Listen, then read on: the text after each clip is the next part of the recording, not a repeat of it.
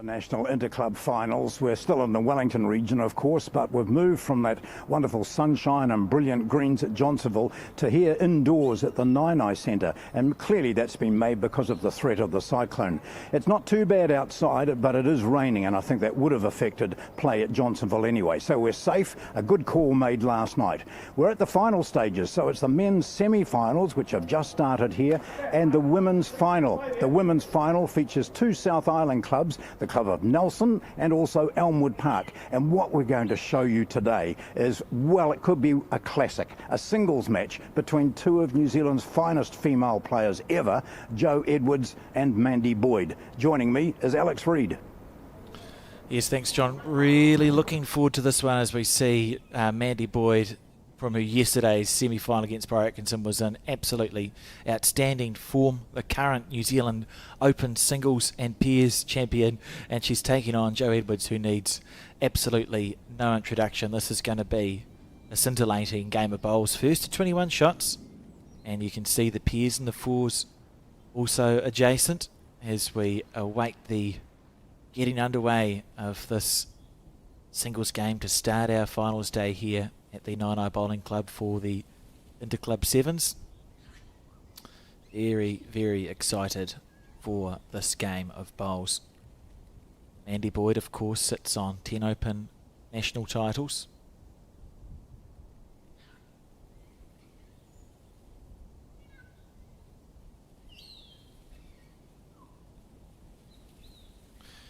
And we'll wait for the umpire just to start them off. They all started at exactly the same time.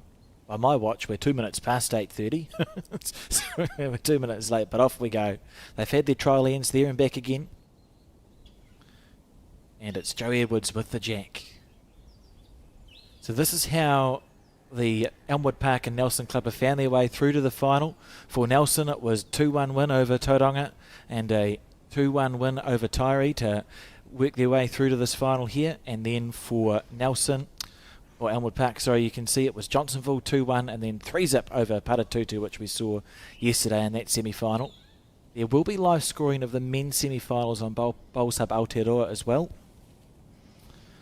as it all happens here at the Nainai Bowling Club. Well, as we said, I said, two of our best players ever. And I think that's a fair comment, Alex. Jo Edwards and Mandy Boyd. Yeah. I did ask beforehand, how often could they recall have they played against each other in singles a lot? And they both agreed they'd played once at a Stokes singles competition. So they only played against each other once in singles. They played against each other in lots of team events, yeah. Did they tell you who won, John? No, I didn't, and I didn't want to ask to, for fear of embarrassing one or the other. It was probably 21. But I'm sure they remembered.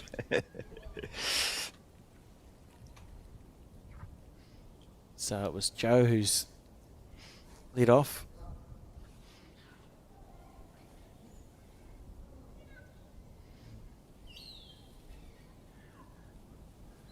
Different conditions here at Nainai than what we've seen at the Johnsonville Bowling Club. So a bit slower, and it's a longer green, so it's 40 metres by 40 metres.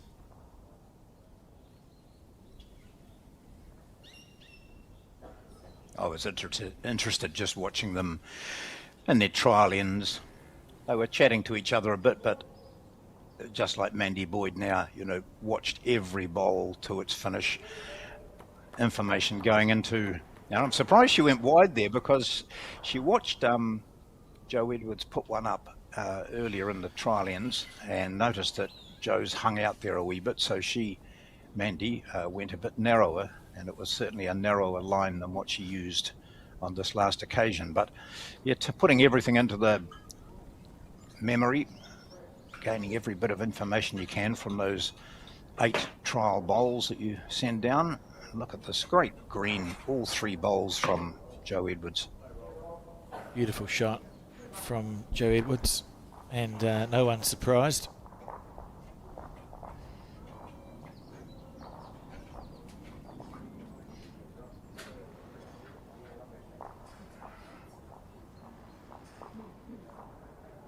We will see, John, in contrast to the Johnsonville Club where the green runs quite slick.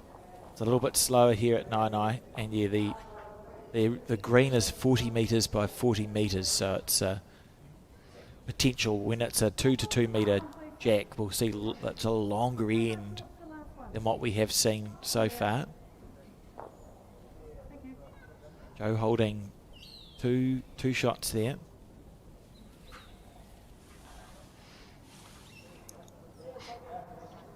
Umpire Sue Way is the marker.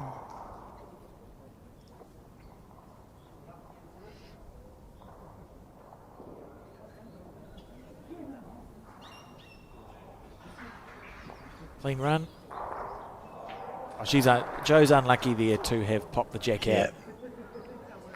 But still, it's a good first end. She's holding 4 on this first end.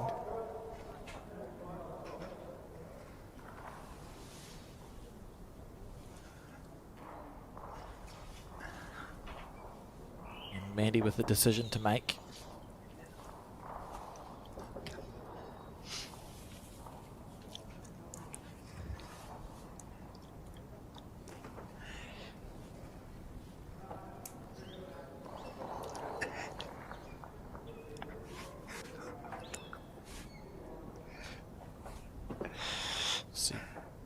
She's decided. Outstanding on the run yesterday, John. We had 6 out of 6, I think it was at one point. She was superb. Looks like she's going to play a one to start off here on the back end through the gate. Oh, gee, it's travelling. Wow. It was the gap. It's pretty impressive. Yeah. It's totally different surface, totally different skill set, isn't it, really, on this? And that would have been her first drive run shot at anything on this surface, because they certainly didn't trial end with that. Looks like 3.5 on the first end to Nelson. So Nelson are red on the board all through. Yeah, we won't have the confusion of yesterday, John. No. Everything makes sense again. Does Jo have red? Has she got red bowls as well? Yes. Oh, good. Here they are, a deep red with speckles. That is a 4. What a way to start this final from Jo Edwards. And it was 4 nicely played bowls. She was a little bit unlucky here just to pop the jack out. But it's first end. Yeah, you could see gutted with herself. Andy opting to play that attacking bowl she's so good at. It wasn't far away from result, really. I think that shot of Jo Edwards, Alex, it's an indication, we often talk about if you just touch the shot bowl, it'll move the jack back to yours sort of thing. Well, that moved, a good foot, didn't it, past, and it was only a touch. So the jack will travel, and I suppose particularly on an artificial surface, moves a bit more. Yes, it does. Yeah, absolutely, with the carpet, just the way it's woven. It's a good bowl from Jo. She's locked in already on the green on that side. And because we have had to move inside due to weather conditions, all 9 rinks are being used here at the Nainai Bowling Club. So I would be surprised if we see what we saw at Johnsonville where both hands are the same. We're more likely to see the bank hand be maybe a half green and the hand away from the bank turn a little bit. There'll be a difference in the sides here because it's such a full green. And when I walked in and I looked at where the TV green rink is, and I thought, oh no, right up as close as you can be, basically to the bank, to the ditch. And then I realised, as you've just explained, I need to use all the rinks. But it's playing okay at the moment. Well, I mean, yeah, look at the bowls. Yeah. These, to be fair, both Jo and Mandy could use rocks and get close, I'm sure.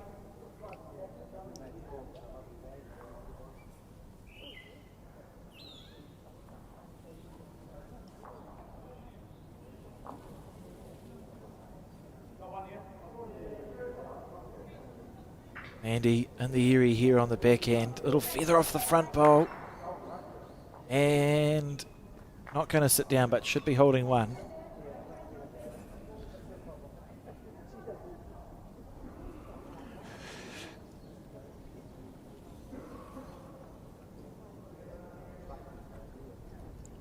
So I'm fortunate in that I'm sitting in the in that room that you know so well here at 9i, so I've got a good view of what's happening here through the window.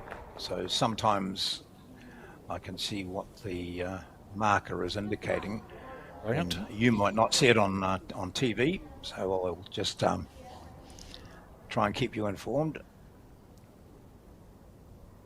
Sue Way, of course, probably she's certainly one of our most experienced ITOs, having been to a Commonwealth Games. Lovely lady.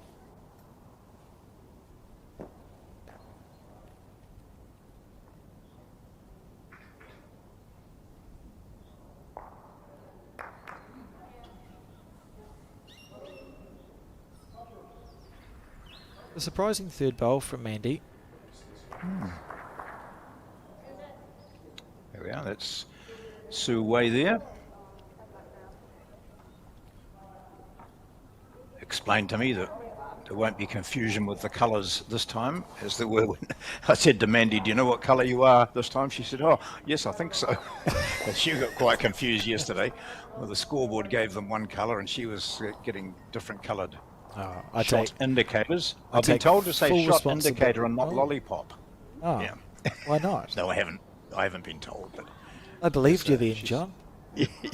But it was explained to me that they are shot indicators. Shot indicators. Well, there you go. So there's a red shot indicator being held there.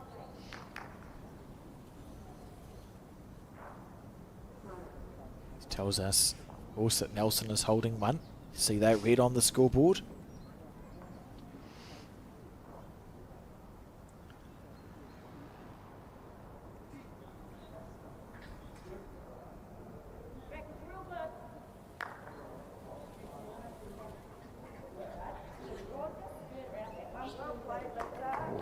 Hang on, we've got a bowl coming in on this last end. Oh, we must have known that it wasn't going to be an effective bowl there. So 1-2 Joe Edwards, that's Nelson. It's 5-0 after two ends. This is a race to 21, and it's one of three finals matches being played between Elmwood Park and Nelson. So Nelson, we're seeing the singles match. Next door to that is the Peers, and the fours game is on rink number 3.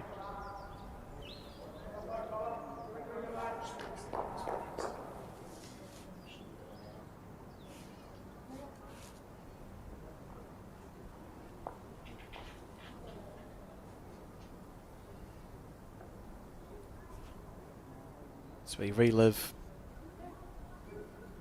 a couple of bowls from Eddie, and both of these players, Joe and Mandy, just have beautiful deliveries, eh? Like, never ever looks like they're far away when they let go of the bowl. Always. Why can't we do that, John? You don't answer. Yeah, okay.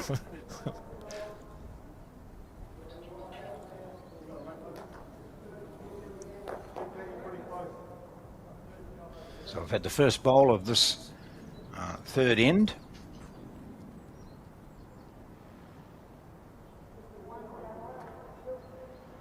I think Mandy played the forehand in this direction last time. She did.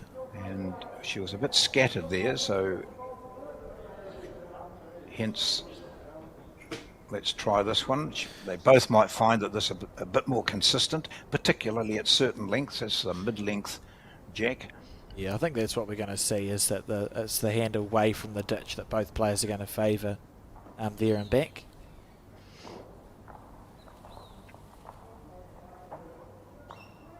You can see the logic even here, because those two bowls are low, but Joe's got the line locked in, so she knows she's going to get the green right, and you're unlucky if you get bogged on the bowl. She got a feather there but still went around. Andy's same logic here. You know you've got the green. If you take the right green, you'll be rewarded.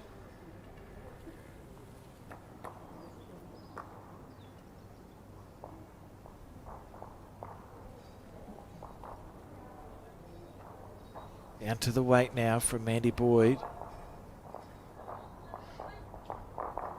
Very good bowl.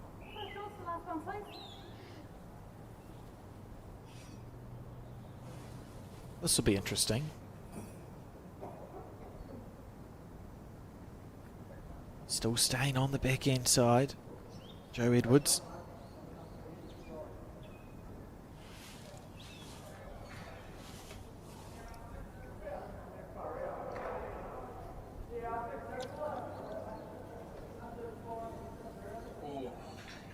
Is she underneath it? She is. Oh, fine. Right, she gave herself that chance with the extra weight. If she'd been a little bit wider, she had opportunities.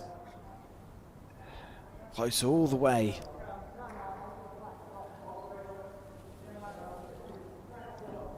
She's laughing about it in the background.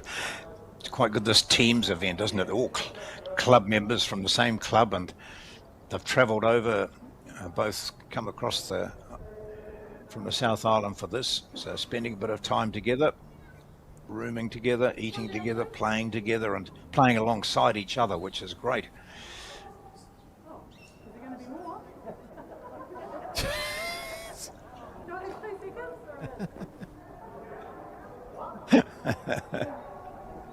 If Joe has 2 seconds,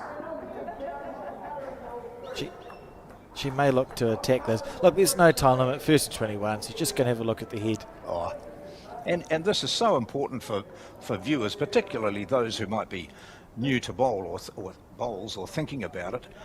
Just the way these players tactically work out what their next shot's going to be, and also using this opportunity to go up and see at close hand what the situation is.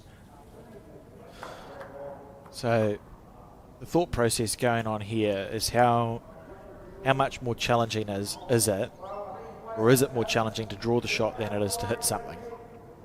Yeah. And if it is more challenging to draw than hit, I should hit, and then what should I hit? Yeah. To try and boil it down. So Joe's just having a look to understand how the head's sitting, and wouldn't be surprised if we see a nibble here, because the bowls are low. There's 3 low bowls, so she can get a good result off them, even if it doesn't come out nice and cleanly. Yeah. Look at this. She's close to bowl or jack. Oh, and she got it. Very good. So it's a killed end. They play a very similar game, these two. Yeah. And no coincidence that they are 2 of the best players we've ever seen. Just the confidence is almost frightening. That's, driving at a bear jack, and we saw Mandy Boyd do it 5 or 6 times yesterday in her singles match against Briar Atkinson. So they're both, and this is absolutely pinpoint, isn't it? And if she'd been slightly wide, which she would have taken out the shot pole. Yeah, and anything could have happened. Absolutely. In reality, Joe had 4 or 5 feet of things to hit that were good, and 1 gap. So there's 1 space she could have been unlucky and found a gap. Anything else is happy days. But to know that in theory and to execute it in practice are 2 quite different things. So it's been redelivered. Jack's got a bit of a bias on it, and Sue's straightening it up nicely.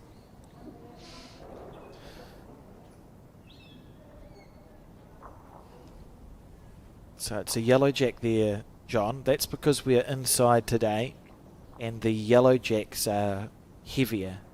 I think like a chunk heavier too. I can't remember off the top of my head, but they're a heavier jack, and the reason for that is because we're inside, they make the indoor jacks heavier so that when they're hit, they're less likely to fly off the green and break windows and injure people.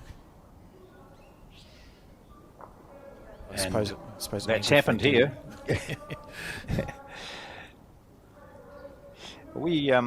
I think what you'll find too, Alex, is that with the increase in the number of artificial surfaces around there, we're using the heavier jacks outdoors on carpet.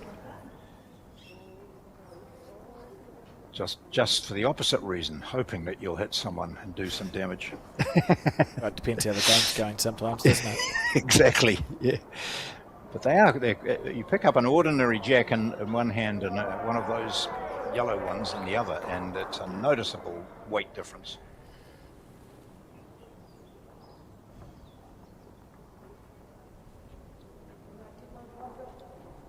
That's more like it. Give us mere mortals a bit of encouragement by not being right on the jack.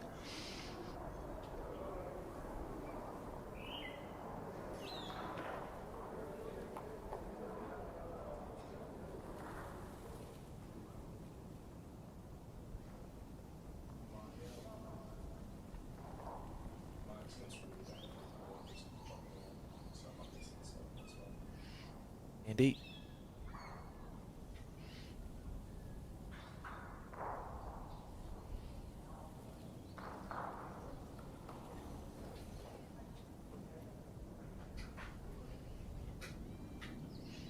It's a gentle wee push, isn't it?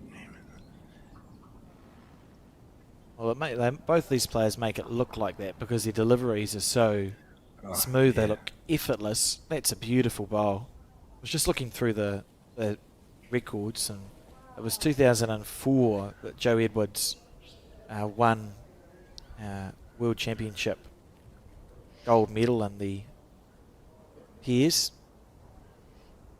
and 2002 where she won a Commonwealth Games gold medal in the pairs. Com Games was on a 9-second green. There's a video. Her delivery looks the same. It's effortless. Yeah. And in a good position here, Andy just not quite finding it. It's got the backest bowl, as we say.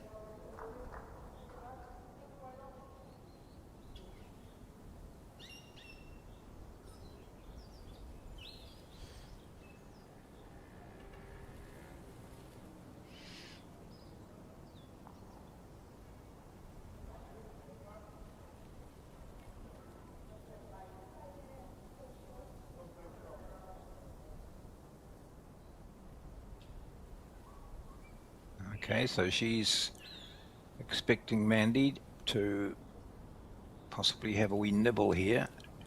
Just covering all bases. Right, sort of making sure, that you're not going to be too bad if she does. She's got that grip. This is going to be a quick drive.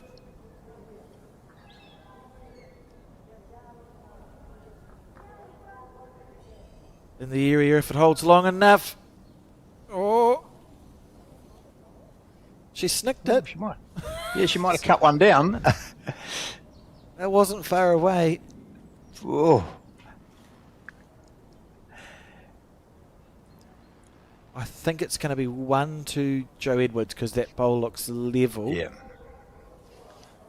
And then it's whether it's been snicked far enough to the right as we see it, or Mandy's bowl to come into the counter second shot.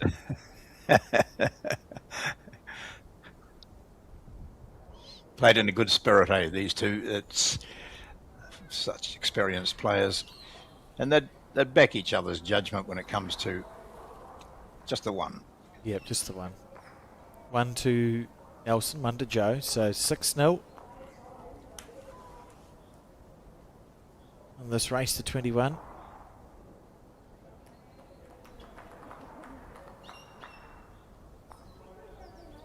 And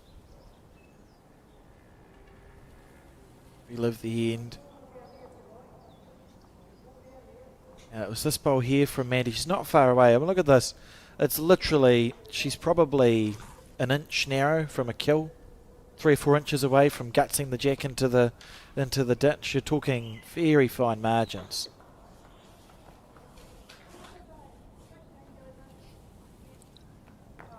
I was interested, I just watched Joe in the background while Mandy was playing that run shot, and she didn't look at the delivery. She bent down, picked the mat up, waited until Mandy had moved, and then looked up. She saw the bowl do its job down the other end, but not sort of standing up and looking up over her shoulder or anything like that.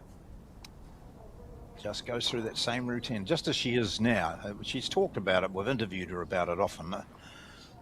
What's her routine?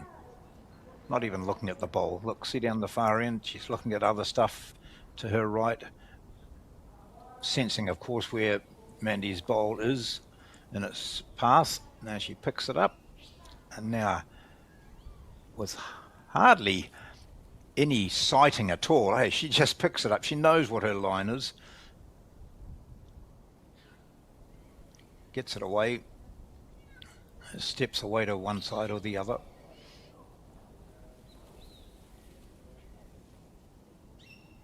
The bowl. Yeah. Just relentless.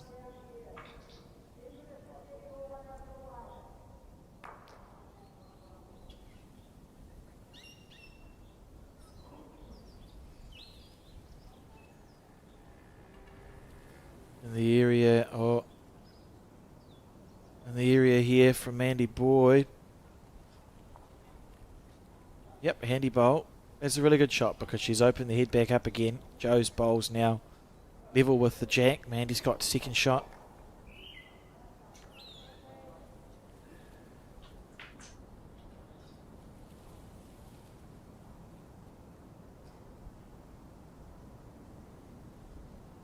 It's on the high side.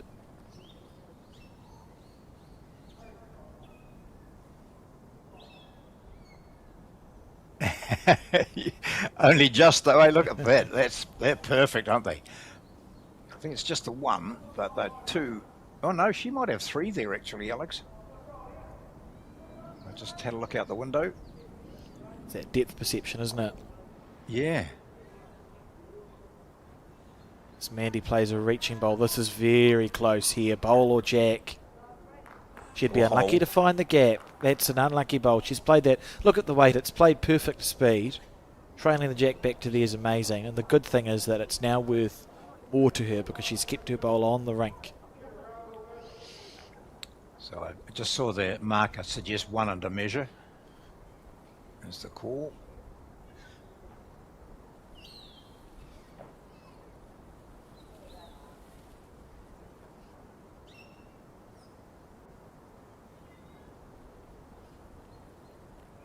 Yeah, tactically sound, eh? Yep, and leaving the work to do for Mandy and making sure that she has to keep that controlled weight. So Mandy's got two bowls about 1.5 meters past the jack. So she could score a few here with a bit of luck. Giving herself every opportunity. Might find the other gap. Needs to roll her own bowl up. Oh God. One more roll. Yeah, that's or one right. less roll. But it's the worst number of rolls, and it might be a 2 here to Joe Edwards. It is. It is. I've just see Sue. There she goes with a 2. So unlucky. 8-0. Nevertheless, 8-0.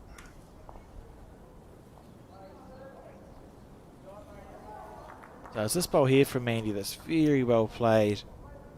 But just slightly wide, like she's found that gap. Just. It tells us that it's fine margins, and from Mandy's point of view, you think, well, actually playing pretty good bowls. You just persevere and hope that you start missing by half a bowl less. Still plenty of time in this. And look at the weather outside, John. Nice weather, isn't it? Yeah, there's no. It's not windy at all. It's just well, a slight breeze, but it's nothing to worry about. So we haven't certainly been belted in the southern part yet. But certainly a good call by Colin Williams and the team to move indoors from Johnsonville. I feel sorry for the Johnsonville club because they had some of the best sausages I've tasted in a long time, and I'm sure they had a big supply of them ready for today, and their burgers. Oh, they do a fantastic job, the Johnsonville Bowling Club, and a wonderful host club for the first 3 days of this event. Sadly, the weather is the weather sometimes. Yes. They certainly, they had to make that call. It was made immediately after we went off air last night, and the Bowls New Zealand crew packed up all the TV equipment. Fortunately, it's not as much as there used to be, Alex. Slightly less, yeah. Yes, slightly. But still an effort and a half, but it was all done. It seemed when I got home up the Kapiti Coast, I was seeing the messages saying we're all done. Must have been done in about an hour and a half, was it? Big tidy, big clean-up. Yeah, they did a great job. Max and Jack and setting it up here at the 9i Bowling Club. And if you'd told me the score would be 8-0, John, I wouldn't have believed you. But it doesn't feel like it should be. Barring there was a 4 on the first tee where Joe played 4 really good bowls. And then they've been quite well contested heads. It's just the Nelsonian ticking end over end. Wouldn't be surprised to see this game level out. And for TV, I would love for it to be like a 5-hour, 21-20 epic of some marathon. sort. Yes, yeah. Lots of space there.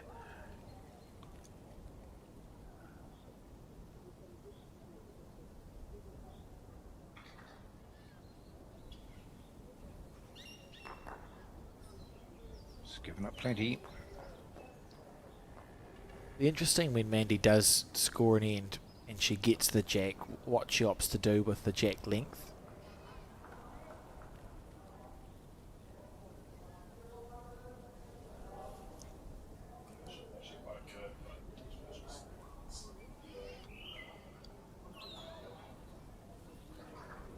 I wonder how much either of these play on artificial. Nelson and Christchurch, of course, have got really good live greens. Whoops, she's turned her back on that one. Oh. Oh, okay. Hit that jack, Mandy. Oh, she can hit the bowl. Yeah. Chip the bowl out, you've got 2. I wonder. Oh, she's thinking about it, John. Yeah, I think so. Forehand. Got I think second she and has third. 2. Yes, she has. And she can go quick enough on her. I think she can go quick enough on her backhand here, looking for the shot bowl Oh, to start the scoring for the Elmwood Park.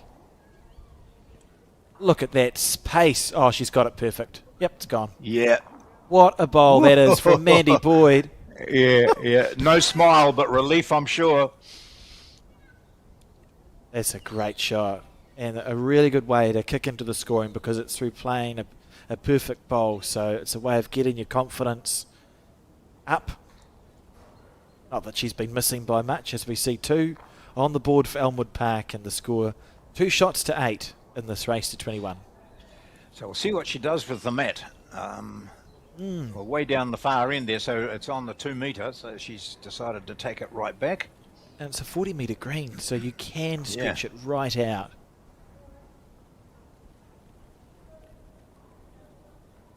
And I like that too. Sorry, Alex. Concentration on throwing the jack. You know, foreign green for her, for both of them. They haven't played on it apart from their 2 trial ends, and they've had half a dozen ends now. But she really concentrated on getting that jack down to the spot where she wanted. Last thing she'd want to do is to give the mat back to her opponent.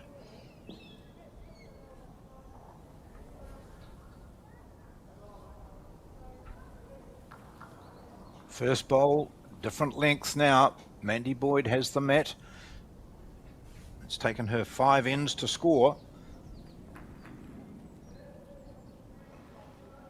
Andy, first one.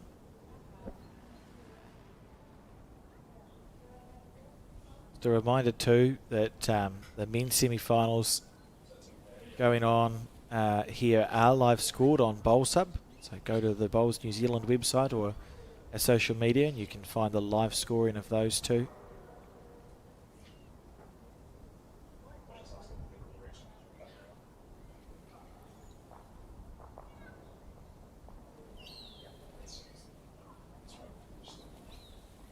Yeah, that's great. We've got people here with their laptops out, updating after each end. All the games that are on at the moment. So I can tell you the Elmwood Park are ahead in the pairs and the fours. In the pairs it's 3-2 after 4 ends, and in the four it's 5-2 after 4 ends.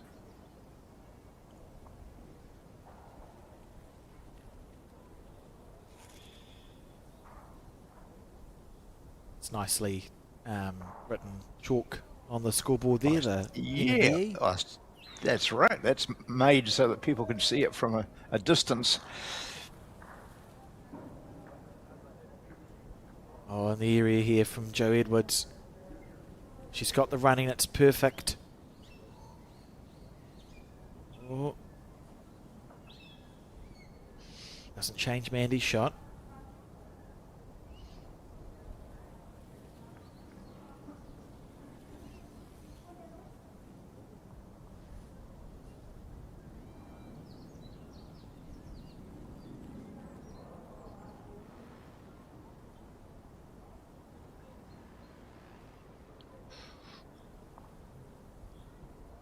That's so close to good and so far away at the same time.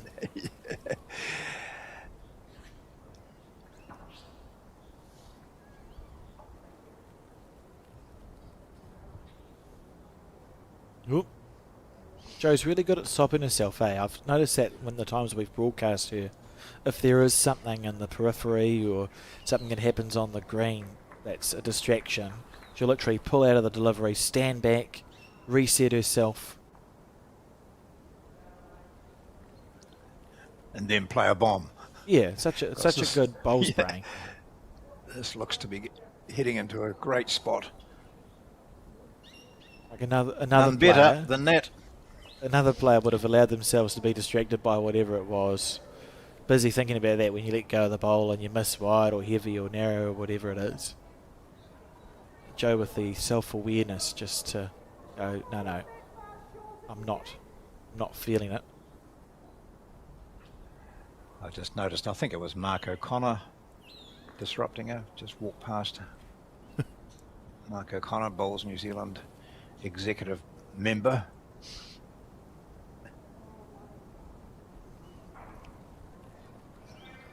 No back bowls from Mandy, so there's no shot play on here. She just has to play a perfect bowl.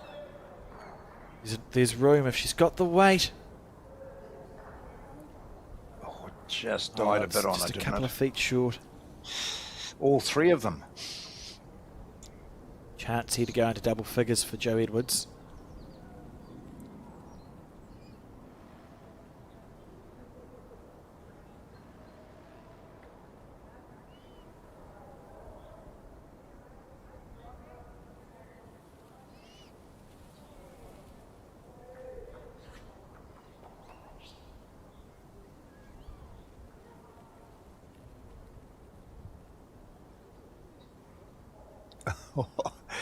Oh, just going to land in the Mandy Boyd trap there.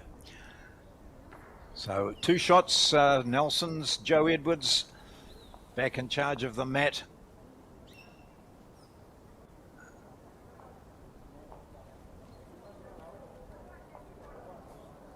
So we relive that bonus bowl from Jo.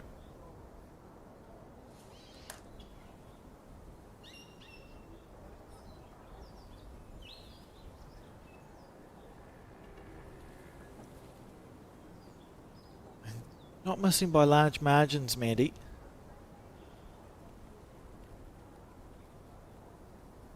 It's enough at the moment. Jo Edwards will just continue with her work.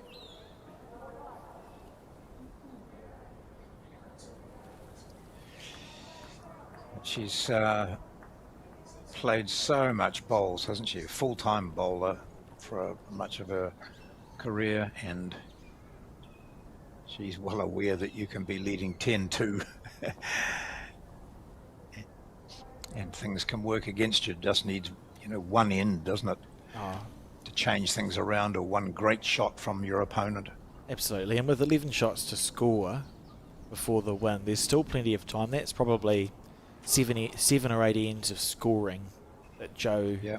7 or 8 times Joe's going to need to score again in this game to close it out. So from Mandy's point of view, that's still... There's plenty of opportunities here just to chip away. It isn't until your opponent gets to the 17, 18, 19 mark that stuff actually becomes quite stressful, because you could lose it in one end. At this stage, it's just chipping away from Mandy required.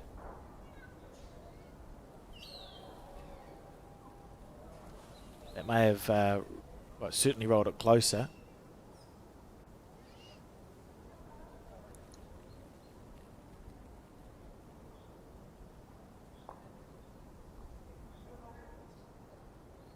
Just watch for that slight green correction here from Mandy Boyd.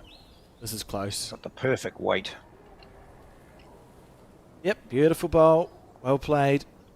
And sit.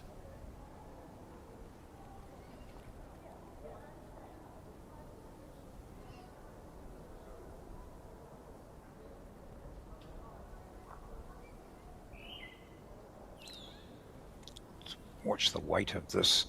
See, she takes it that final line, looking to sit that shot bowl out. Oh, wow. Oh. Like, that's quite good, John. I think it goes into that list of 10 that we talked about yesterday. Shots of the day, shots of the event. It's forced Mandy to go onto the other hand. Neither of them have played the forehand much. And she looks to have a good line here. The area. This is in the area, surely. Yes. Surely it's got the jack. Snick it back over that side. Oh. Well, probably 2 down. On. Yeah. Or 2 up. Oh no. I'm just looking to see what Sue says here. 1 red. Thank you, Sue. So Okay. Joey Wood's holding 1. It's an interesting head from Joe's point of view, because Mandy's got those 2 bowls short, one on each hand, so Joe's going to need to take a nice wide green.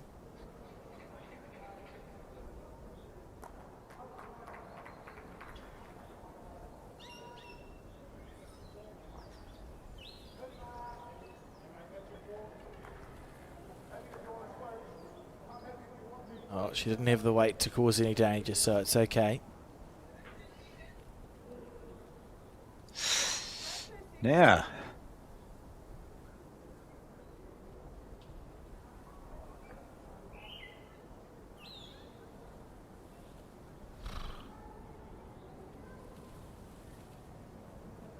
How good is Sue Way at communication? So Mandy going to have a look. So she's 1 and a measure down, says Sue. So Mandy will just come and have a look at this head. Basically, is trying to get an understanding of what weight is going to give you the most opportunity to score. It looks like it'll be on the backhand side to the left of your screen, and then it's just if you are trying to draw to beat the closest bowl, or whether she plays through the bowl a little bit more weight back to where Mandy's staying now, so she can roll one of her bowls up, or if she's narrow, snick the jack. I don't know what she's going to do, but Mandy will. Yeah, that's right. I think a key to it too is that the one bowl that's past the jack is a black one. She'll just pick an area to put her bowl. Yeah. Through. So you're right, it's got to be backhand. And yeah, the question is just what speed. Yeah.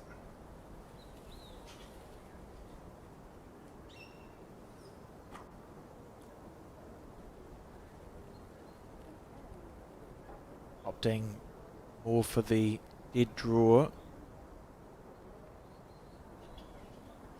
Sorry, I lie. She was opting for the metre over.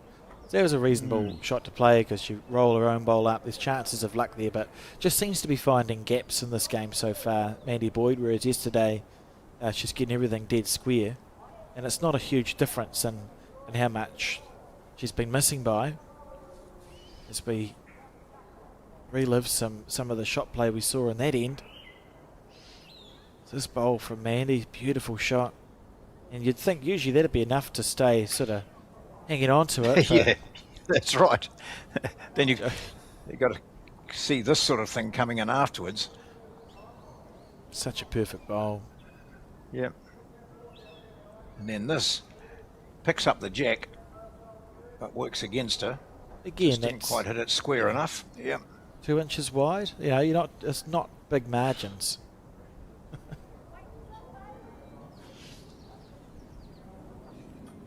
So 11-2 the score in the race to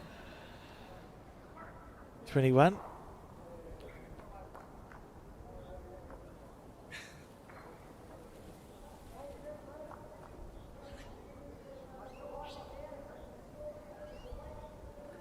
And a shorter end.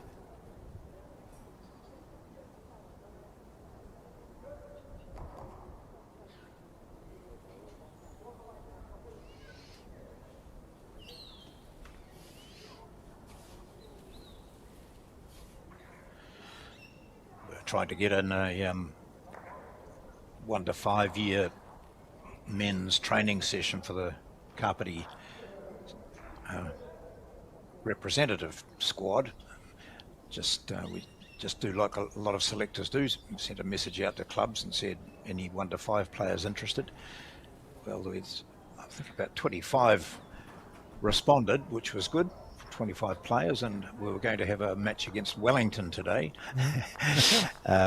Brady Amer setting that up, and but it's only this sort of rain up there. It was going to be at Raumati on the artificial, but instead we'll having an indoor discussion and chat and all that sort of stuff. So it's just quite good to get people involved in a squad. And then, as we found this year, if you have someone pulls out and another player is needed to go in, they sort of know what's going on. So it was handy. We're using Jim Swift, who's a recognised coach and helps out the Wellington region quite a lot as well. So just my phone keeps going from people saying, "Is it still on?" Yeah, look out the window. That's after I send out a message saying, "Even if it's wet, you know." Well, this.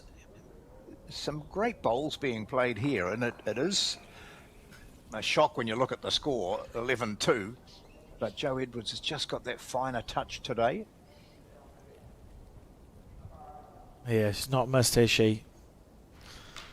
Though, as we said, both of these players have been in both of these positions and would have won and lost. You've got a career. Jo's once, her first title was Nelson. Her first Open centre title was in 1998. And Mandy, through virtue of being a little bit younger, only won her first title about 20 years ago or something silly. So both of these players have played a lot of bowls at a competitive level, so both will have been in both positions and won and lost from them. The game's nowhere near over, but it does just will require a little change in fortune.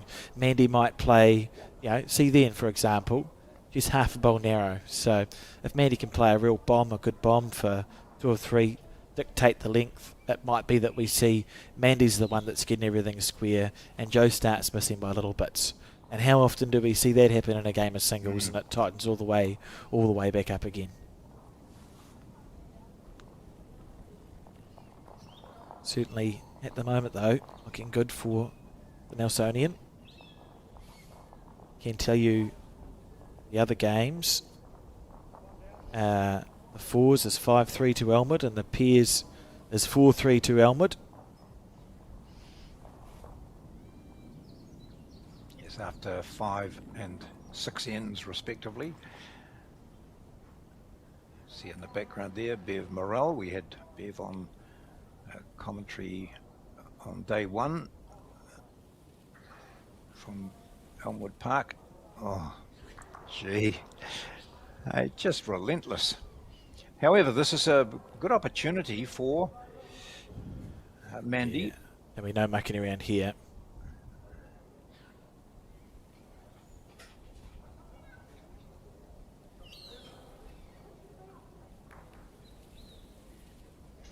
Oh, I don't want to chip your own bowl out. Oh, goodness. I thought she was going to. Not even sure what happened there. I was busy panicking and looked away. Well, she took out one of Joe's. She chipped out one bowl. Yeah, but I think she might still be 2 down. Yeah. Oh, no, just one. Just the one. So she has We'll see you in a moment. gotten rid of Confirm one that. Yeah, of the there it bowls. goes, one. Yeah. 12-2 the score. Oh. So again, some delightful shots played in that end. That was the 8th end that these two have played. No need for the blunt umbrella inside today, but just more of that. Those items that are available. Bowls New Zealand website. Pop into that and have a look.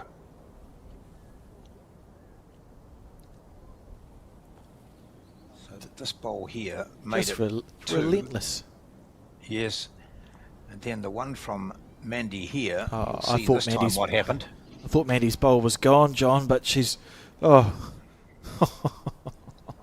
That would have been... That's quite stressful. Chipping one bowl out, so... 9 shots to go for Joe Edwards to get to that 21 target.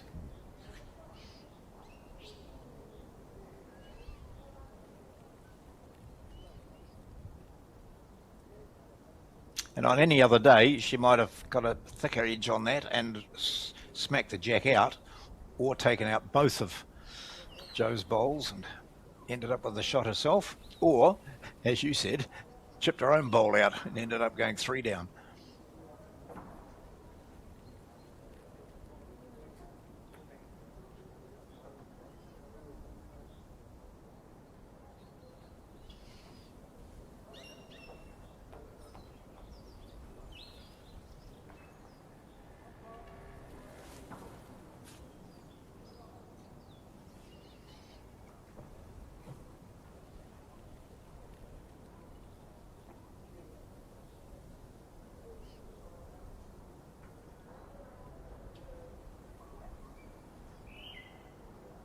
Finishes so well out there, doesn't it? Right onto the centre line. Yeah. Finding that she's found the line perfect right from that first end. Yes.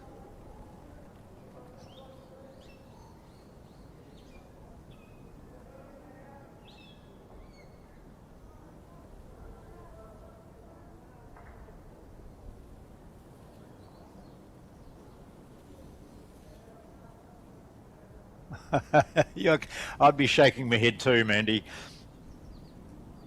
Everything pointed to that sitting on the shot bowl and gaining the shot yourself. Instead, you're probably 2 down. It's interesting. It's a hard one from Mandy's point of view because, yeah, usually when you're looking to change your game plan, it's because you're missing by more than what Mandy's missing by. So there's 2 things she can do. One is to keep doing what she's doing and go, I'm playing pretty good, I'll stick with it. Instead of missing by small margins, I'm going to get it. Or she could look to change her game plan, and it really is. It's a 50-50 call because it's not like she's been missing by a lot, John. And that's a real painful bowl, isn't it? It's just short, possibly in her line. She can get around it all right, but if she's a bit tight, all she'll do is sit on it. Oh, it's perfect green. If she's got the weight, she's in. Well played. Nicely played. Yep, good bowl. In for 1. Maybe 2, actually. That bowl to the left is level with the jack. And we'll see Joe potentially on the forehand for one of the first times. No, sticking with the backhand. Good logic. It's because she knows the line on the backhand and she's already down. So if she hits Mandy's bowl, it stays just as bad as it was. And she's played the line perfect, but overplayed it here. So, right, Elmwood Park, Mandy's going to get back on the scoreboard for the second time in this game. And the question is, where's the safest bonus bowl? Same bowl as last time, sitting on the shot bowl.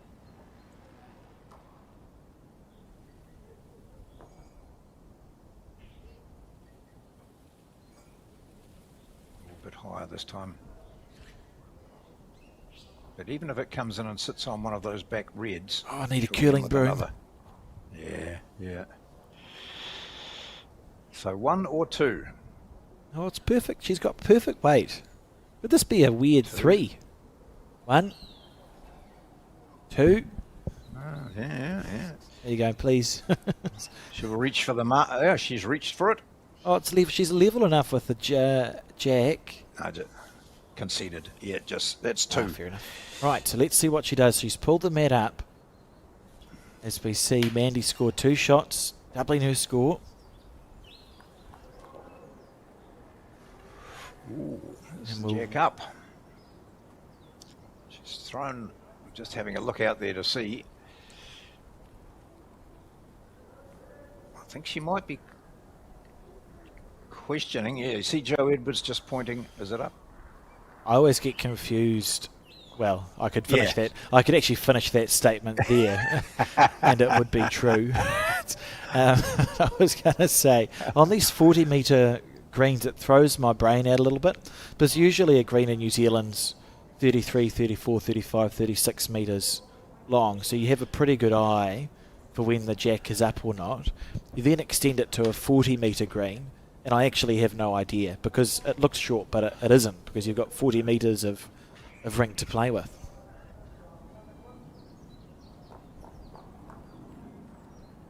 Oh, the World Champion of Champions. We called that, John, 2022. I think. 2022? With Taylor Bruce. Yeah. Out here at Nine playing the Australian representative. You and I cooped up in the yeah, that's right. Booth. Yeah. I think a wasp got in at one stage. Great game. And it saw Sam Tolchard win the singles too against Isaac Kepley with one of the great bowls. And Steve Sargent. Extraordinarily well, didn't he? Yeah. Oh, he played lovely bowls. It's one of the great games. And the jack is up. I don't think it was up by much. No, I'd say I could ask Steve Sargent. He'd tell me 2.4 millimetres or something. He's very exact in that.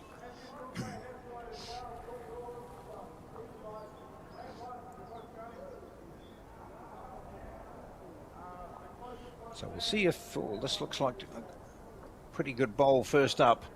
Yeah, and a big change. Mat placement. Yeah. So when they head to measure, that means it's minimum length. So this will be not too much full swinging, big stepping. Although I think Joe is one of those players who doesn't change her step at all for the length of... Well, she probably did she, when you talked about her playing on those 9-second greens? Yeah, a little bit. bit. It all just... Yeah. A good bowl. Oh. It's just... I've actually run out of words, and we're only at 9:30 or 9:29 in the morning.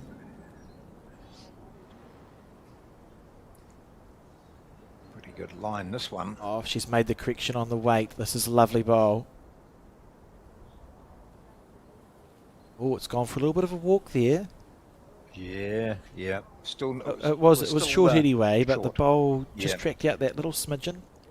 You see that more on a carpet than you do. Well, actually, that's a lie. You see it sometimes on a green where, for whatever reason, the bowl just sort of go for a little walk if it hits an inconsistency. I know where I'd rather be today, and it's certainly not outside. Or through the gap and onto the jack. Not quite. You would think the forehand side's blocked up now. So it'll be 2 bowls on the backhand. can tell you that the pairs is locked at 4 apiece, and the 4's 8-3 to Elmwood Park as this final progresses. First time for this hand. This is a beautiful weight for the shot because she's got opportunities to hit her own bowl up square. Oh, a little bit unlucky. That's a bit unlucky there from Mandy.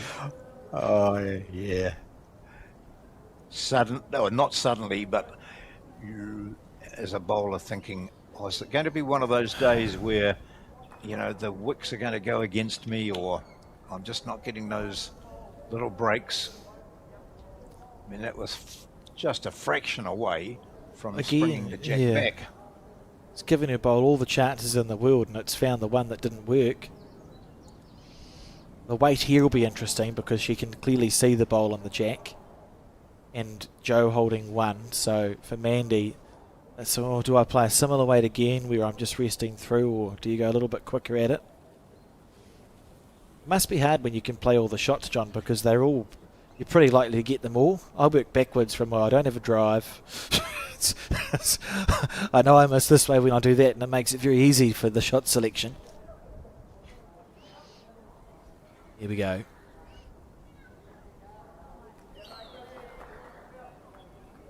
More weight from Mandy Boyd, and it's tracking out on her.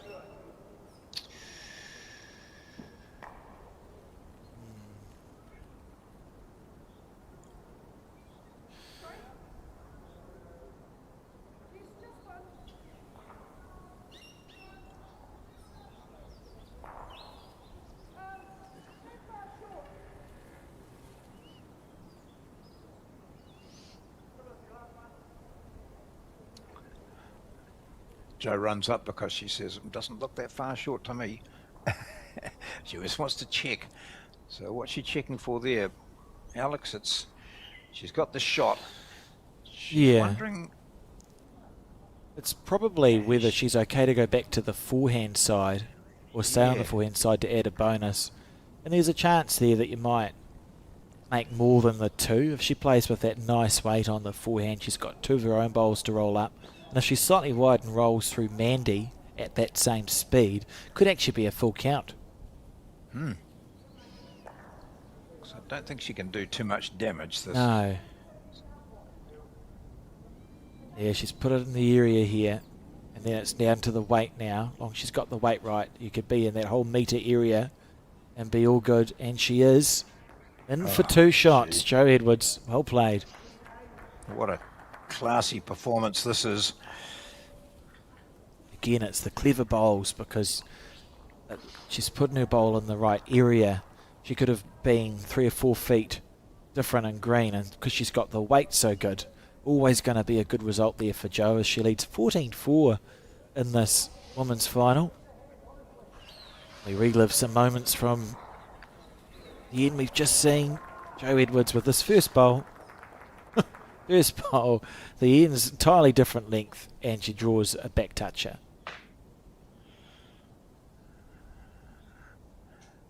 This was so close to giving the perfect result. Oh. Again, that's literally an inch. Yep.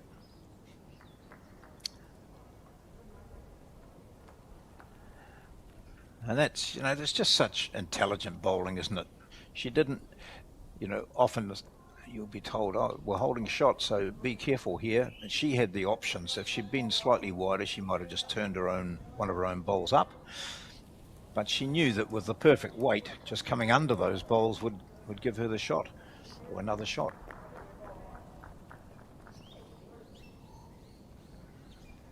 This is what Mandy's missed, isn't it? Getting that first bowl in. She's got it now. She has a toucher.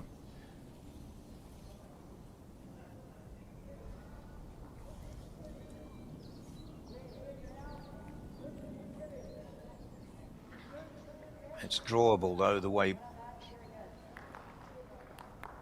Joe's playing.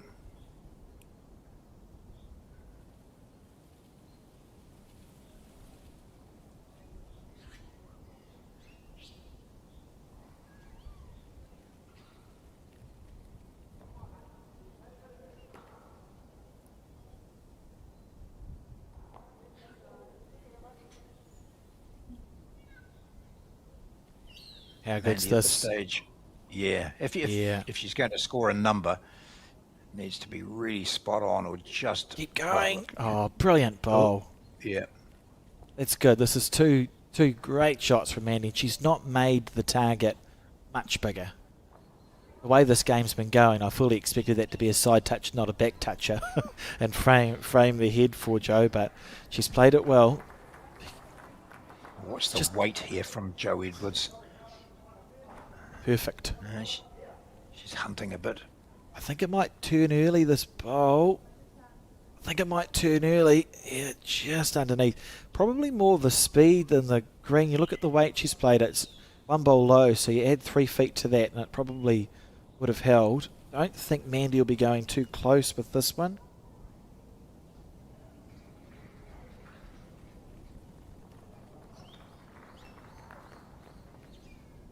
She might just have that feeling that, I've got it. My muscle memory's good. As long as she's not No, wide, not. it's fine. Yeah, that's all good. Yeah. That's for inside out. Oh, she might be holding 3. Yeah. It's not made the target any bigger, so that's fine. There's no issue there. Well, the first end we've seen with Joe Edwards hasn't really given herself a simple shot to play. She's been playing really well this game, so when Joe has had shot play, there's been percentages. The percentages here are quite low. Joe will have to play a perfect bowl, which I wouldn't bet against. Marker did hold up 3. Again for Mandy, you feel she can hold on to this then. I don't think she'll be looking. I don't think she'll watch this bowl at all. Look at the sky. Yeah. Oh, she's on the drive. Joe Edwards. How many are going to go? She's got rid of, well, 4 bowls have disappeared, but 3 of them were her own. And 2 staying there. A bit of super glue on them for Mandy Boyd, and she will score a 3 on this end if she can add this bonus bowl. First shot we've seen Joe Edwards miss, and it was at 9:38, so she's been playing for an hour and 8 minutes. And she only just got a fine edge on one of her own bowls, which was one of the short ones. Well, they're all short, but it was the target one. And that took that bowl out. Otherwise, she was going to destroy that head. Such confident bowl. And Mandy has to make this one count. Needs to be 3 shots. Don't get many opportunities. What's the psychology of it? Oh, gee. To be kicking herself. Yeah. Now Elmwood ahead in both the 4s and the pairs. 8-4 in the 4s, 6-4 in the pairs. Remember, it's a side system, so you need 2 out of 3 disciplines to win. As we relive this head. And it was a good end from Mandy, holding the 3, and Joe opted just to drive at the bunch, looking for something square. And she's not far away. Look at this. 1, 2, 3, 4 bowls disappear. Half a bowl wider, and you're right, John, it would have just destroyed everything. Yep.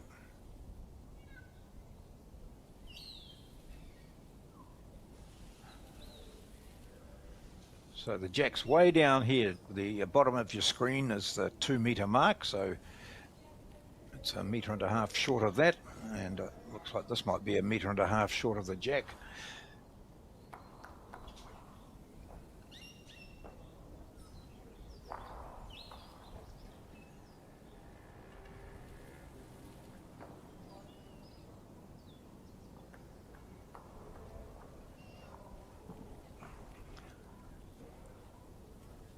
Some of that crowd that we just saw there are supporters, but also players of teams that have been knocked out, haven't got to this final stage.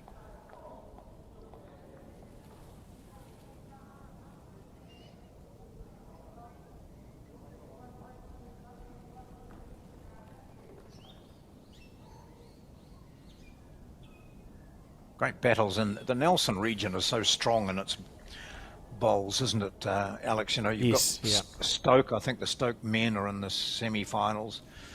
The Stoke women have won this. That was the last Nelson team which won it. So always strong. When you come to inter-centre, you think, oh no, we've struck Nelson, or because you know how good the inter-centre's going to be. Damn it! Yeah, they've got a good history too in the game. The Nelson Bowling Club, actually one of the older bowling clubs. Little feather of the jack. How good is Joe Edwards, eh? Like that's a brilliant start. Usually, you can tell the age of a bowling club based on how wide a geographical region the name indicates. So the Nelson Bowling Club is the oldest one in Nelson, and because of that, it was the only one in Nelson. Therefore, it's called the Nelson Bowling Club. In the same way that the Auckland Bowling Club is called the Auckland Bowling Club because there were no other bowling clubs in Auckland. So the wider the geographical region, the older the club. And Mandy's going to attack this, looking to get rid of both of the shot bowls of Joe Edwards.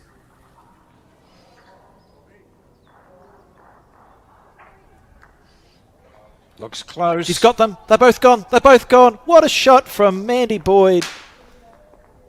Oh. And the follow through. Touch her right up there, and the only bowls on the rink are Mandy's. Well, she's briefly holding 3 on this end. That was a desperate shot, really. It had to come off because the situation was that Joe Edwards might have got to sort of 17-6 up. That was literally might still perfect. Draw this dead, of course. She's playing that forehand way down to the ditch. It's got to go. She got it so square, and they split off. Oh, look at delightfully. this. Look at this. Oh, it's not a toucher. Oh, no. That's got to go. Because if that goes, then Mandy Boyd will hold 3.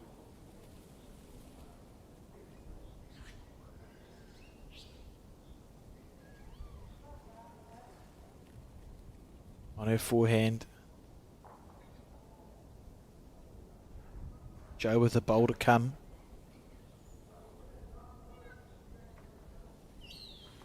Of course, yeah, she has got a bowl to come. I'm not sure. Needs a wick off the front one. No. I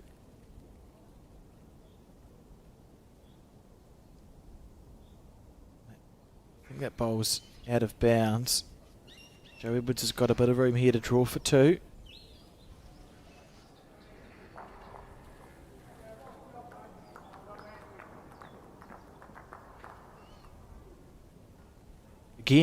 Again, we see her reset herself. Yeah, so this will be a good bowl, John.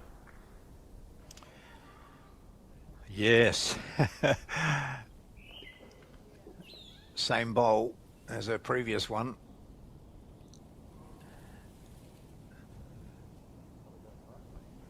That looks pretty good.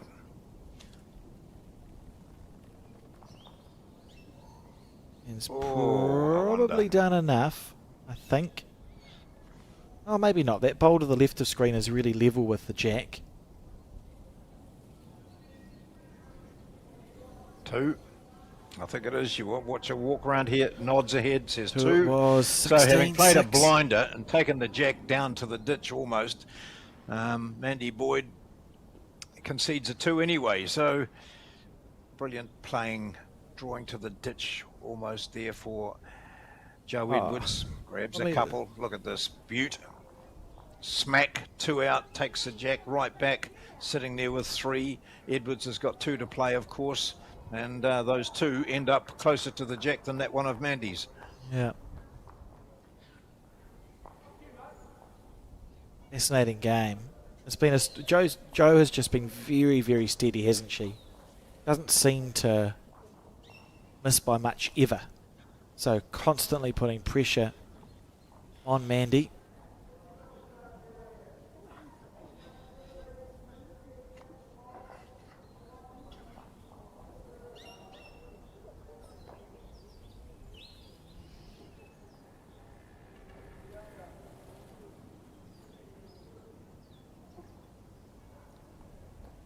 Here's the first bowl. We're up to end 13, which doesn't matter. It's first to 21. And we've had just the one kill, I think. Way back on end number 3. Edward started superbly with a 4. And then scored on the next 3 ends. She dropped a 2, then scored on the next 3. And she's dropped a couple of 2s since then. That accounts for Mandy Boyd's 6. So 10 shots the difference.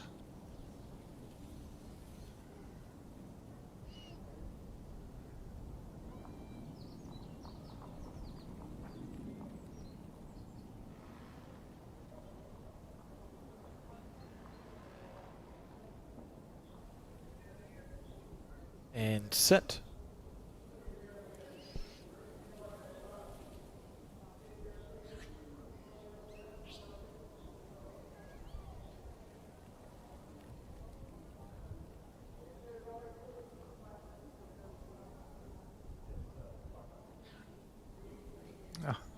Oh, Here we go.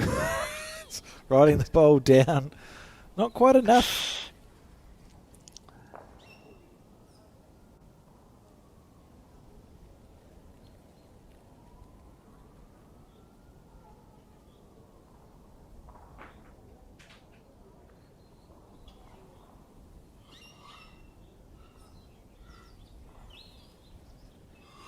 So Mandy just needs to go around or underneath, but not through.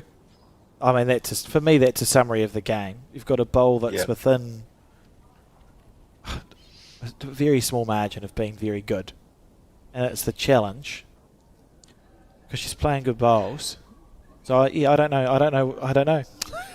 I think it's almost you have to persevere and just wait for things to turn around, and hopefully they turn around before Jo gets to 21. And if they don't, such is life. Because there's not a lot different that Mandy could be doing here, really. She's been aggressive when she needs to be. What are your thoughts, John?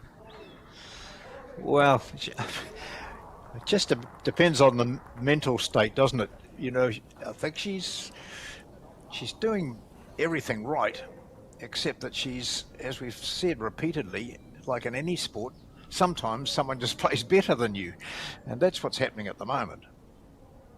But she's got the shots. She knows she's good enough. She can get in there and get a, if she gets a bit of that luck that clearly has betrayed her today, and she can fight back in this game. Still 5 to get.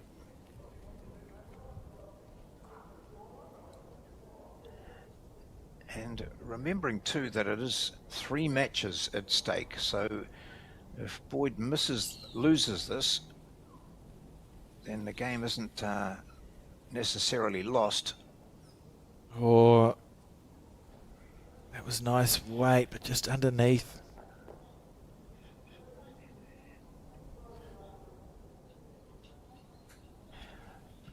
However, the other games, the pairs and the fours, are very close and only sort of halfway through. So I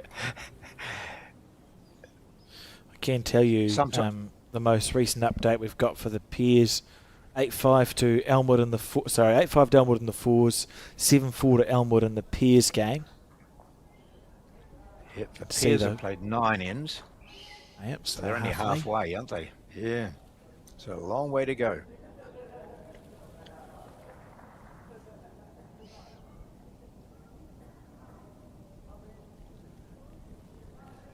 Boyd has won all her singles games through the 4 days of competition.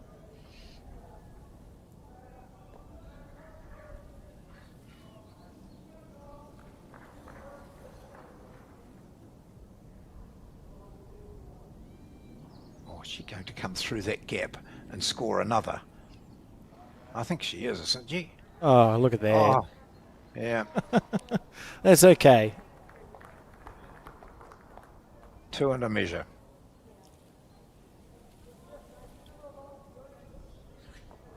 So I think that gap that's between the short black and the short red, if she can come through there on her backhand and get the bowl that's just in front of her foot, get an edge on that and take both out. But it's just with that arriving weight, it's not. driving at all. So under her black one, that's what I'm thinking. Under the black one on a backhand. Yeah. Yep. And there's a bowl to rest on that's low of Joe's. There's chances there. I think Mandy's having to play perfect bowls because Joe is playing so consistently. It's not like Mandy can be in the area and get a good result. It's having to play perfect bowls, so it makes it easy to miss by small margins and get no reward. I just get to this bowl quickly to see where it's going. Let's have a look. Yeah, so backhand it is.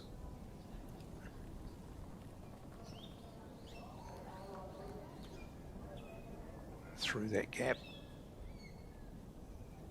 Oh, she's big way. Oh, gee, she could hold on for the jack. She could hold on for the jack. Oh, it started turning. Oh, goodness.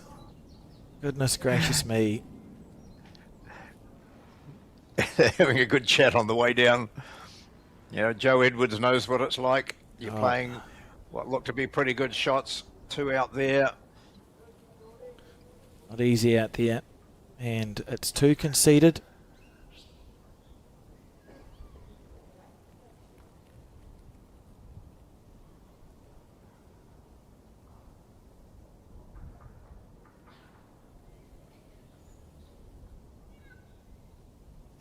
So we relive that, the last 2 bowls of that end.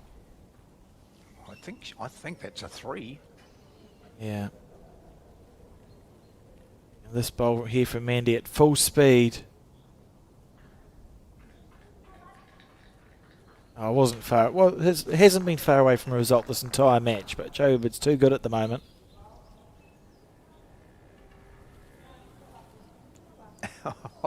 I wouldn't have had the courage to play that shot, which well, you can play the drives. I heard you say before you haven't got a drive, but there's evidence of you driving. And that was a long time ago. That was a long time ago, John.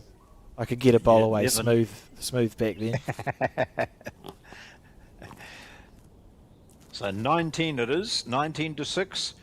Joe Edwards is 2 away from taking this singles match and giving Nelson a flying start in their quest to win this title.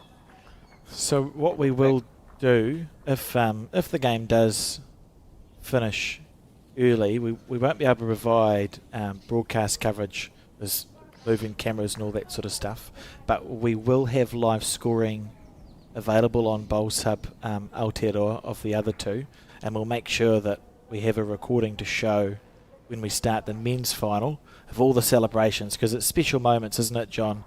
Whichever club it is, Nelson or Elmwood Park, that come out the winners here, it's such a special title to win, so we'll make sure that we do capture those moments. Good stuff. Back through the records, Stoke, as you mentioned earlier, with the likes of Carolyn Keehan, who I see here today supporting, and Amy McElroy, Kirsten Edwards, they won it last year. Stoke. Nelson won it in 2021. Both Val and Joe were in that combination. And United of Nelson won it in 2015 with Joe Edwards, Kirsten Griffin, Amy McElroy involved in that. And way back in 2004 with Murray Watson, Val Smith, Joe Edwards, oh, gosh, Barb McGregor, Gaynor Reid, Pip Holmwood and Dale Burke was the team in 2004, pretty much the same as 2003 and 2002 when United won it 3 years in a row. So Nelson have got a fantastic record in this.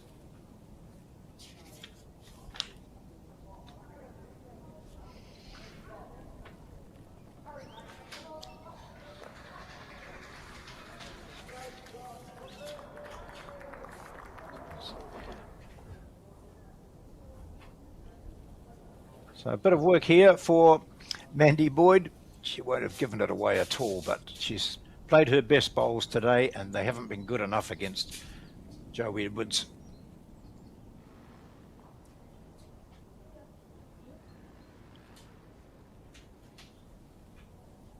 How's this?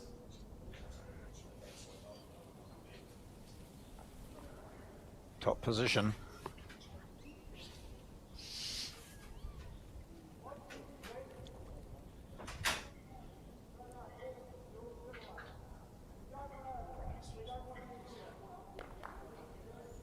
Mandy can't afford to be short, that's for sure.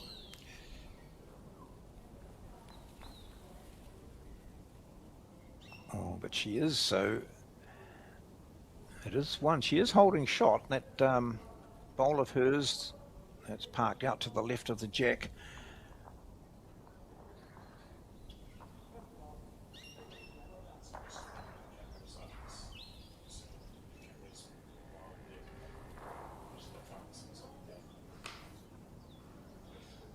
And Joe will be hunting that. She'll be hunting that shot bowl. Not a mile away either.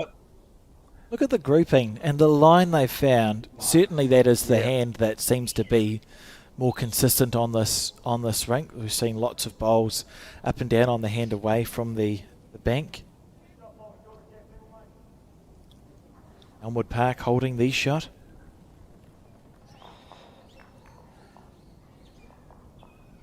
They don't look like very comfortable seats. No.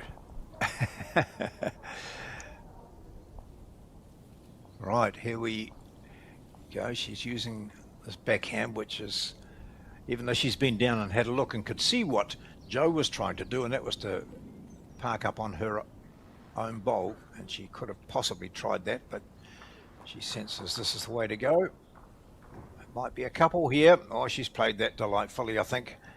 Hey, is it going to hold up? Yep, it is. That's a good bowl from Mandy Boyd. Scoring again. 2 shots. And into...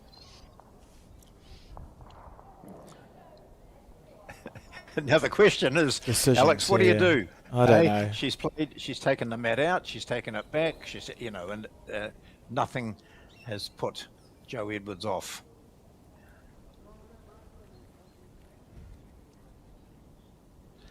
Just outstanding.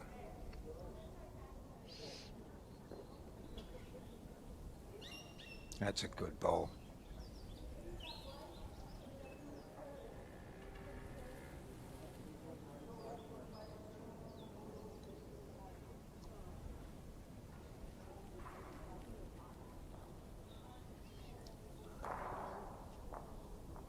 Desperately seeking a touch or close to it with this first one.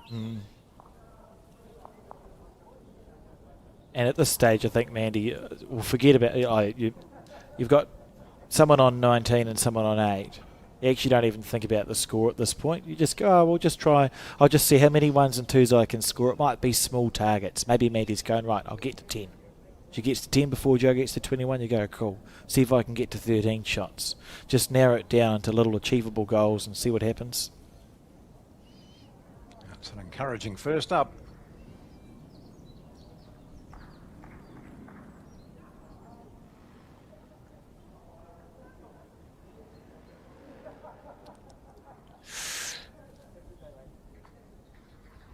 And because of that, I think it's keeping the target narrow for Mandy. She's played a brilliant first bowl. She'll probably try and draw a second, then sort of cover where the jack could go. Doesn't need to be scoring in 3s and 4s, because in singles you don't run out of ends. It's a shots target that you're playing to. If it was a pairs game and you're 9 and 8 down with 4 or 5 ends to go, you have to be trying to score bigger numbers. But in the singles it's a little bit different. That's 2 very good bowls from Mandy Boyd.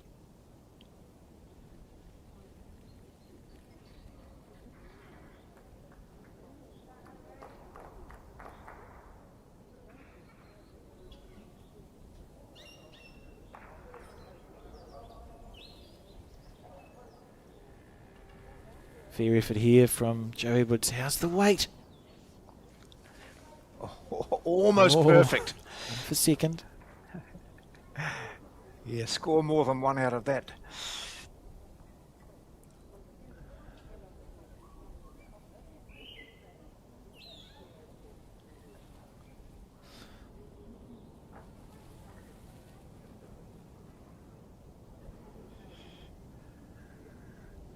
Close. Love to just sit on that red one and take. Doesn't want to sit out. Yeah, perfect bowl. What a shot that is from Mandy Boyd. Yeah. Holding two, and she's kept the target so narrow. Very interested here to see what Jo opts to play. On another day, she may just have a proper go at that. But she's also 98 up on the scoreboard, so I'm not sure how incentivised she'll be for a bowl that could go wrong.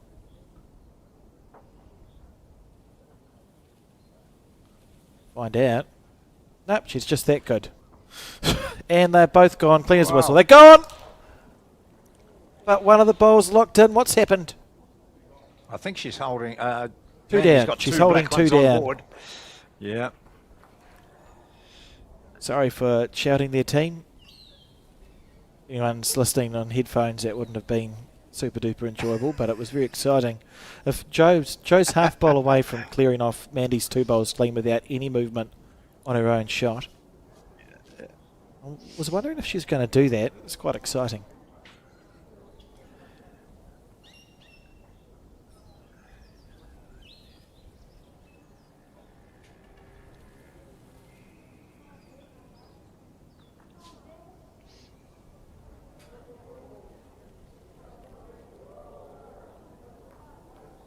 I think she's going to the forehand here. Yeah.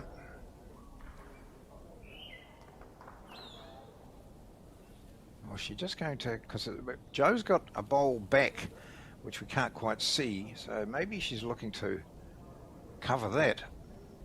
Or cover the ditch.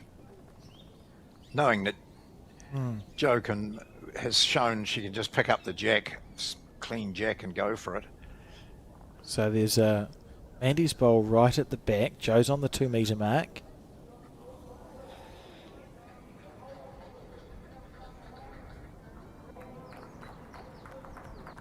Just a couple of...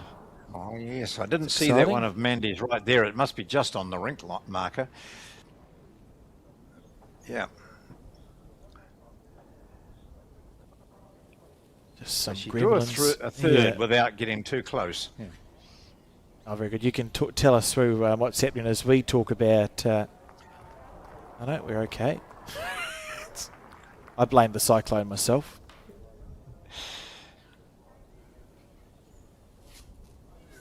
So last bowl of this end. Jo Edwards 2 down. Looking to draw the shot, save the situation. Has she? She's close. Has she cut one out? One conceded anyway. And it is 2, I think. Let's see what Sue Wade... Yes, 2 it is. So for the first time in this match, Mandy Boyd has scored on consecutive ends. She moves into double figures, which didn't look likely for quite a while in this match. It's 19-10. Just move to iron out some of the gremlins. Just a reminder that there is live scoring of the men's semi-finals available on Bowl Sub Aotearoa. And I'm just looking through those other boards. 8-4 after 10 ends to Elmwood Park in the pier. And 8-6 after 9, Elmwood Park lead in the 4.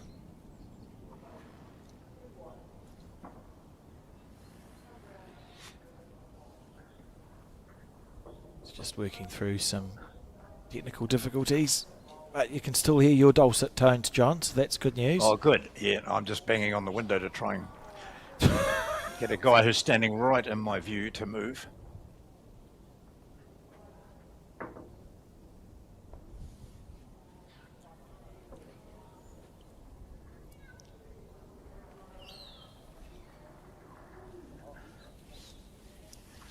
That's happened. A bit of hand signalling. The guy looks embarrassed. He didn't see that I was trying to see out the window, and it's his right to stand exactly where he wants to, except that I'm a grumpy person So now Boyd looking to score on third consecutive end. Just a bit tight with this one, I think. Oh yes, look, that's a really tight.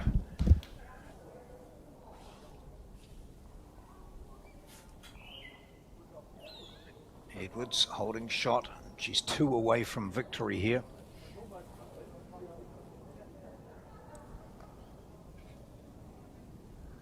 Oh, and this might put her within range of victory. So 2 really good, well, just a continuation of this is the 16th end, and she has put bowls in those positions all morning long.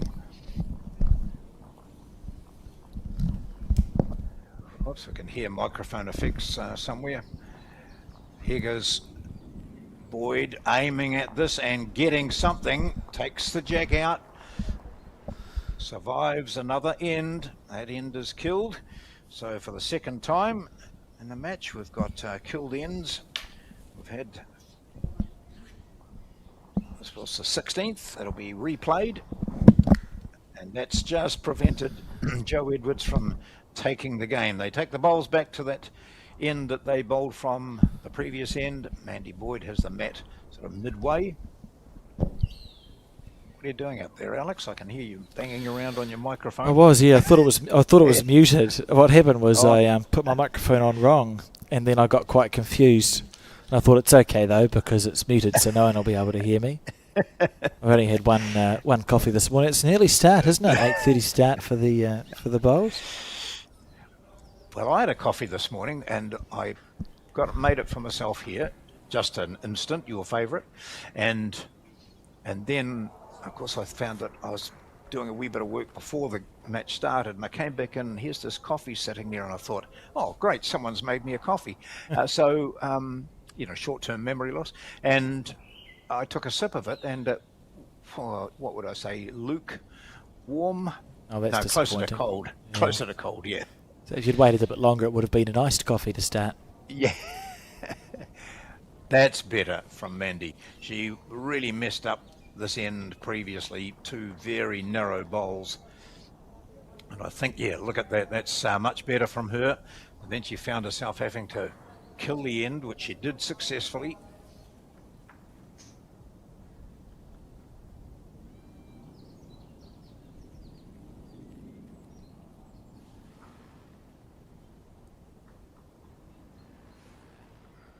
The area. Close.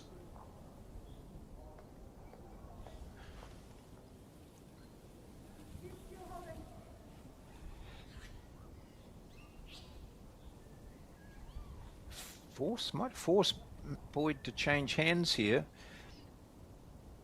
You would think so.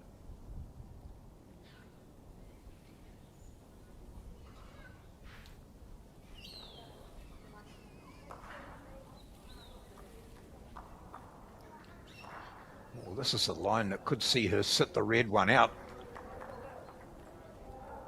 Oh, that's a good bowl from Mandy Boyd. Yeah, if that red sits down, and we'll know in a moment.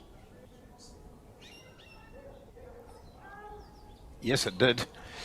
So that's a couple.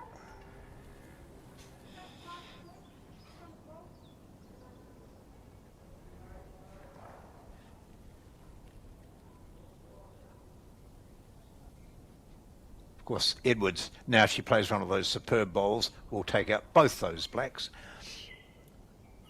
Not with huge weight. Just sitting that shot bowl out, and she'll probably end up with a couple. Let's see what she does with it. Or she might just draw it, of course, which she's good enough to do. Oh.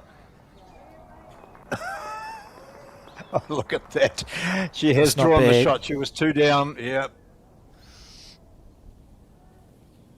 But Boyd now, a slight movement of the jack backwards, Alex. Hey, she's got those 2 behind the jack.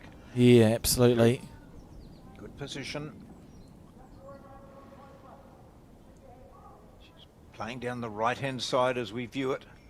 It'll come into shot soon. Oh, gosh. No, that's a poor effort. She'll be really disappointed with that. Gosh, might even be out of the rink.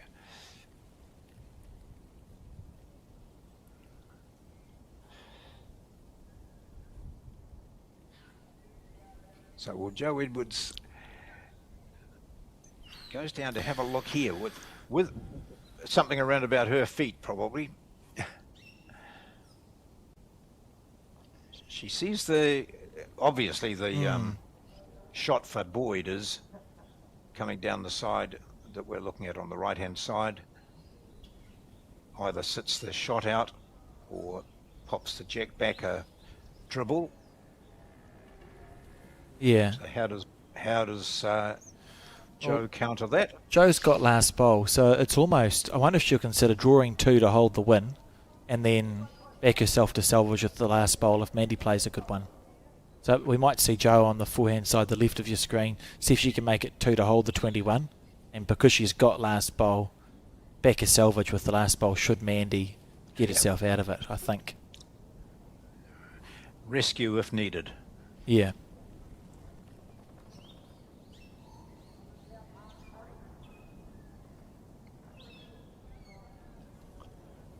Right. You picked it.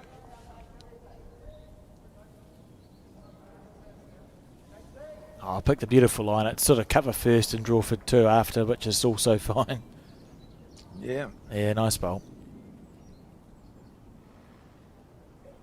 And also means Mandy's not going to go, or less likely to get rewarded for going jack in the ditch. Like a collision bowl could do something cool on the follow through.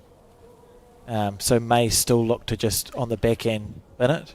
That's probably only going to be worth the 1, not a 3.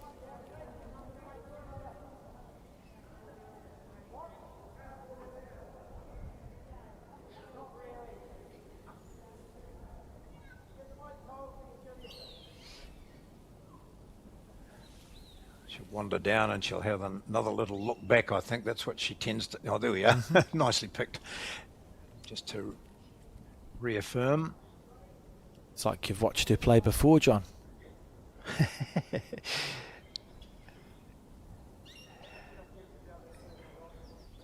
Right, big shot here. If this doesn't come off for Mandy, then Joe will have the opportunity to draw a second shot and take the match. Looks like a nice line. Oh, I think it depends if it goes for a little walk or not. That's such perfect speed for the shot, but just reluctant to hold.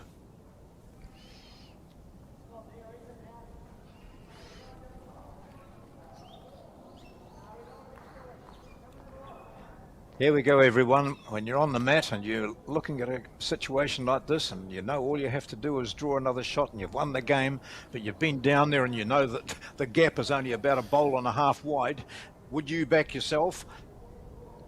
Joe would. Yes. For the win.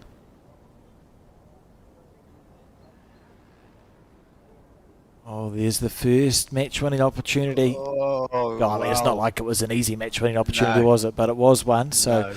on to 20 shots now. Joe Edwards in the race to 21 requires 1 more to put this game away. Can tell you that Elmwood lead 12-6 in the fours and 8-6 in the pairs.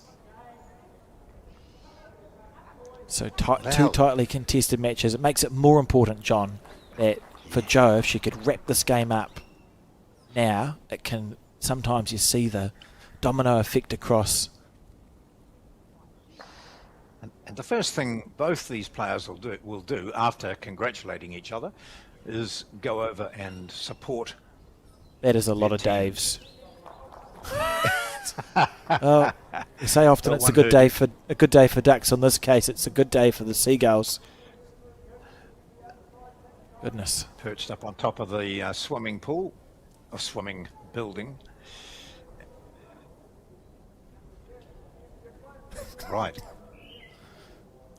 Here we go. Excuse me. 20-10. Set myself off. You're not eating biscuits or anything, are you there? No, sadly not actually. I'm looking around and I've got an empty cup of coffee, and some whiteboard spray cleaner. Yeah, neither of them really sound appetizing. No, not really.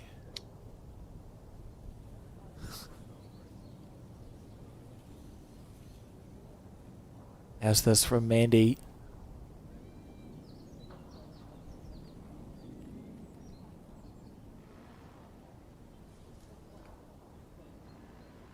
Handy bowl. Have we spoken about Mandy's artistic ability in this particular game? Oh, no. No, we haven't. Well, Go for it. Oh, okay, I will. So she Yeah. she made the news recently. Actually, we shared it on Bowls New Zealand. Very talented artist. So what she does is gets hired to go to weddings. It's like a live wedding painter. She'll paint a scene from the wedding over the duration of the wedding. I think her Facebook page is Mandy Boyd Artist if anyone wants to go have a look, but incredibly talented both on and off the green. It is. It's a good website, Facebook page to have a look at. It shows her artistic skill. And her sister, Ange Boyd, incredible singer. So it's a very talented, Yes. a very talented family. Though I have footage of Ange singing a Spice Girls song at the opening of the Hawke's Bay Indoor Bowls Hall in the 90s that I won't share with anyone, but it's there. I have it on a larger VHS that I was given once, and I thought that's interesting, but that's that won't go on the internet, John. Yet. No, that's right. She did pay you. Oh, she gets handy in bowl. for the shot, yeah. Oh, and it sat down. I think potentially the shot.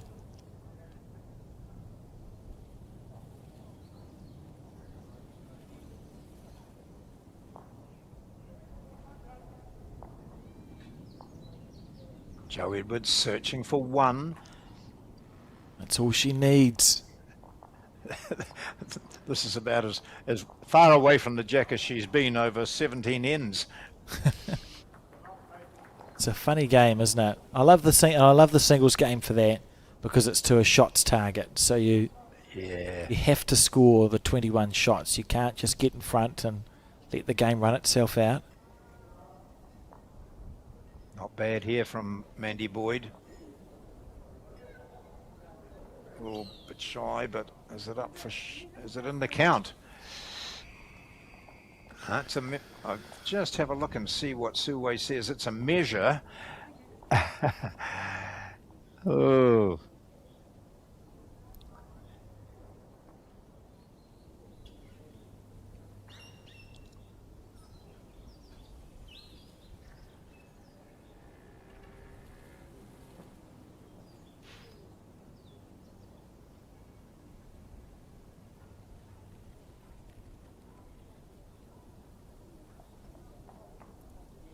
Is it still a measure? Ooh.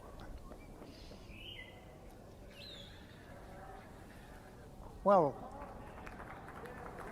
I don't know that you can get 3 out of this or 4. It's a scattered, a scattered head. I think it comes down to, we'll probably find the 2 level bowls of Joe's to the right and the left are closer than we think they are. Because at a glance you'd think, oh, you could play through Mandy's bowl to the left of your screen onto Joe's shot bowl for a 3, but they're probably quite short. So it'll be interesting to see here. And we know the forehand, the ditch side's quite challenging to play green-wise, so almost expecting Mandy just to try and draw the shot on the backhand. We'll find out soon. See, I can see my head way down that window. And I just signalled to Sue Wei, who indicated it's a measure. She saw me raising my head up. What's going on, Sue? It's a measure, all round. Like a meerkat. Yeah. Here we go. Last bowl of this end. Oh, it's a good line.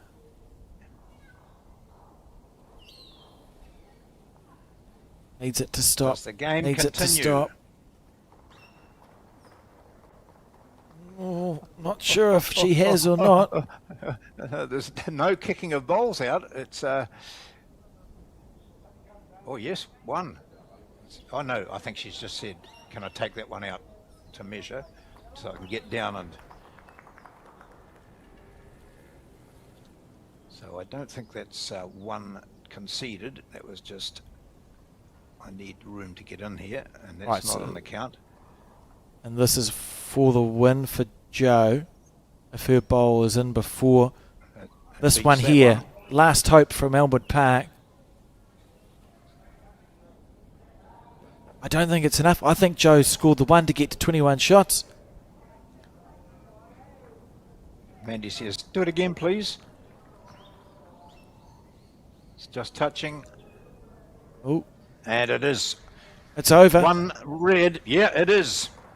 And congratulations, Joe Edwards, a 21-10 victor in this first match in the National Interclub Sevens Women's Final. A good game. Joe Edwards was steady all the way through. Mandy Boyd, so close but so far on many occasions. Yesterday we saw her play perfect bowls.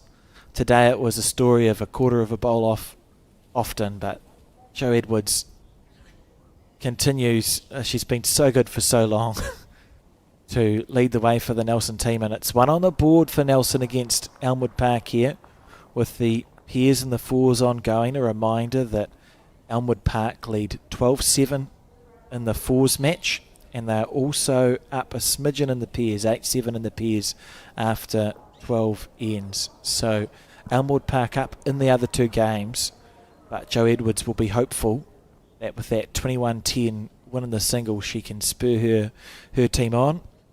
As we see some of the players, Sue Hodges down the front row, who've been playing section play. See the Elmwood Park shirt. It's good to see the different shirts around and about, and I look forward to John, who's going to have a chat shortly with Joe Edwards. And a reminder too that the bowls is at the Nine Eye Bowling Club for this finals day. So if you're in the Wellington area, there's still bowls to go from 12 o'clock. The men's final will be from 12 o'clock live at the Nine Eye Bowling Club, and also on Sky Sport and the Bowls New Zealand YouTube channel. John has Joe Edwards. Let's hear from them now.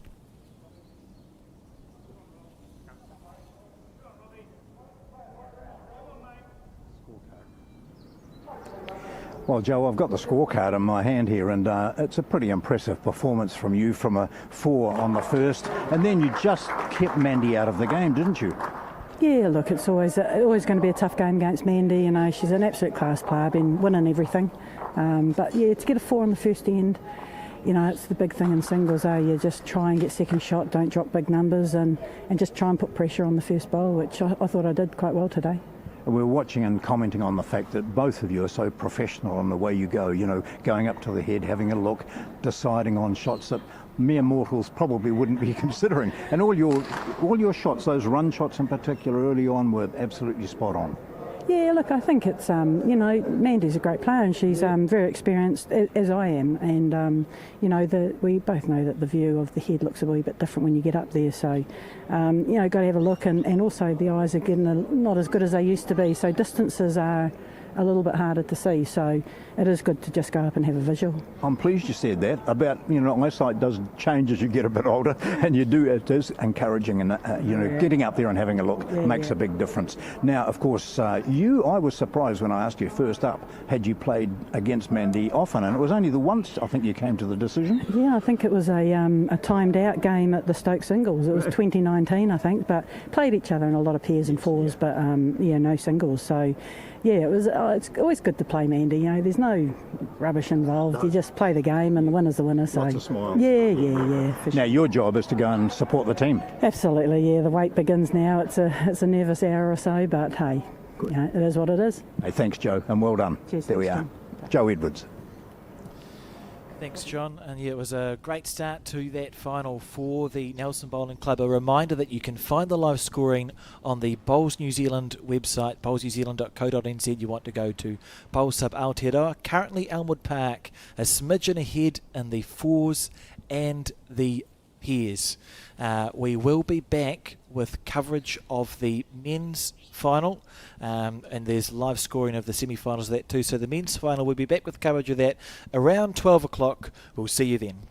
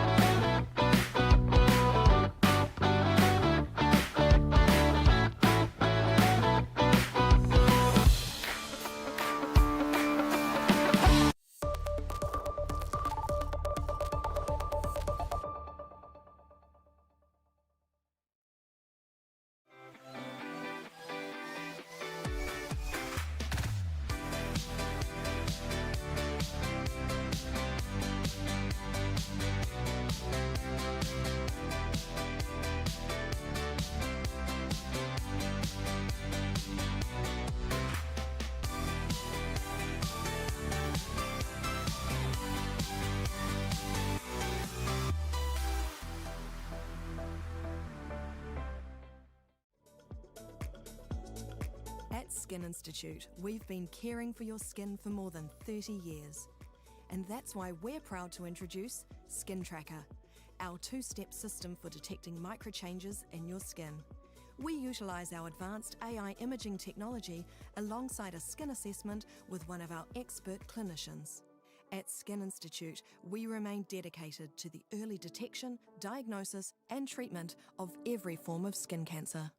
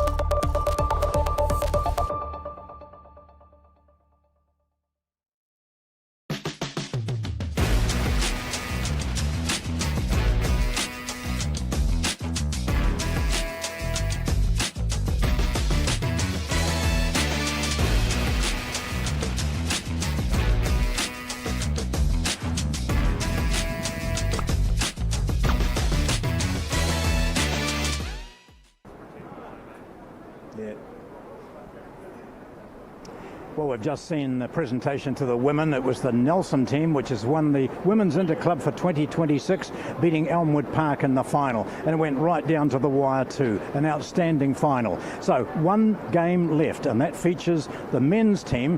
Again, it's Nelson being represented, but this time by the Stoke men's team, and they'll be up against the might of Auckland. The singles will be interesting. We'll keep an eye on that. It's Jamie Hill against Shannon McElroy, but the game we're going to show you is the pairs. The men's pair, Stoke against Auckland. You'll meet the players in just a moment. I'm joined by Alex Reid.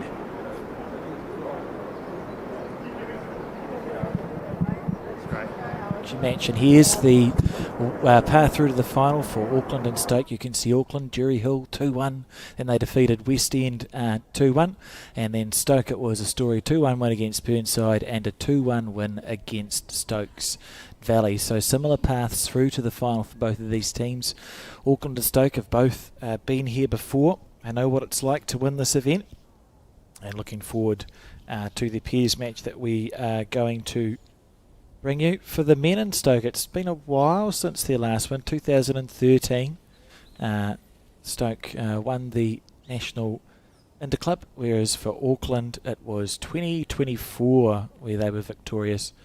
Jamie, Carey, Liam, Adam, Daryl Gordon, Mike Reid and Phil Rowbottom as we relive some of the shot play from the women's game, and what a game it was from Jo Edwards, who showed that she is still pretty good at bowls, getting Nelson off to a start there. And it was Elmwood Park who were in front in the other two matches when that game of singles finished. But I can tell you that Nelson was able to roll over the top, and they are the champions for the Women's Interclub Sevens. Of course, it is the men's final that we are watching now, or shortly, Stoke and Auckland, as we wait for the players to get ready. Fours, pairs and singles are played. There's no time limit, 18 ends for the pairs, 15 for the fours, and first to 21 shots for the singles.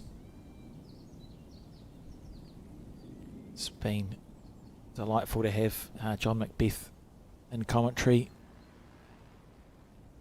for the duration of this event. And just a reminder, if you're looking for updates or to see what the path has been through to the final for the women's or the men's, as that was interesting, the lights went out. You can go to Bowls Hub Aotearoa, and you see there in the distance Nelson with the shield that you get for winning the National Interclub. Right, and we're about to be underway. So that's Robbie Reid and Nick Tomset taking on Daryl Gordon, who's shaking hands, so they're not taking on this. Riker Gregory and Liam Hill. We have images of the teams that we took earlier.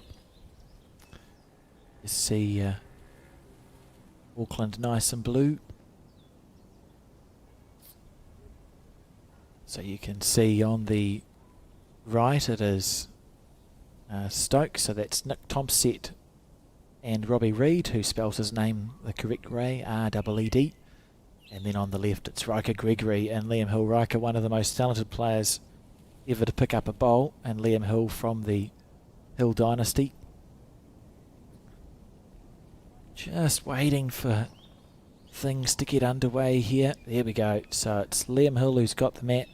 John Macbeth looks like he's about to steal the bowls. He's actually okay at bowls. John Macbeth, the holder of a centre title, we discovered yesterday in commentary. The Kapiti Centre triples, I believe. Plays with size 3 Era Optimas, if anyone's wondering. And here we go.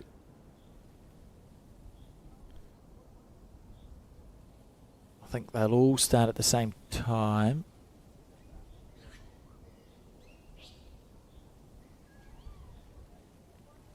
Waiting for the bell or a whistle. It's Shannon McElroy with his back to us there. Again, one of the great players in the game, world champion in 2016. And Nick Tomset, a recent import to Nelson, originally domiciled in Tauranga. Has moved to Nelson in the last season and struck immediate success.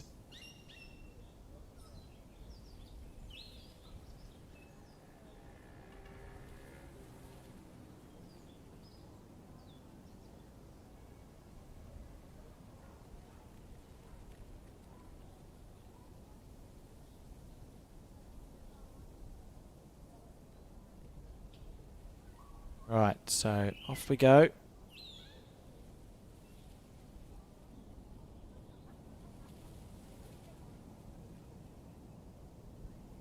Just a reminder, there is no time limit.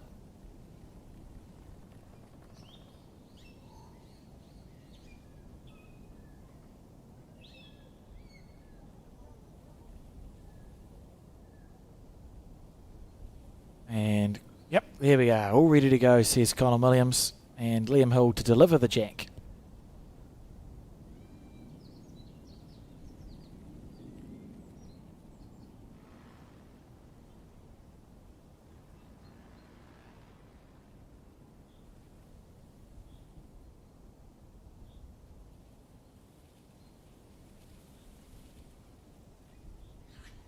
And the jack straightened there by Robbie Reid. And Liam Hill leading off on his backhand.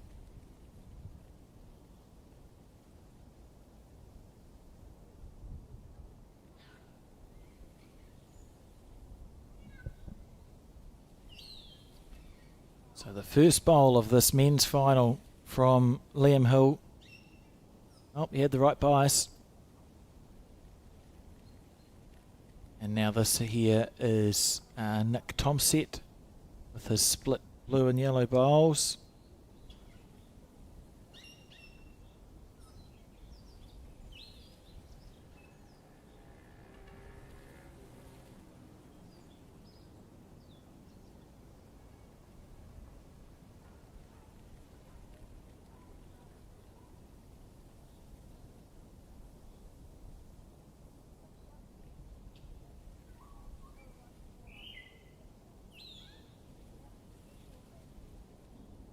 Oh, lovely correction from Liam Hill.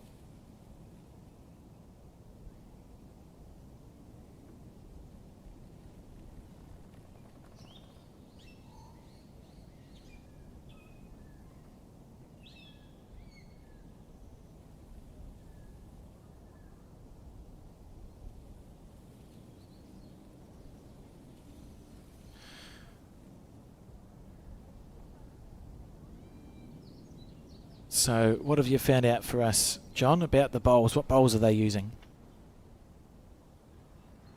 I feel like I'm talking to myself sometimes, and this might be one of those occasions. How's the weight here from Liam Hill on this first end? Go!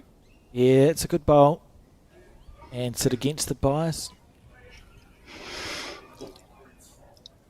Those Bay of Plenty coloured bowls, as Nick Thompson said to me, you can take the boy out of Bay of Plenty, but you can't take Bay of Plenty out of the boy. So those are his Bay of Plenty coloured bowls.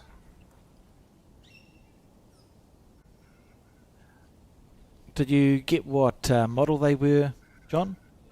They're Optima. So they have a nice turn to them. And it's... he said they've been going pretty good. Yeah.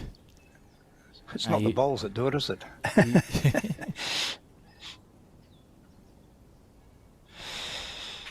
He uses them well.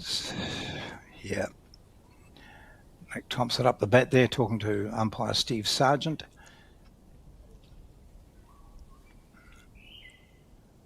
Liam Hill leading off for Auckland. He's got XGs, so the light blue ones, and of course Riker Gregory, who we'll see now, is wearing these black ones. Not plain black, they're speckled, but they're alphas, I think, aren't they? Yeah, he's probably the only set of alphas in use in the entire world. from Riker Gregory. Simon Poppleton used to play with him, so there were 2 sets in the world that were used, and I think now it's down to just the one that Riker Riker uses to great effect. They were an unpopular bowl, but he gets them to talk. Particularly when you put some weight on them, which we're bound to see.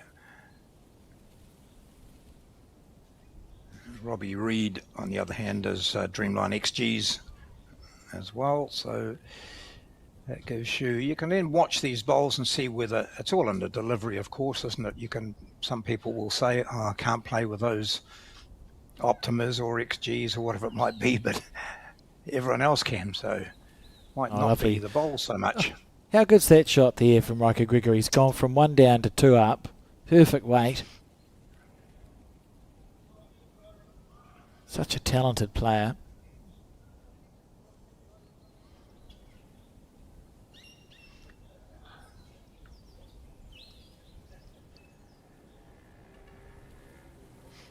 Stoke with nothing over the back there.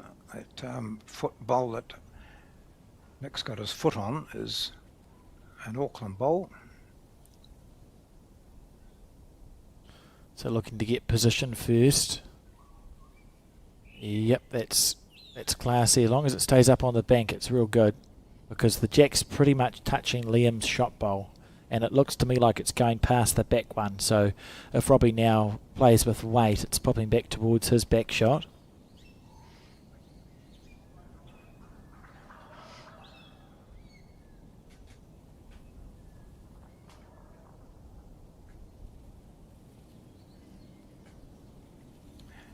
Well, there's a good crowd here watching this morning, that women's final, which Alex went for another hour, I think, after we went off air with the singles. Yes, it did. Yeah. Saw some wonderful bowls. We had Bev Morrell skipping one side and Val Smith the other, and they were both called on to play some exquisite shots.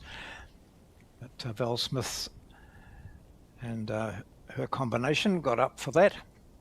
And so it's another victory to Nelson, to the Nelson area. I think I mentioned there were 6 previous times that Nelson teams have won it. So they continue on with that outstanding record.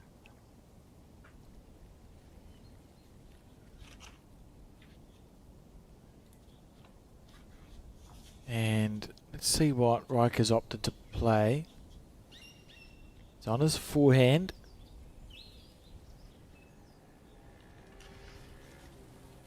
Be one of the best players in the country to have not yet won an Open national title. He's won pretty much everything else and been to the pointy end a number of national finals, but hasn't yet won an Open national title, Riker Gregory, which is a surprise, to be fair, when we know how good he is. A little bit of celebrating being done on the table in the background.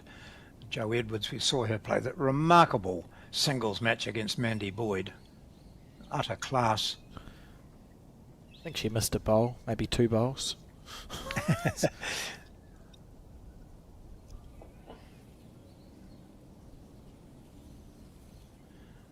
think out of that team 2, Kay Hammond from Nelson got a silver star from, I think, 5 national. Oh, here's a. Oh, good try. Yeah. So just the 1 to Auckland. It was Liam Hill's bowl that stayed there. And we begin with the team in the dark blue. That's Auckland, leading 1-0 over Stoke.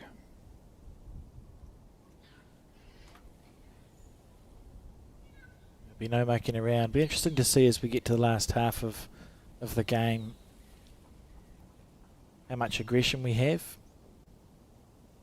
From the 2 skips, Robbie and Riker are both very capable.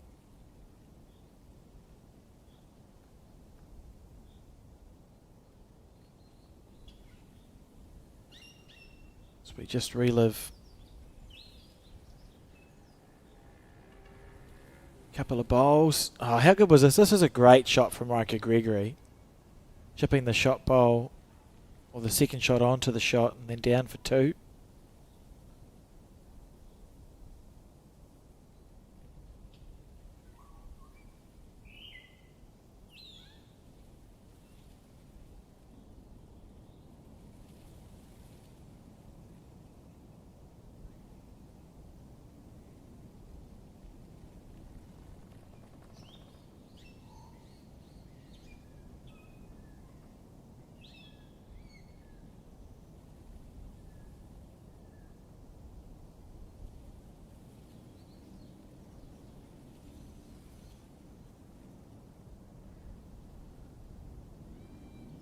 Mark O'Connor in the background there. I think he's been doing the live scoring actually.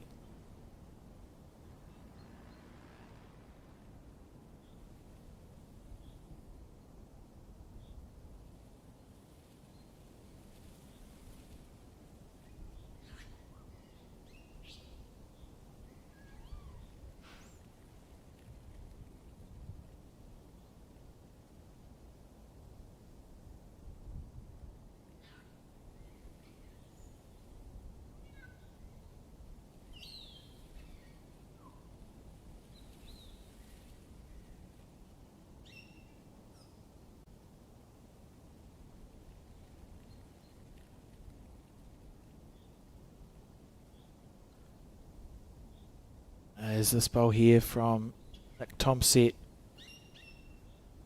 Lovely line.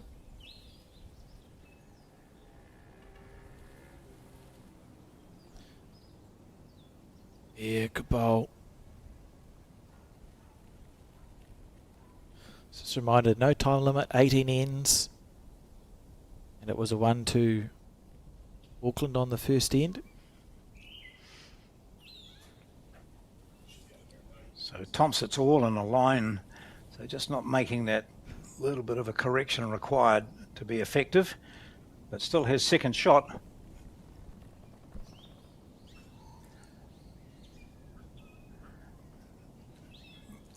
The big singles clash here today is Jamie Hill. He's playing against Shannon McElroy, of course, former world champion. Oh, and a good slice there from Riker Gregory. Yeah, that'll be a good game, and it'll be a game played pretty quickly, I would say, John, between Jamie and Shannon. It's going on just adjacent to us, isn't it? Yep, next rink, or adjacent. It's easier to say next rink than adjacent. These syllables. I can spell next rink.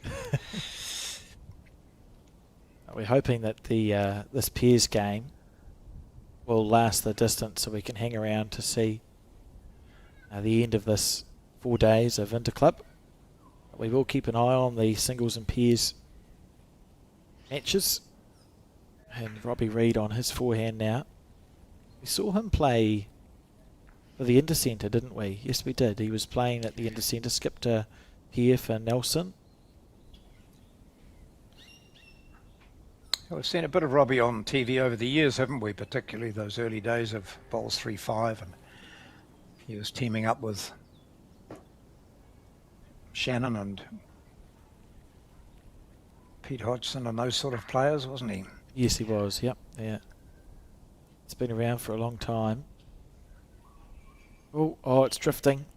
Now that's the only thing about the alpha bowls is the alphas famously have quite a tight track, and the 9i 40 metre by 40 metre green has got a couple of little straighteners on it. A straight bowl tends to find a straightener and be affected by it more than a turning bowl. So we might actually see Robbie's bowl come out to that same straightener, but it's gone through it. So I think we're going to see Riker's bowl affected more on the draw than the other three players. Of course, John, that does leave the drive.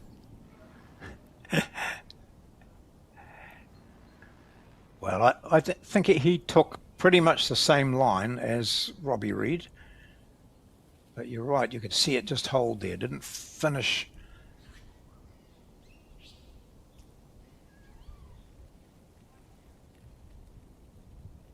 It won't be the last weighted shot we see from Riker Gregory in this match. Auckland leading by 1-0. Last bowl of the second end coming up.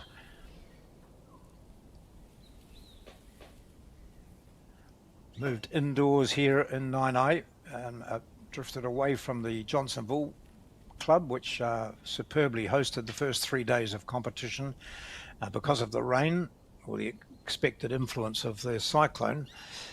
There hasn't been much rain and it's quite mild outside, so whether there's still after effects to come through this area or not, I don't know. So here's this turning bowl again. Is it going to come inside Gregory's? No, not this time. Yeah, it's a good line, but not the weight.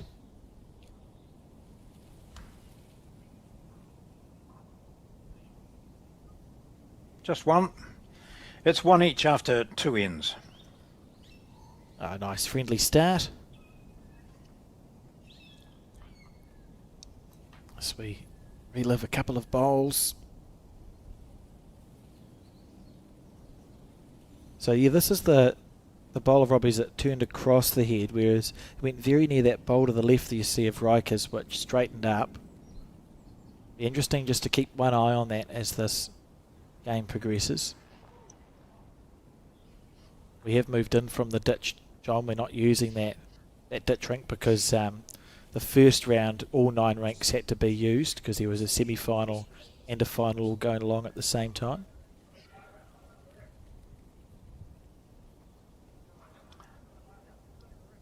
And as the men were using the far rinks, so there was plenty of scope to make sure that they didn't play on a rink that they'd played on before. Oh.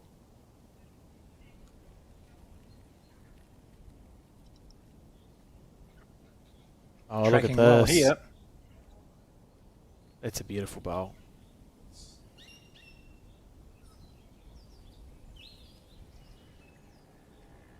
Shannon McElroy to the left there is not involved in this game.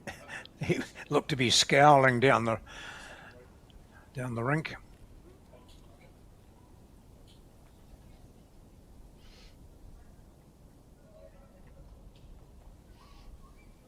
Yep, handy.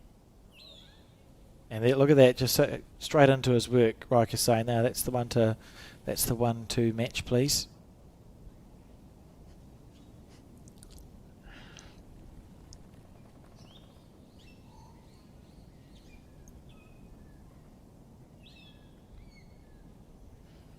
Steering after it. Bloody Liam's too tall. It's got on the way of our shot there, and he's drawn a front toucher. So not where he was asked to go, John. But you wouldn't be complaining, would you? No.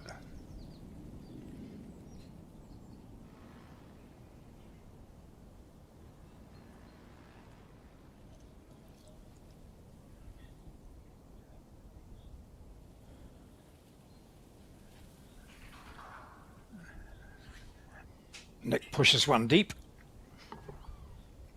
What a lovely delivery, eh? He's a hill. He's going to be pretty good at this.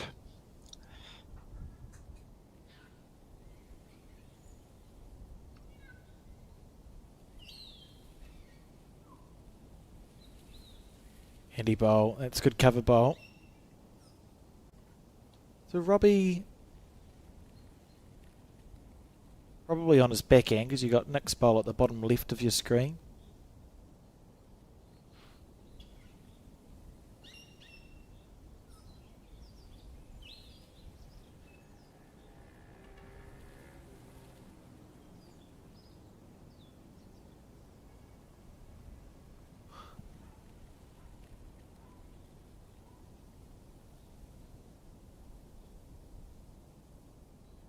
So yeah, I think he'll play the backhand here and be reaching right through.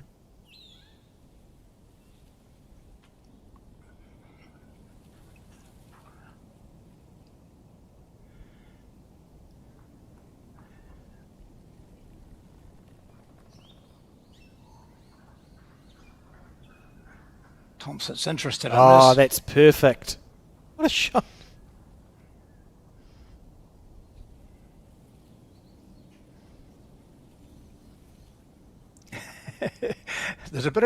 It's quite good. There's a bit of banter between the various rinks.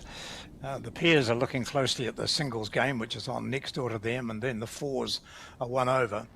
And both these teams, they're close-knit groups. The Auckland guys were having lunch out there after their match this morning, and there was, fair bit of humour involved in that.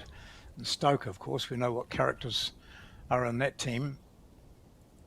So they're close-knit. They've played with each other a lot. Okay, let's see what happens with this, because the line looks fantastic from here. Oh, good bowl. Oh, good try. Good weight.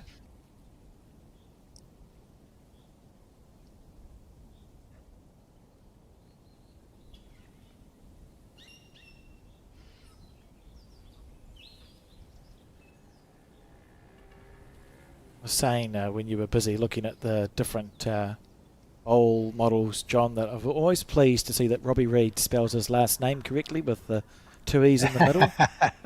Yeah.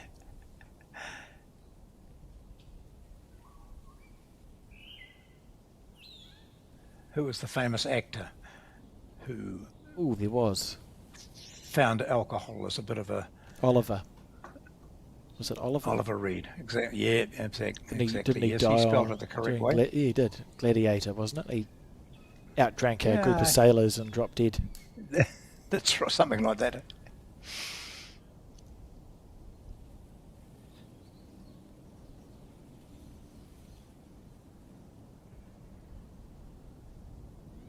Robbie Reed, he gets it away extremely smoothly. Needs it to hold on. Diving. He did the work with his first bowl, didn't he? Popping the jack back. Yep. Holding a few there, the Stoke team, and Riker looking to draw himself out of trouble here. He's given it room to breathe, so it's down to the weight now. And it can't be far away. Oh, take that one home. Oh, it's set down. 8 inches short, 10 inches short of the target area, and we're going to see Nick measure the furthest bowl. That's the quickest measure I've ever seen, I reckon. Yeah. The bowl had hardly even stopped before he was in with the tape. Obviously got somewhere to be, these players. Yep, it went in the favour of Stoke. Yes, there's So was it one Thompson or two? with the mat.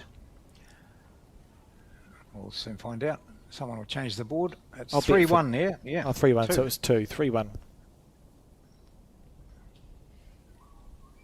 There is live scoring of this this final going on Bowls Hub. I can tell you that the score is 3-1 in the singles in favour of Stoke and 5-2 in the fours in favour of Stoke. No, that's not right. Right. Well, one of the 5-2 scores after is two. 3-5. Okay, Stoke's leading in 2 out of the 3 games. 3 out of the 3. Oh, I don't know what's happening, John. The live scoring is literally in front of me, and I've been unable to pass the information. Right, I'm just looking at the boards. 3-1 is the pairs score in favour of Stoke. 6-5 after no ends in the singles, of course. 6-5 to Stoke. And then 5-2 to Stoke after 2 ends. So Stoke up in all 3. Right, I should have just asked you. Yeah, does that correspond to what you've got? The numbers are right, yeah. I was just Okay, confused cool. about the... I confused myself about who was what, but the numbers match what's on Bowls Up. I think, as I said before, that's either Mark O'Connor or Mark Jacobs putting those numbers in. Well, I've strategically now placed Mark O'Connor in front of the area which I'm looking out of, in front of the window, because I was constantly knocking on the window to move people aside so I could see the green. So I just said to Mark, would you just move your chair here, and that'll stop people standing alongside you. Are you saying people stay away from Mark O'Connor, so you're frightening them away? Yeah, pretty much. I thought so. I just wanted to confirm that. Yep. We looked at caps over the last couple of days, and we saw one gentleman who was wearing his cap on an angle to keep the sun out. Nick Thompson is different. He just pushes it back on his head. Taxi driver style or something. Nice bowls.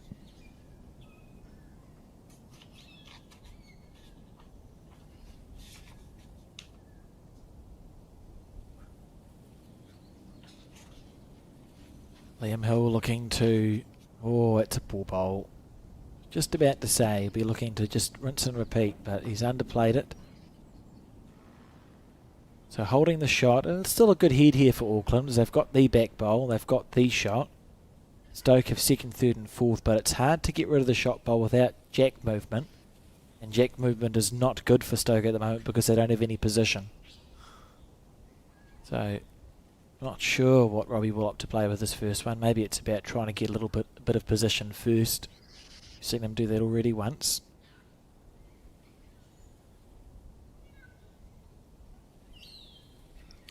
Is there any way you can use that short bowl as Nick's short bowl? It's about a half a metre in front. We'll see what he and his lead discussed it.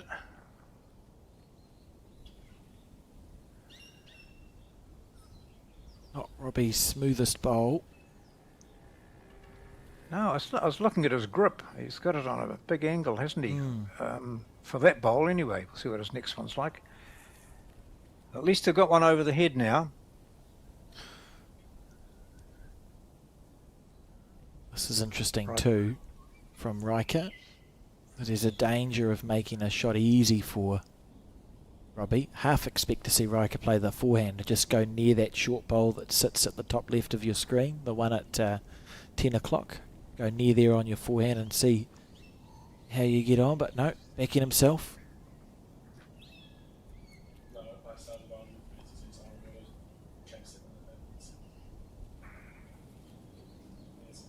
Gone very wide there. Okay, suggesting that he expects Robbie to be aggressive. Yeah, that's an alternative. I didn't even think about that. Probably why I'm look at the here grip. and he's there. See the ball. Just see the ball there. The way it was in his hands are on a real angle.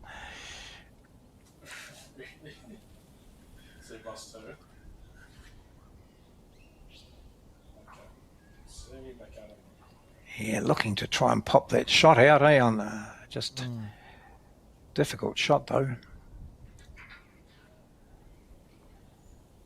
Riker doesn't mess around. He's quickly into his work. He's fined up his green this time, giving himself a chance.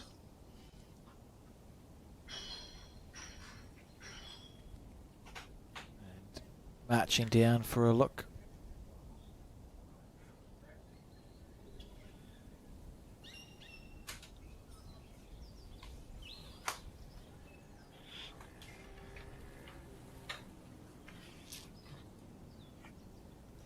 Interesting.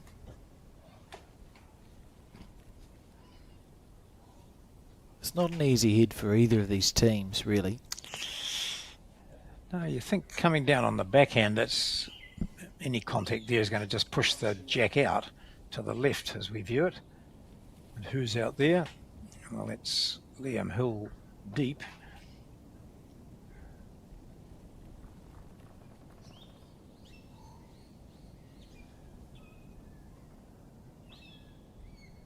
So they've made their decision.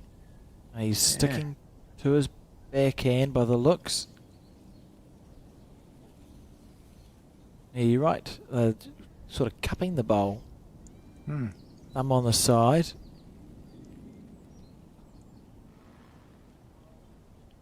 Tell you what, he's not far away. Clean run and he's perfect. Oh my God. Gee. That's half an inch away from 4. Yep.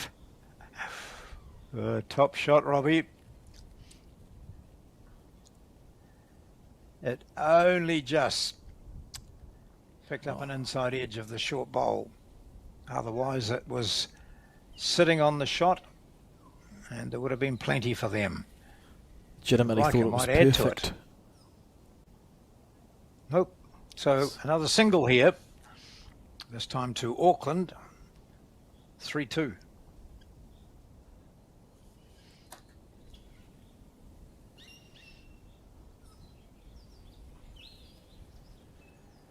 Down goes the mat for the fifth end of this pairs match in the grand final of the 2026 National Interclub competition, which began probably in some areas months ago as teams battled out their centre interclub competitions held over a few weeks in some instances, and the winner of that qualifies to come to the Nationals. Not all the clubs were able to take up take advantage of that, because it's a fairly expensive exercise.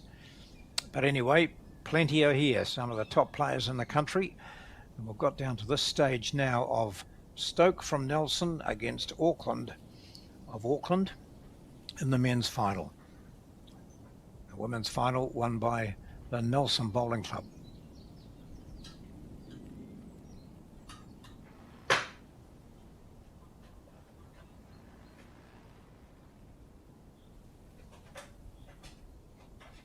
Good line here from Nick Thompson. He's had a good number of results in the pairs discipline.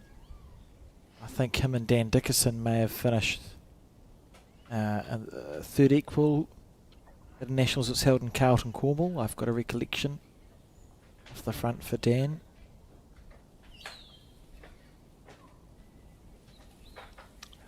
Yeah, he's done well in a lot of the team's events. He's now been away from the Bay of Plenty for, must be just on a year, is it? Just over a year, not sure. Time goes so quickly when you're having fun. Mm.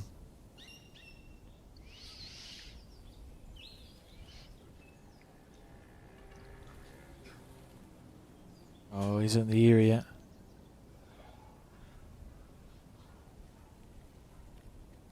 Yep, handy bolt.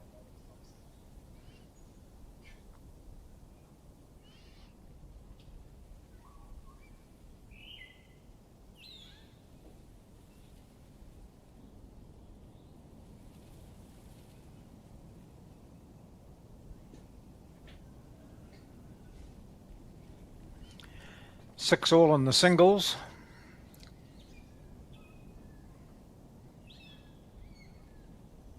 Tightly contested. So it was for the men 2024 we Auckland last one, whereas for Stoke, surprised me actually, it's not been since 2015 by the looks, John, that Stoke have won the National Interclub. They always seem to be featuring at the pointy end, so in my head, Yes. I just had a feeling they'd won one more recently, but that's 11 years it's been since they've been successful.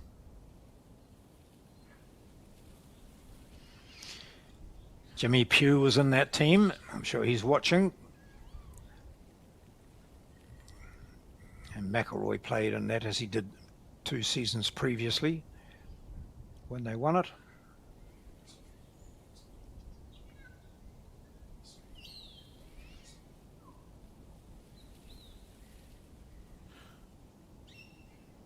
So a good end here set up by Liam.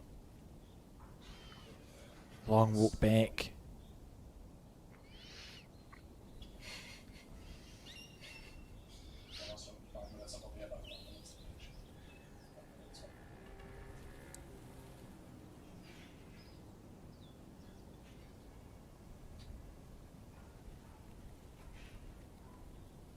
So Riker just looking to add to the bunch, and he's on the wide side. I'm not sure if that's going to come back. Just reluctant to turn.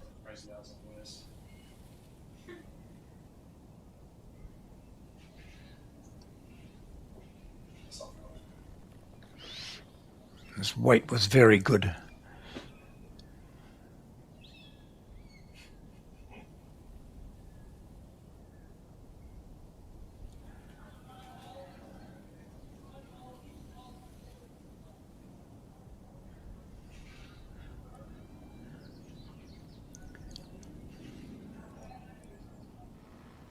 Some of the teams had to change their flights. Of course, those that got through into today's play might well have been booked to go out this morning, but have changed those flights to late afternoon. There's been casts towards eyes looking towards the weather to see what it's going to do, whether it's going to get really windy, but certainly at the moment it's dead calm in Wellington, or where we are in the Hutt Valley. So fingers crossed that they'll all get smooth flights out. Well, a smooth flight out of Wellington seems like a rare thing, but hopefully they'll get flights out.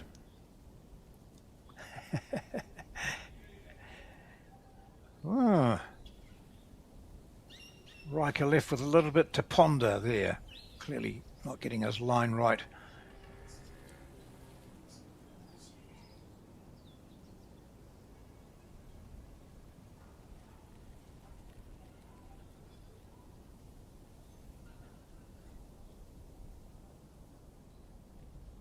Oh.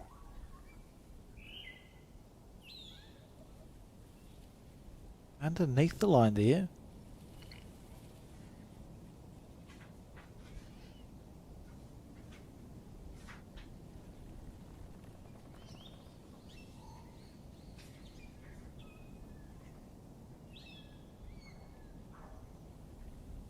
Unlikely to be wide with his third.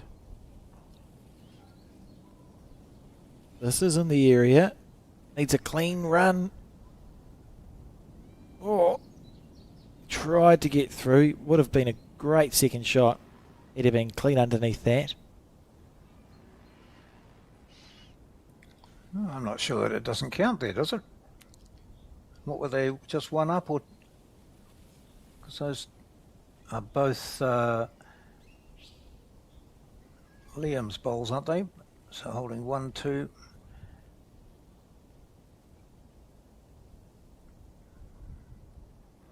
I'll get a better look at it soon. Yeah, there we are. So those are Liam's bowls, aren't they? The yes, they are. light blue ones. Yeah. So 1, 2, 3. Just having a giggle at the Nelson ladies with a big can of V, some snacks. Small bottles of bubbly, and yeah. I know what's in that plastic bin in front of Smith. Lollies. Yep, absolutely. Oh, he's on the probe. If he gets something square, this could be really cool. Watch Riker's bowl. Oh, okay, watch Liam's too. Oh, gee, got both of them. It's even cooler. So from 3 down to 1 down, that was a pretty good shot from Robbie Reid. Yep, deserves some applause. Saved them from a tricky situation. It's 3-all. Yeah, he's cut it down nicely.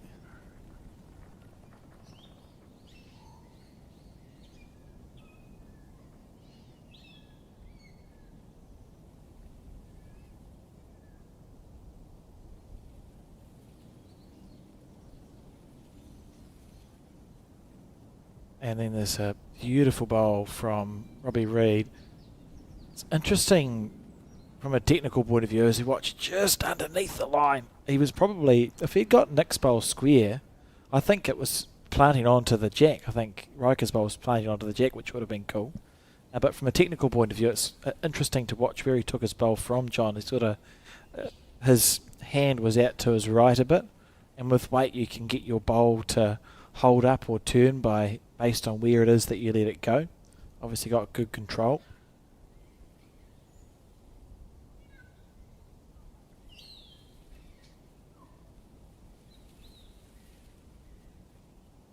I'll believe you. Well, it sounded right. Yeah.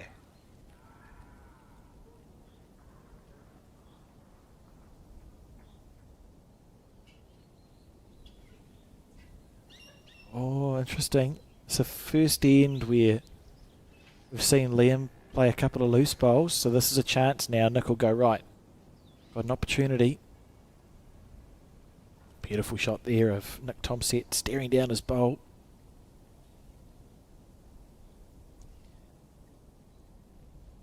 He doesn't blink until about half past. Yeah, he's always done that. He sort of gives gives it the look. Yeah. And the bowl goes, I'm too frightened to to not go where I'm told.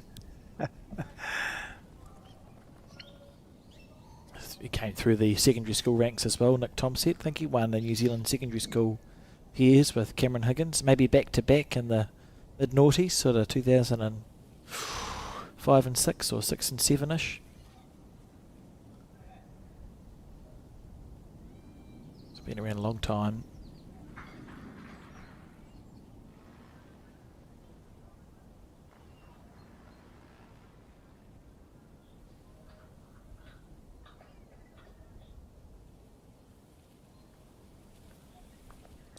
not a bad track, this. If he's got the weight right. Oh, very good. Yep, lovely bolt.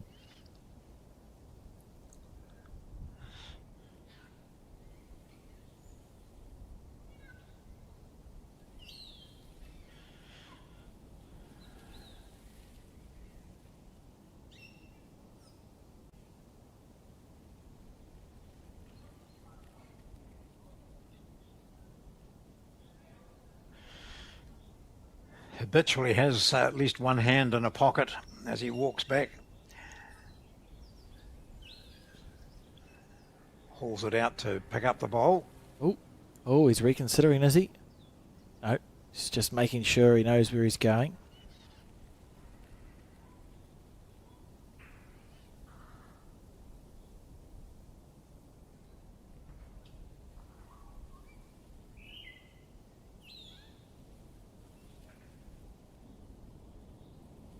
It's a good line. It's a great one to correct from there. Beers is good for that, but you get 3 bowls, so as long as you're within coo with your first bowl, you always feel like as a skipper or a lead, you get that opportunity to make a couple of corrections. You see lots of effective bowls and pairs.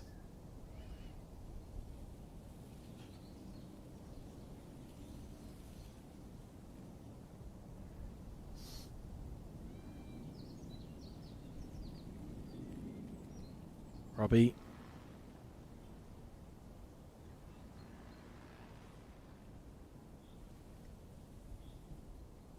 On the forehand.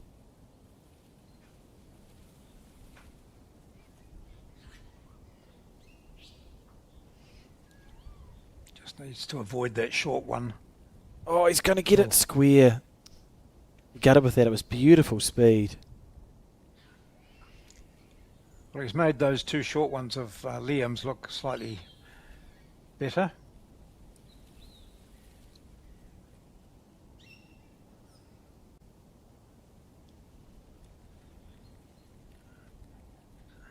Michael, it's a little bit short here.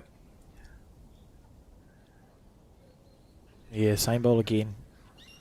Be disappointed with that one. And no reason why Robbie can't. He's now moved the ball out of the way, so in theory, if he just plays a very similar shot again.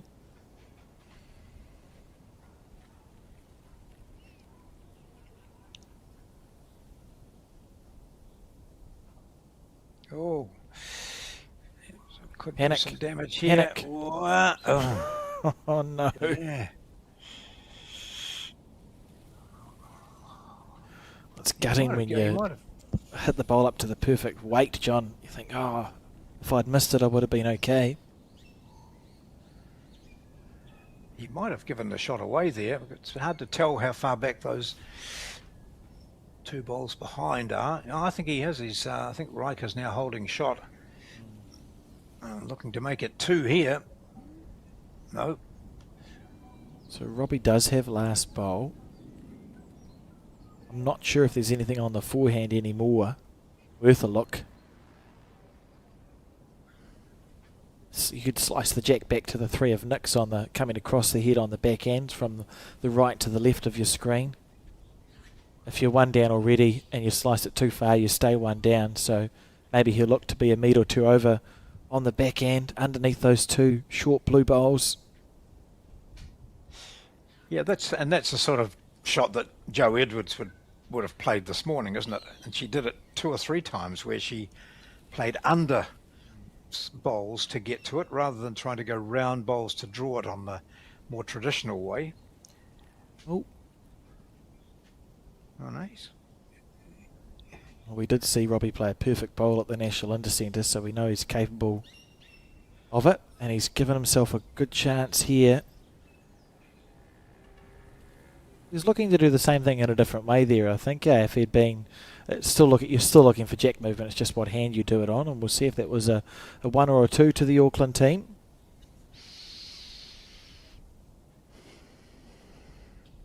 Just a 1. A 1 it was. So 4-3 after 6 ends. Stoke leading the singles. That's McIlroy over Hill by 9 to 8. And it's 5-all in the fours after 4 ends.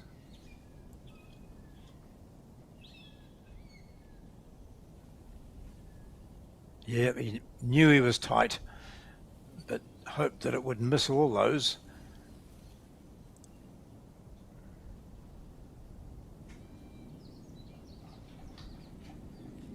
You're allowed to swear, Robbie. You're a reed after all. Thanks, John.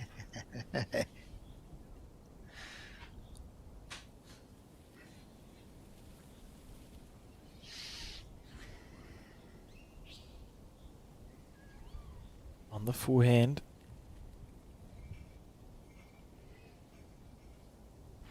There's an interesting angle that the cap is on. You're right. It's sort of up. Keep running. It'll be a handy first bowl. I think he got to 10. He may be, or be very close to 10 by plenty centre titles, Nick Tomset. If he's not there already.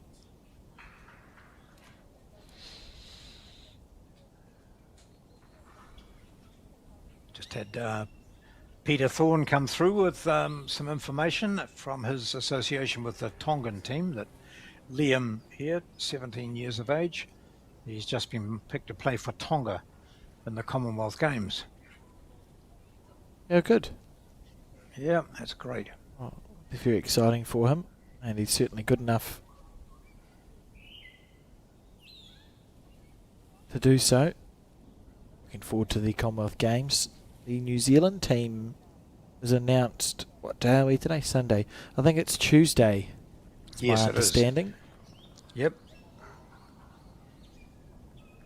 And we're the first sport alongside one other sport, I think, on the Tuesday to name the team. So it'll be announced at the New Zealand headquarters. The NZ team is what the New Zealand Olympic Committee is called. I'll come along and assist with that. That'll be live on your Facebook page, I presume. Yeah, it will be. Should we Yeah, setting all that up? Yep, we'll do a quick. Do I have to fly up for this? You know, or I haven't You had can any tune in. word from the selectors. You can tune in and find out with the rest of us.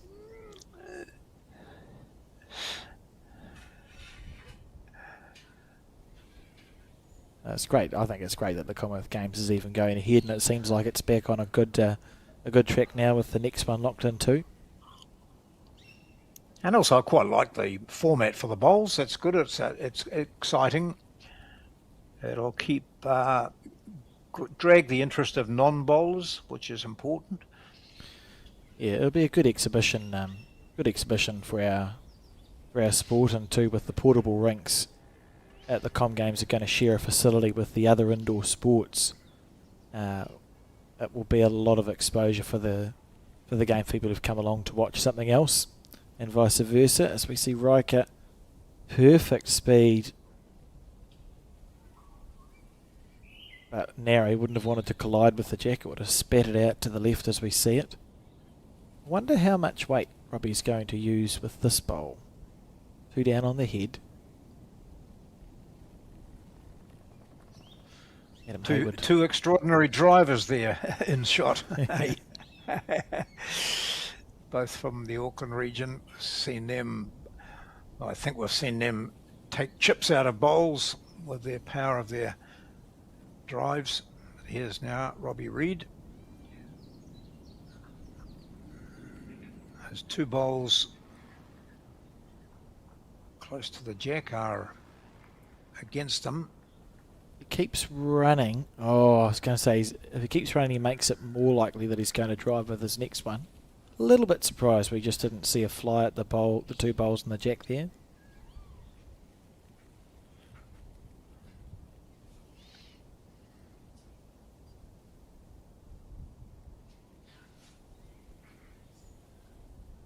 And he's potentially accidentally played a block here, Riker. No, he's not. It's more of a guide. You get past that with good weight and you'll be close. I think that's what we're going to see here. Yeah, this is close, Robbie. Needs it to... Oh, it's tracking out. Yeah. Well, at least he's cannoned all the back bowls off.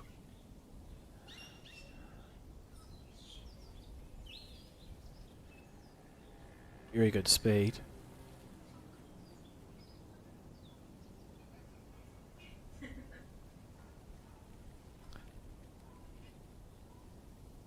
I reckon that the jack's going to go up the rink. Robbie will get the outside edge of that blue bowl, and as the shot bowl shoots across to our left, it'll pop the jack back up the rink. I think he'll split those two and he'll be left with 3 shots. Oh, it didn't go back up the rink, bugger. Gee. Oh. And he didn't get 3 shots. He played it well. Like he's oh dear. I think he's still 1 down. If he'd split them, that would have been perfect. We were both incorrect. Yep. I was closer than you. True. So Liam has the mat. Liam Hill of Auckland, 17-year-old, now off to the Commonwealth Games for Tonga. And that's pretty impressive for him. As we relive the start to that end.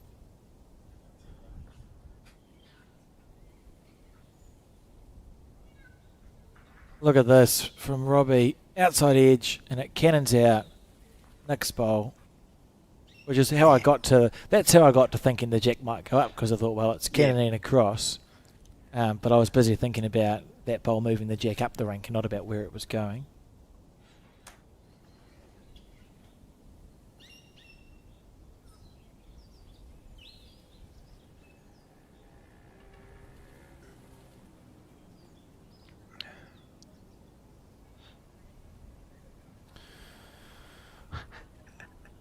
See 11-8 in the singles match.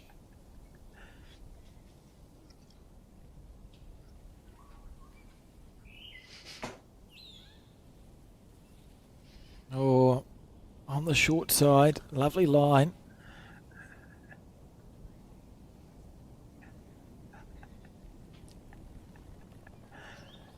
I've now got people getting moved away from the window so I can see, which is very good. Good cooperation from Solly there, well-known Wellington bowler. And someone else goes in and starts to give Mark O'Connor a shoulder rub. And so she's standing right in front of me as well. That's good. At least I've got my little laptop screen to work from, Alex. We should get you a prodder. The same one that you use for the bowlers. Yeah, I've been 5 years. I've been asking for a kettle prod, and I haven't received one yet. That's a good shot from Liam Hill. I think we'll see forehand now from Nick Tomsett. He'll try and keep his bowl up on the rink if he misses his target. So it's just a reaching bowl.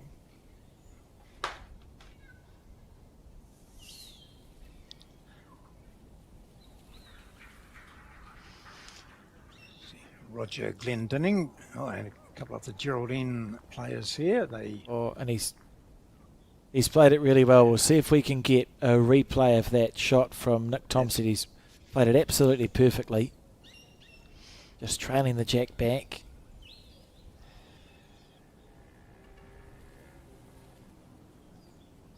Riker walking with purpose there. Look at this. No hands in pockets. He's in there, snaps it up and says, right, away I go, as he just waits for Jamie Hill to play his bowl there, just to the left of your screen. That's a score there, 11-10 in favour of Stoke, in favour of McElroy, that is, the singles match.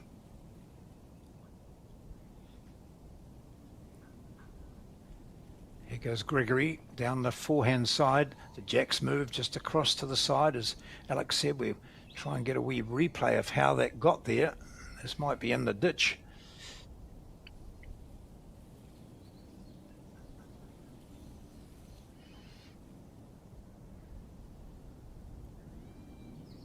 Here we go.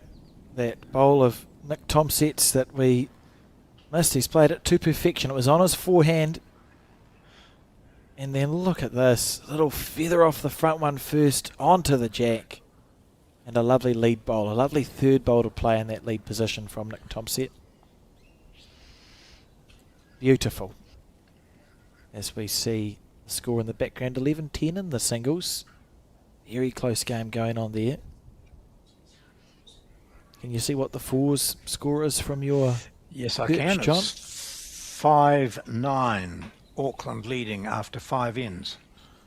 So I think that's been a 3 scored on the last for Auckland.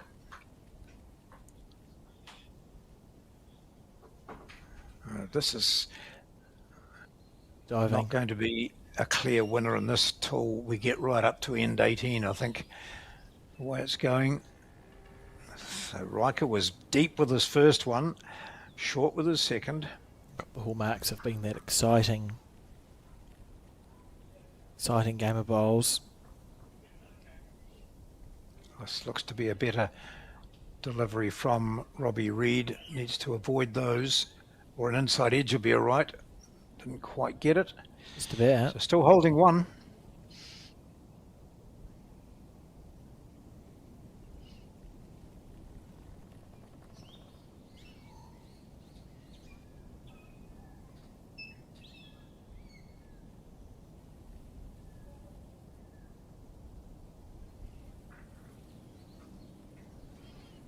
Good track here, isn't it?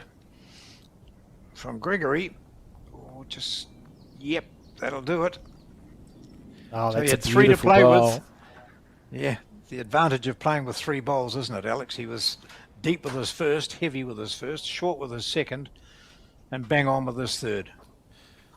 At the risk of sounding crazy, which happens often. No, it's not on, don't worry. I thought I saw something, but it isn't there. I won't even point it out, John. Okay. But I do think that idea of yours of coming down on the forehand but narrow and getting an inside edge on Nick's short bowl onto the shot and pushing the jack back would probably work. I like it. Oh dear, okay. I trust you. Yeah. Or you'd be looking at straight down the backhand onto the shot because you could probably see it. Yeah, It's not a toucher, is it? that's probably the bowl they should play. When I was feeling a bit crazy, I was thinking maybe some of the short bowls on the wing, but I think it's all the wrong colour.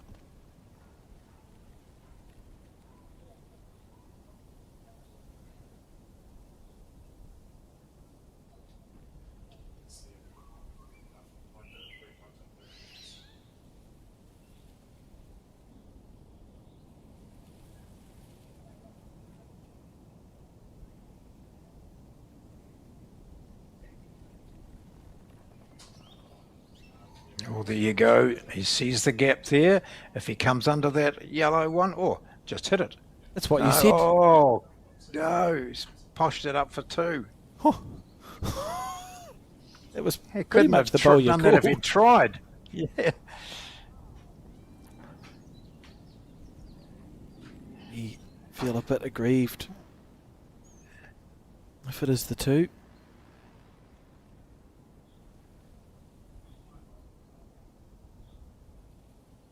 Oh, I think he might have.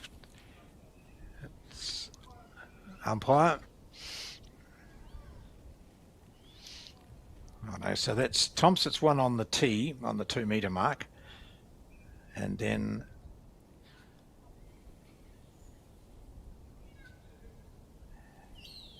here we go. First bit of measuring for the umpire today. He's had a good lunch and been chatting to the other umpires there. Suddenly alerted to the fact that he's into the action. No need to chock anything. They're both lying flat.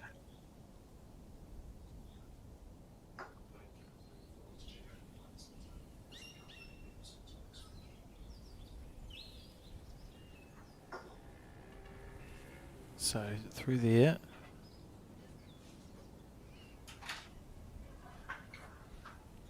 And then if it can pass through, no it can't. So that would tell us that the Auckland have scored 2. Yep. Oh, he's going to go back just to double check. Based on that, I would say it's 2 to Auckland. Yep, there we go. So very Bit unlucky. unfortunate there, but Yeah. took a very good bowl from Riker Gregory to get them up for the shot anyway. And then some assistance by Robbie Reid gives them a couple. that makes the score, John, 7-3. Yep. And it's 12-10 to McElroy over Hill in the singles, and 10-5 to the Auckland 4 after 6 ends.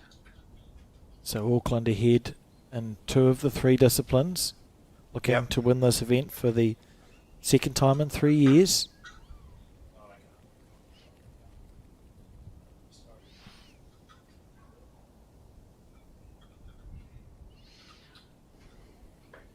John Zeno in the background. That's a man that's been around the traps.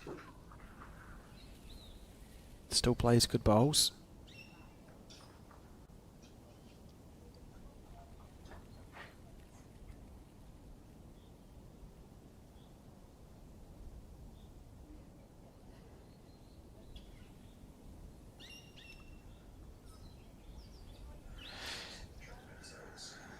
Yeah, he takes, I think when he has trial ends at events, he uses 2 sets of bowls. Yeah, but you're right, he still plays a mean game.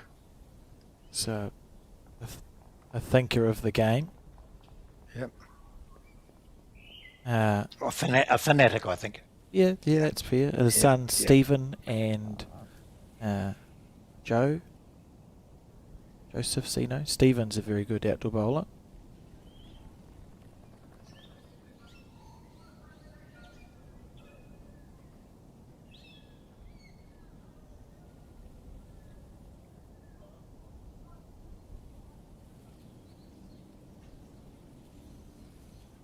Good leading again here from Liam Hill. He's just had the one end off, eh? He had one end where there was I can remember a scattered end, and everything else he's played.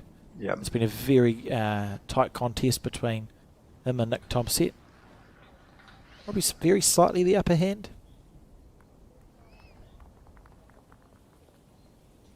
Yes, I agree. Yep, he has. Long way to go in this, though. We're playing the 9th end, so we're at halfway.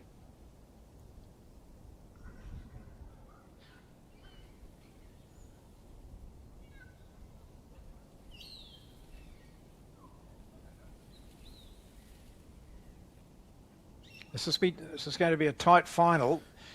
As we see, there's Stoker up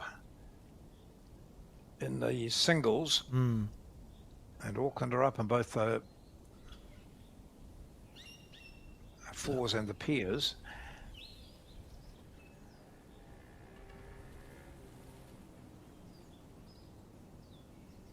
Oh, John's eating an apple now. Fair enough. It's Riker. Not sure if he's happy with that one. He's holding probably just the one on the head, so looking to double it up. And he's got a good green, but overcooked it.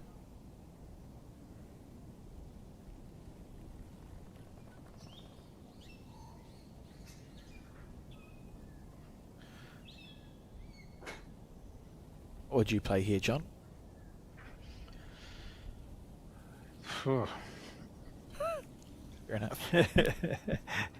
Yeah. It's a hard one. Yeah.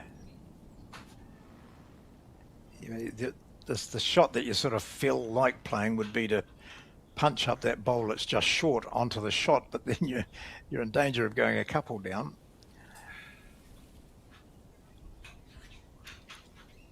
I could just come in on the forehand and draw the shot, move the jack a little bit, because I think Nick's bowl just behind the jack would be second shot. Yeah, forehand.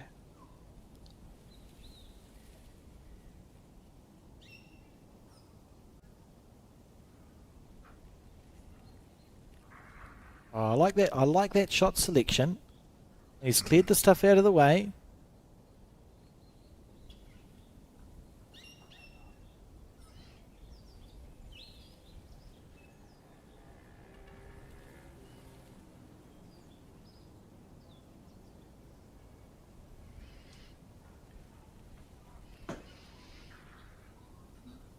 Oh, look at this. Wow. Okay, I don't think I'll be messing around now.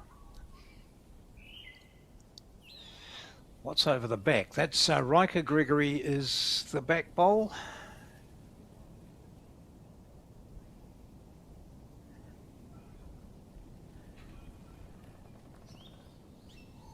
Oh, he's having to think.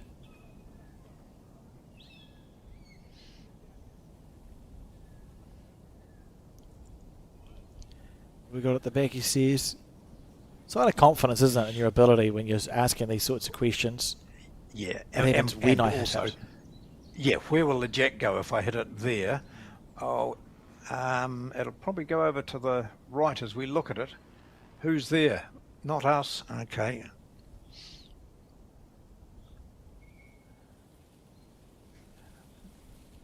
Nick steps into the safety of the ditch. Liam ready to field the jack if it flies. Here he goes. Looking to go underneath that short bowl, missing them all.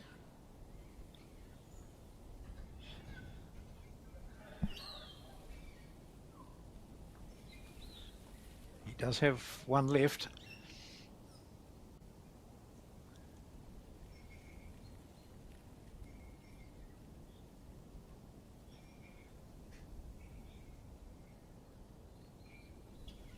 Oh, such a good delivery from Riker.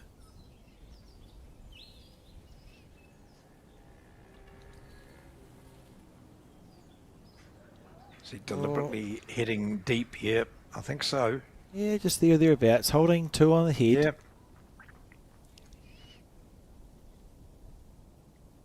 Oh, to be fair, if you play the split with no jack movement, they've got 3rd and 4th shot. If you get the jack, Robbie would be unlucky to not kill it. So it's not really about, I don't think the jack's going to go back and stay in bounds. So if he feels like being aggressive again, there is an argument there for that. Interesting to see. Oh, look at that on the other rink. Full speed.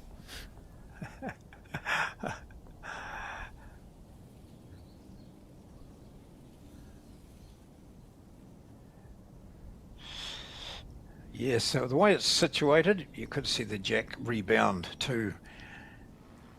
We'll see what happens. Will he play that same or similar shot?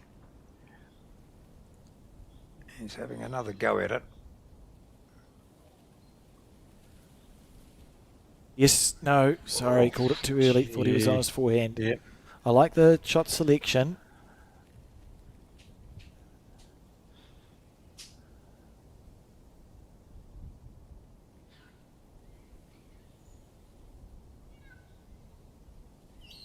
Or is this a measure for 3? Could be. From this angle you can see it, that Liam's bowl isn't as low to the jack as it looked on the other camera. It might be 3, and that's not a commanding lead, but it's a nice space for Auckland to be in at this stage. If they've scored the 3 there, it'll be 10-3 up. They'll be feeling like things are chugging along just fine here in this pairs match. Bowl from Riker Gregory, wasn't it? Starts to put a bit of pressure on, particularly the lead, doesn't it? So if Nick's, there's always that battle between the leads. You know, it's an internal battle within an overall war, and I think at the moment Liam has just got his nose in front in that regard. See, the score here 10-3 to Auckland, and then there was an 11-10 in the singles, and maybe 5 the difference in the 12-11 now. Yeah. 12-11 to Stoke and 10-5 to Auckland in the 4s. So Auckland have the advantage at the moment. Stoke will be looking to pull it back in either the 4s or the pairs. Still got you're literally at the halfway mark here, so it's 7 shots down with 9 ends to go is fine. This is probably as far back as Stoke would like to be. You don't really want to be more than 7 down, because that's 2 ends of scoring away from your opposition. Clean run from Liam, and it'll be pretty good. Oh.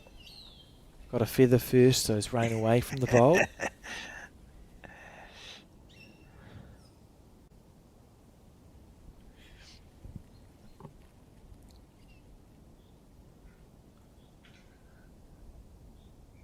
Nick quickly into his work, avoiding that short bowl of his.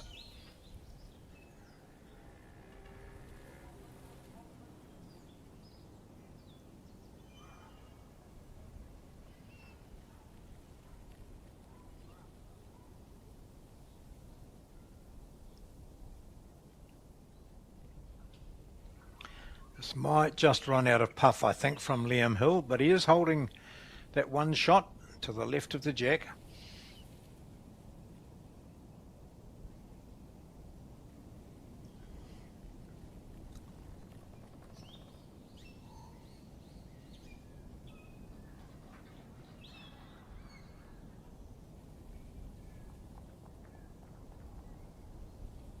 Oh, Close to shot.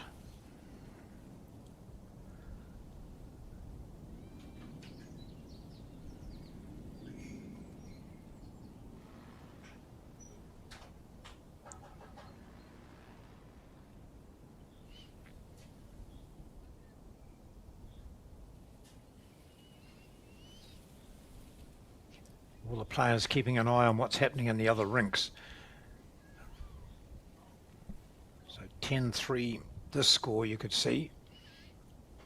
12-11 Stoke leading the singles, and 14-5 now Auckland leading the fours.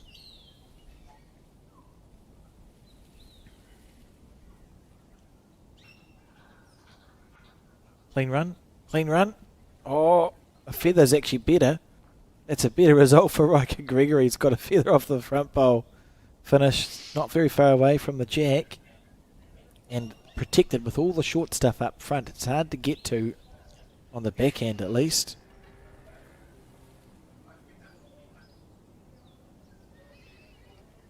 So I think that Stoke 4 is Ricky Edwards, Greg Reid, Don Ambrose and Pete Hodson.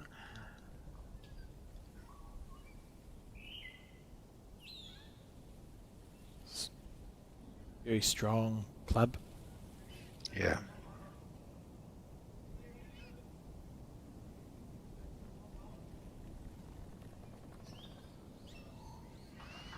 Well, I think they've got, Auckland have got young David Motu playing in their four: Daryl Gordon, Scott Cottrell, Adam Hayward.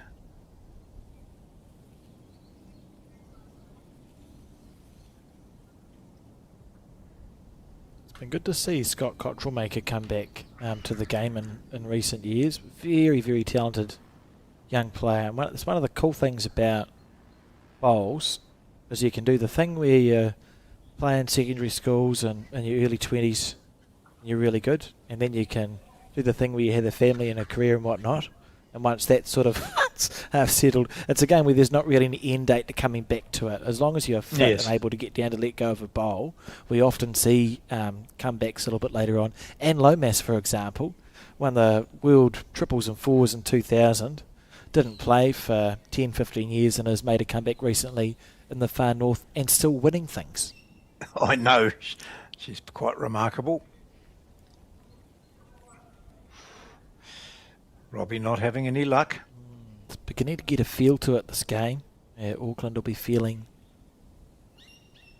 comfortable if they can keep scoring. Like we said, 7 down, not the end of the world, but you don't really want to be further behind than this if you are the Stoke pair.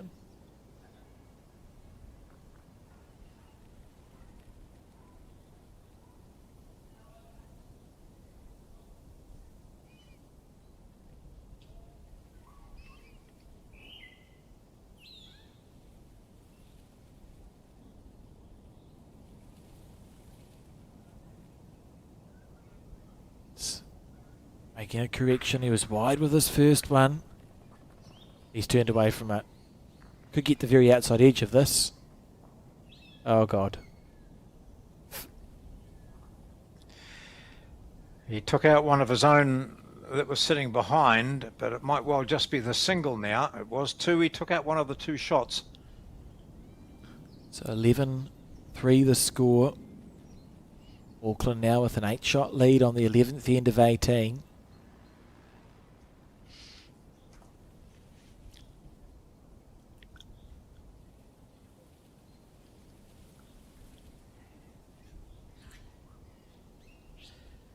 Yep.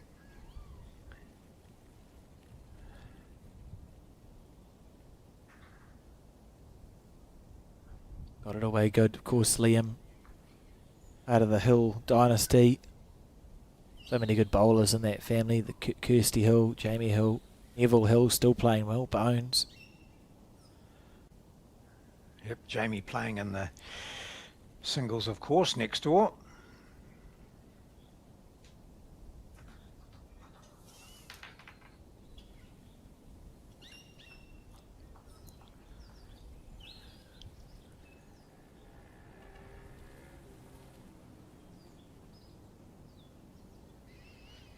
Didn't have everything his own way in the singles. I think Gav Scrivener from the Wanganui team had a win over him.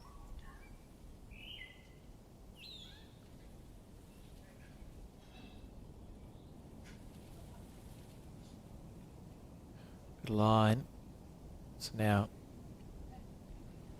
just finding the right weight.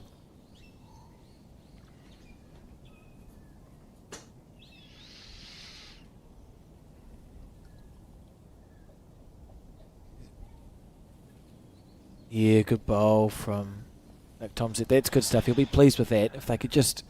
Feels like Stoke just need to score on an end, dictate their own terms.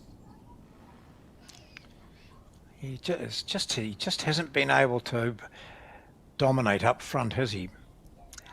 Yeah, there's only been the Nick one I'm end. talking about. Yeah, the one end Yeah, where Liam's head yeah. off. Nick's been mixing and matching the bowls pretty well. It's just been... Always seems to be an Auckland bowl there in an annoying position. Just cross over with a good head and convert it. Be a nice start for the Stoke comeback. And this could be the end that they do it if he has the running on this shot.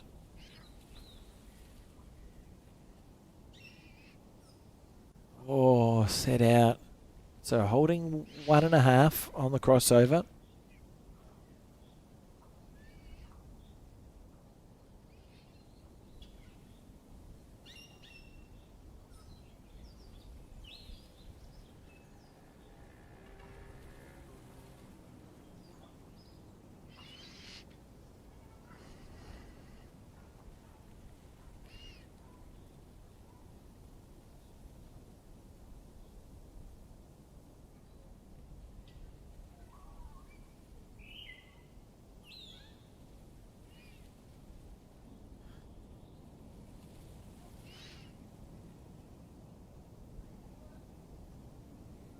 The area.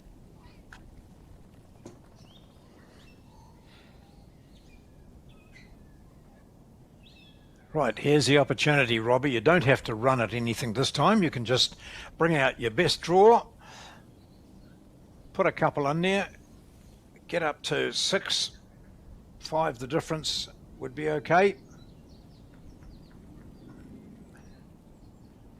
Good line from Robbie. Up and over on that one. Yeah, he's done enough. That's a good shot. And he may have followed on. They may be holding 3 now. They probably are.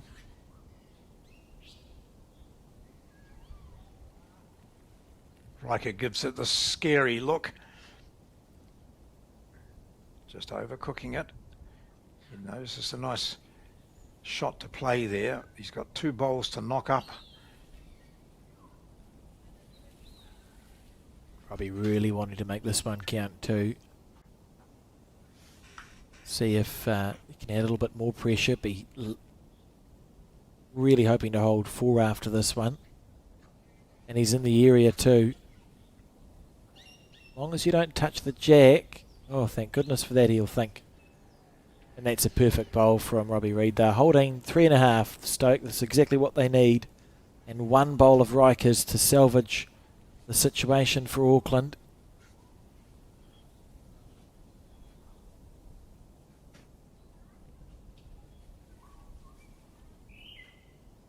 Oh, you wouldn't read about that. Oh, gosh, no.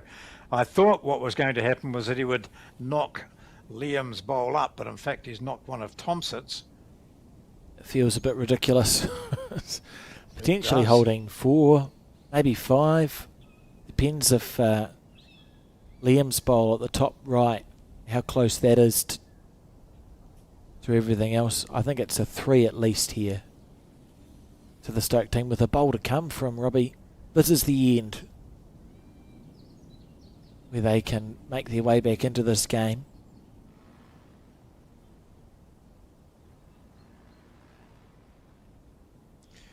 Well, that's a good start because he's not going narrow. He's going to get a slide off Riker and come in for another shot. Oh, nearly. Ooh, he's level. not quite. Let's see what the damage is. 1, 2, 3, 4. 5. I think it's a 5. A 5 there to Yeah. Stoke, and this game has woken up with a start as we see the score 8 shots to 11. And they need to capitalise on that. This is how it happened. Robbie first, square, and look, his collision bowl followed on. It's holding 3, and then Riker on the tight side hits the second shortest bowl on the head. Somehow through a split to sit with the 5, and that was the 5 there. Robbie unable to add a bonus for 6. And what could this conversation be about, do you think? Oh, because Nick had the mat way up and has now taken it back after the discussion. That's only the third end on which Stoke have scored. They scored on the second and third ends and led 3-1. They stayed on 3 right through until the 11th end, and they're now just 3 behind.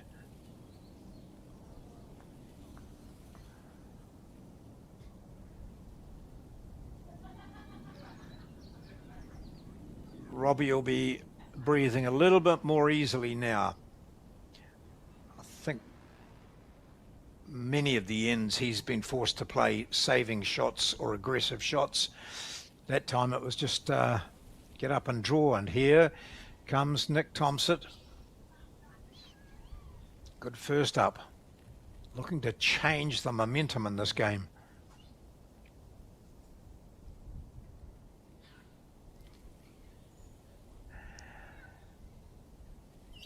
14-11, McElroy leads Jamie Hill. So Stoke up in the singles. Yeah. And Auckland up in the 4s still. 14-6 after 8.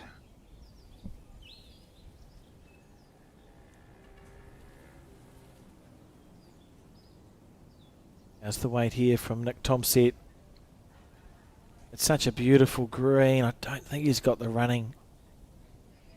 It's on the slightly slower side here at 9-8. It's a lovely, it's a nice weight, but it's easy to fall short if you just lose focus for a jiffy.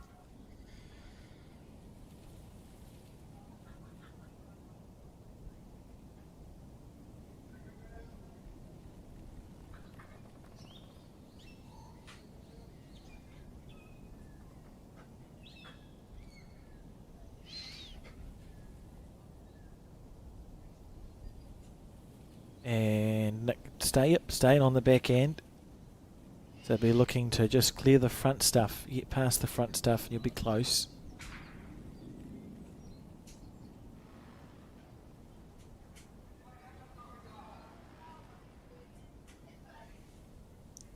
Yep, handy bowl. That's good stuff there from Nick Thompson. Good leading. Means Robbie can now play his forehand at the left of your screen.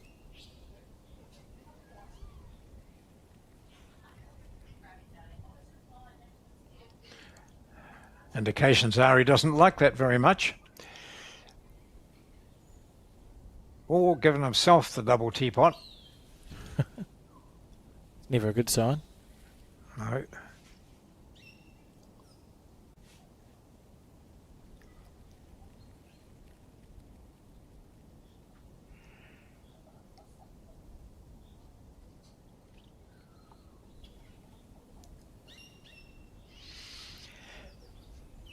So fresh from scoring a 5 on the most recent end, the 11th, Robbie Reid is back on the mat. Holding 1.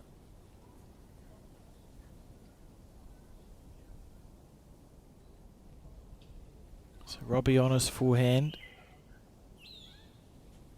And to there it looks pretty good. Down to the running. How's the running of this bowl? Well, his weight's good just underneath the line, so I was wrong with the green. Bit finicky on this rink.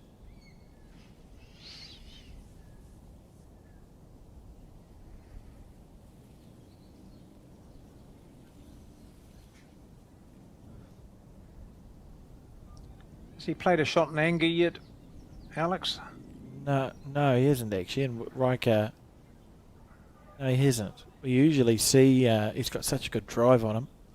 They haven't really set up. He hasn't needed to yet in this game. Even when they dropped the 5 on the previous end, it didn't set up for a hit.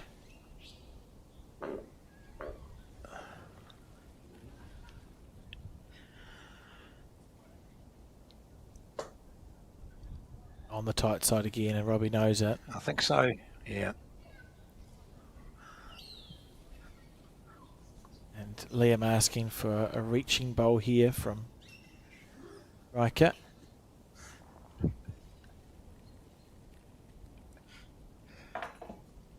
Oh, he's on the wide side. I don't think that's coming back.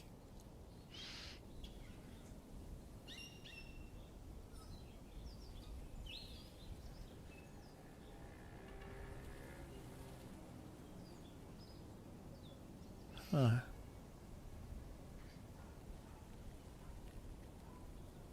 Who do you think's holding the shot there, John? Both teams are claiming it. They both players went in and did a wee finger measure.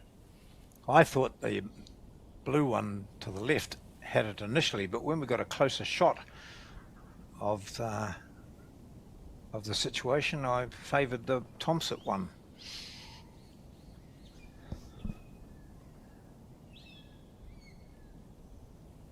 I think we need markers, even in pairs, don't we? Just to step in and show us a... Oh, yeah, it's hard to find a marker for a singles game. That's the problem. Oh, look at this from Robbie. Movement He's of got the it. jack. He's got it. Yeah, Yep. outstanding bowl. That's a beautiful shot. Trailed it around the corner for 2.5, maybe 3 shots, and protected by all those short bowls up front. Gee, that was stunning.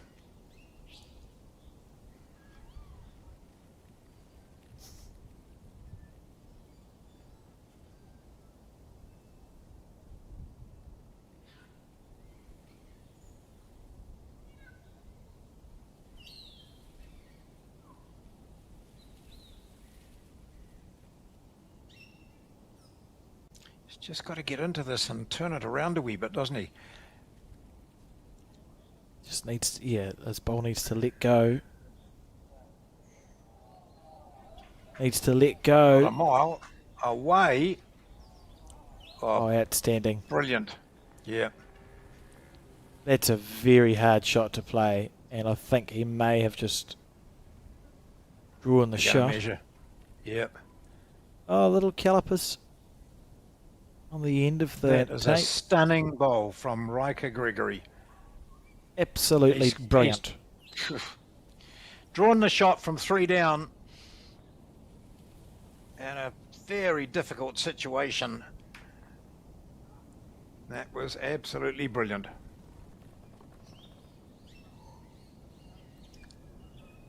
Still nice and calm outside, no sign of the foliage moving around at all. It's warm, it's dry.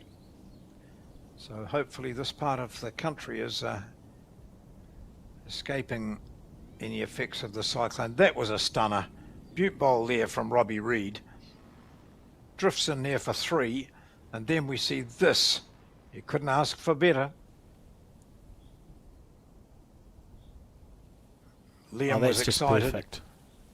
Just Riker perfect. almost smiled. Look, that's almost a smile. Yeah. If you look hard enough and read between the lines, it was a smile. Yeah. By all rights, it should be 11 all. But it's not, it's 12-8.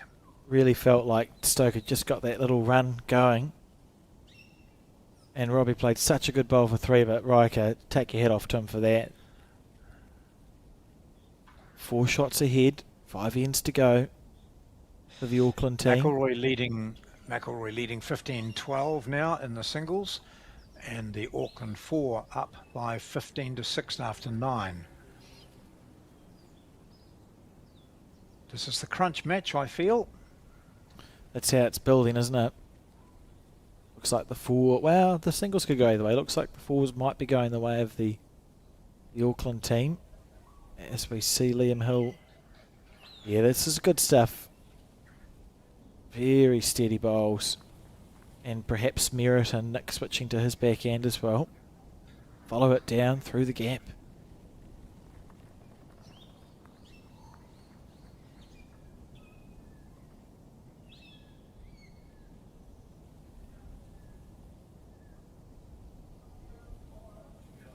I think we'll do it to music, Alex. I think that means he was heavy, is what that means.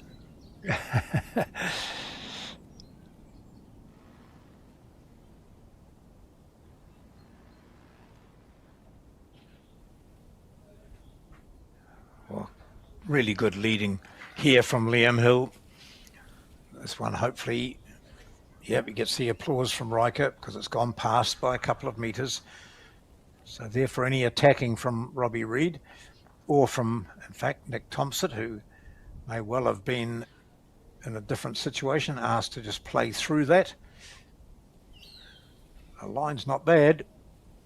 It holds, it's perfect. Yeah. That's such a lovely effort. Gee. Great tries. Made it potentially easier for more weight from Robbie because the bowls are more staggered now than they were. So if you play with weight through the short bowl at 2 o'clock, you're more likely to come across and get rid of the shot bowl as well, or the jack. So unless Riker draws a third shot here, I expect we'll see Robbie go pretty big weight through the shortest bowl of Liam Hill's.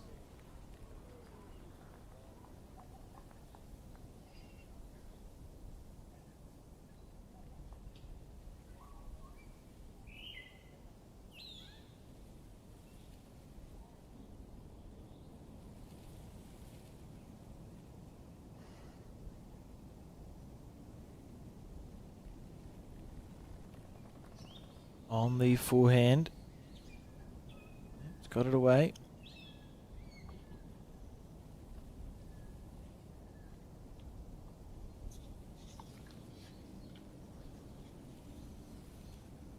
And that's a good third shot. And now it's a slightly different situation for Robbie because he doesn't have 4th and 5th. May still opt to go, if you go quick enough, all 3 disappear. I'm not against an attacking bowl here. We know he's accurate on the drive.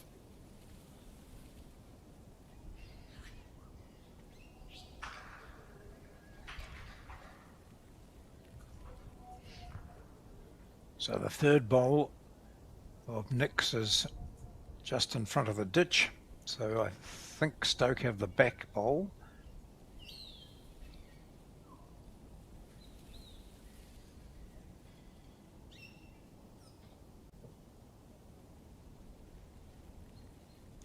I like the shot selection.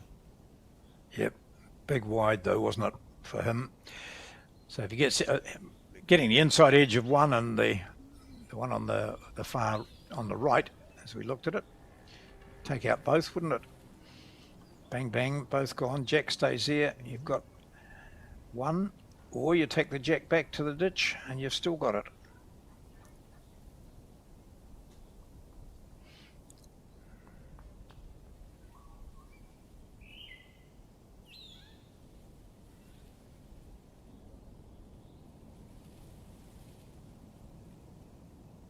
Riker switching hands. Sort of half a block here. It's tightened up the line. It's not really in the way. if Robbie wants to play the same bowl again. It's a brave bowl if he does it again. But I think there's still merit through that shot because it's hard to. Yeah.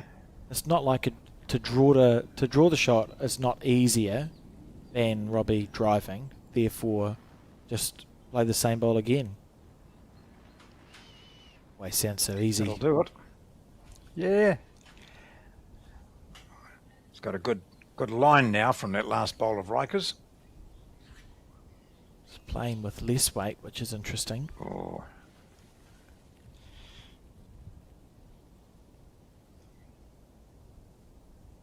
He actually changed the shot he was playing quite a lot. And this feels like a big end. Auckland could score a loose 4 or a loose 5 here and put themselves in a very strong position going into the back part of this game if Robbie misses his last bowl.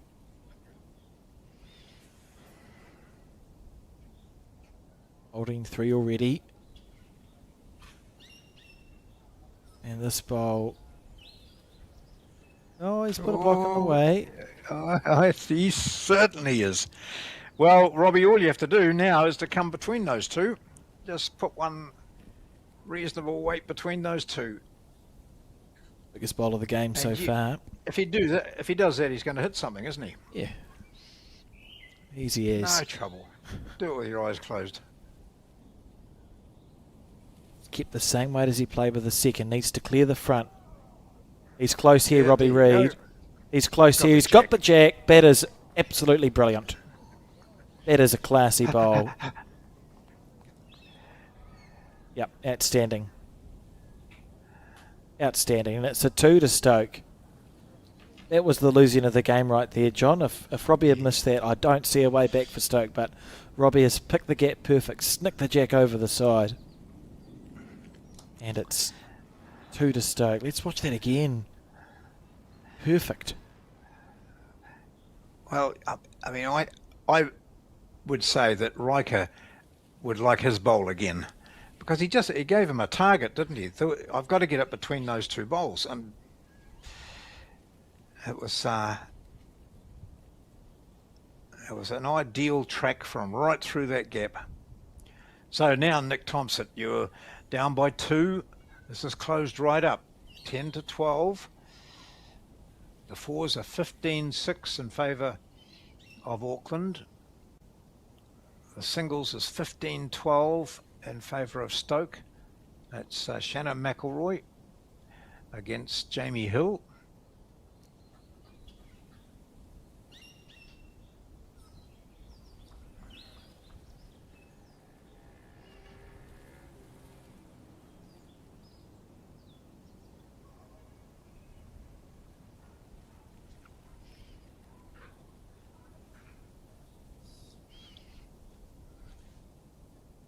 Just wins the first bowl battle.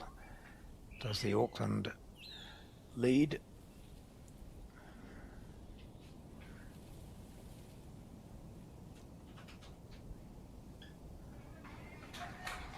Nick gets around that last bowl of Hills. He'll be in for shot, and he does nicely.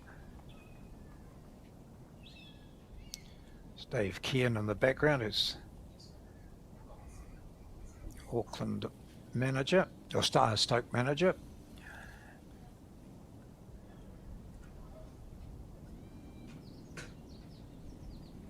Oh, not bad.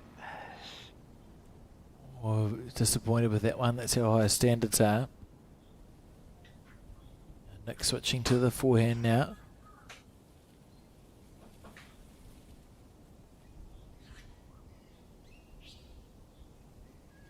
Oh, he's running after this now. He has to meant to get down here before his bowl stops, but I think he's also running because it's going to go into a reasonably good home. Not bad, but he's holding the shot. It's the key to it. Liam Hill with one more to play. Ooh. Oh, he just does that. It's just a draw. He sometimes looks like he's winding up, doesn't he? And you go, oh, what's going to happen here? But just a draw bowl.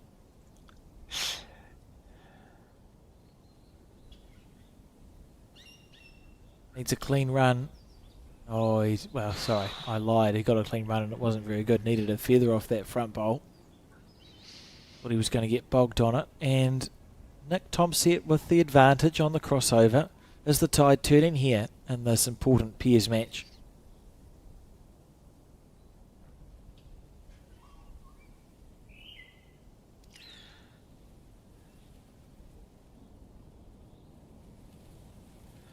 Robbie Reid with a bit of a spring in his step there, walks down to the mat. It's been hard work.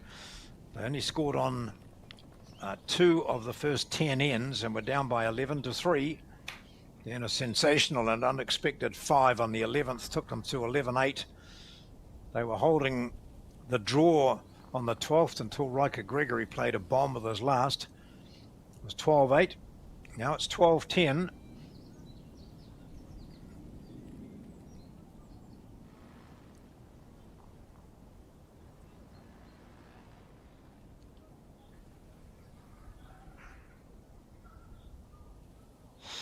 It's sort of blocked up a wee bit. The backhand shot for Riker. Still thinking about it.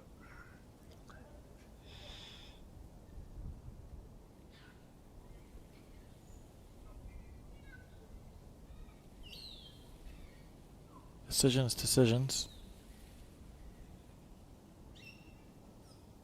And it's the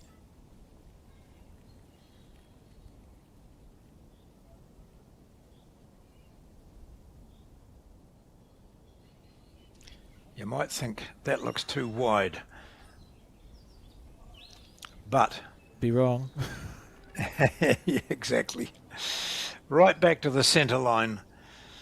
And that's why Riker was waiting before he delivered that. It wasn't reconsidering his shot. It was just waiting for players on the next rink to get out of the road. Movement of the jack would favour Robbie Reid here. Movement back, that is.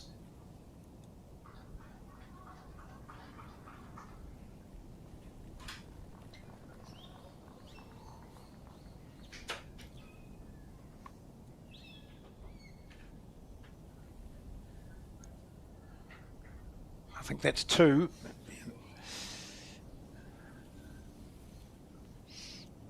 Oh, see a bit of gesticulation there from Liam. Yeah, I think he was keen for him to have a go at that shot bowl, but Riker's been playing with such good weight in it.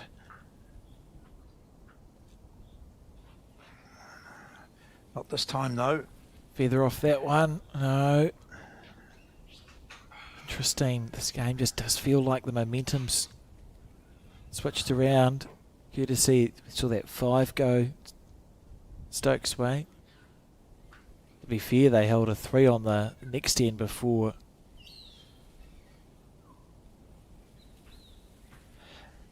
You can see Liam there. He's dead keen for Riker to have a go at it next time. Just depends on what Robbie Reid does with this.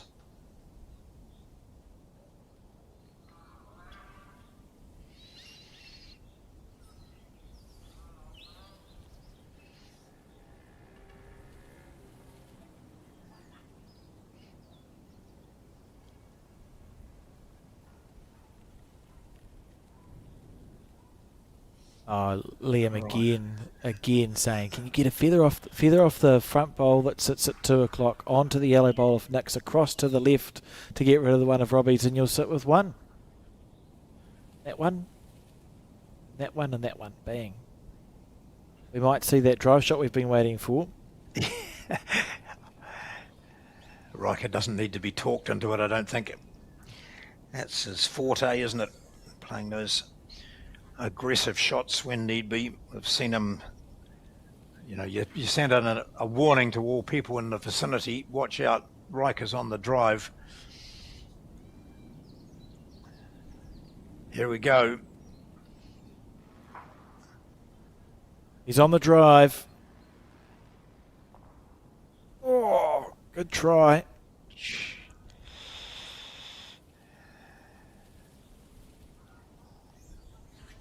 It's easy to say, but Afterwards, he's thinking, I wish I'd tried drawing on the forehand, because he's played that forehand so well. He's played some bombs there, hasn't he?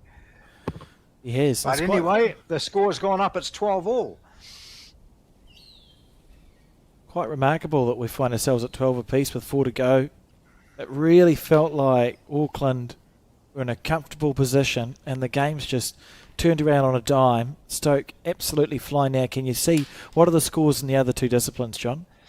Right, the fours is still Auckland in front by 15-6 after 9. And Jamie Hill has had a good last end. It's now 16-15 to Stoke, McElroy over Hill.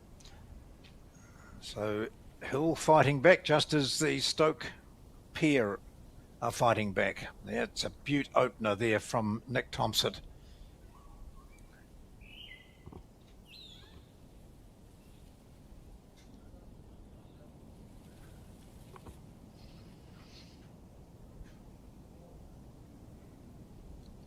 It looks like it's going to be an equally good reply from Liam. All right. In the zone.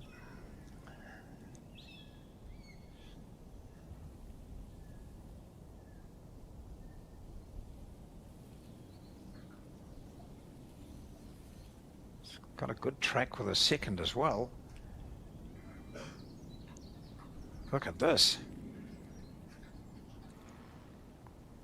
Lovely Okay, bowl. well, it might well be Liam having a wee blast now. Well, he's got it. He's got it in his locker. It's Oh, interesting how it's turned. Oh, on the back end. You can see occasionally the players glance over at the other scoreboards. It's a poor bowl from Liam Hill. Needs to knuckle down as we get to the pointy end of this game, and you can see Nick Tomset's playing his best bowls now. Smell a bit of blood in the water. Just wants one past. Put it a couple of metres over would be good.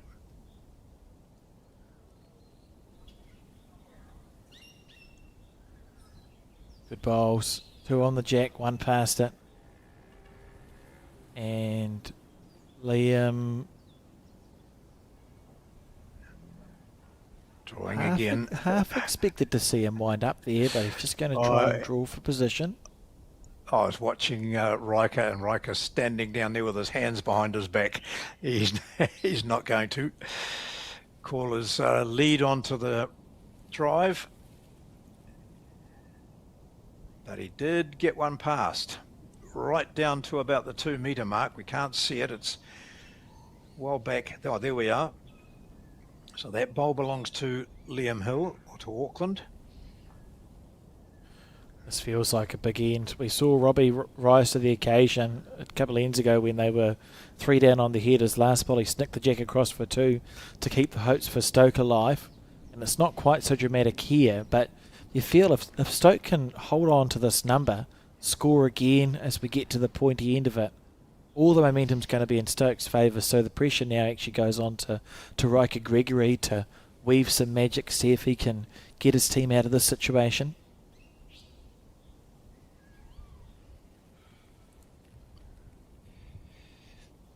Not the best home for that.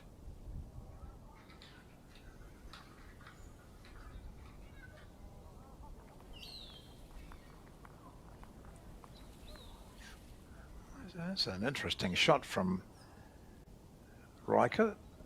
I mean, behind the jack on that hand is a Nick Thompson bowl. It's not a very convincing bowl, was it? It sort of felt like it's a bowl he's played without really having a clear shot in mind.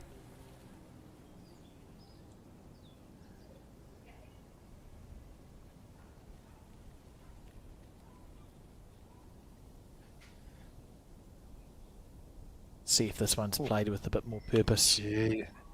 And not so good either from Robbie. It's almost like the 2 skips have tensed up a bit on this. I know it's a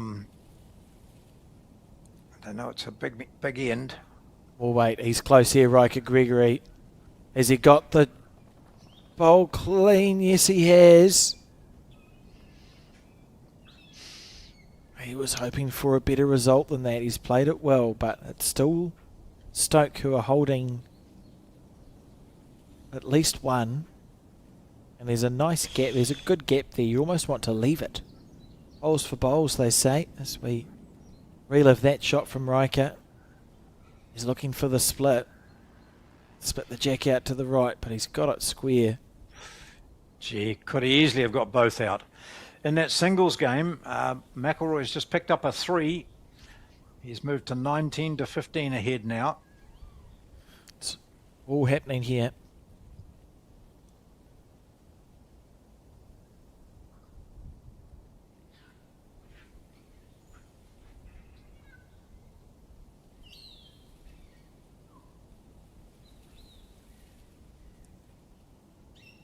Oh.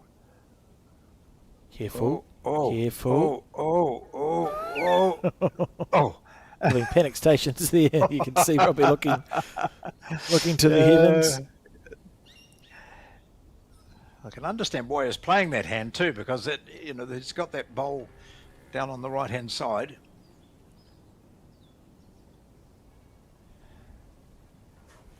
Could have drawn another shot there nicely. So Riker has the back bowl, but that's a single jack, and I think if he was going to go aggressively, he would have gone by now.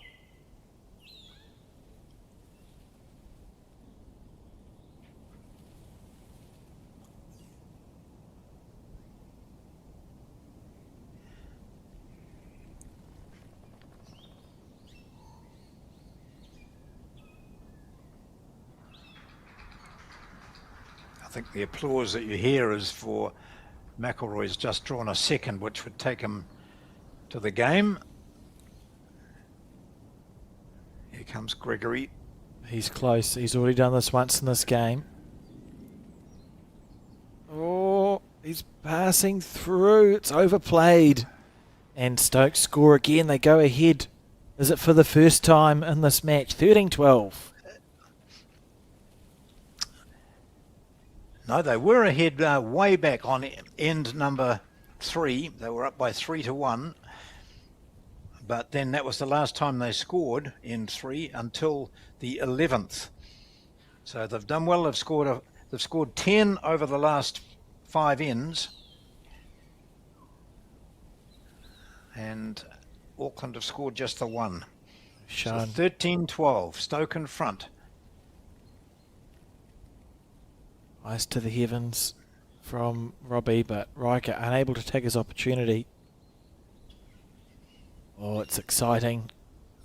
Haven't won this event since 2015. Stoke. Always at the pointy end. Imagine they would have made it to the national final on a number of occasions in the last 11 years. Haven't won it since. Well, this looks an excellent starter here from Liam, responding to the pressure.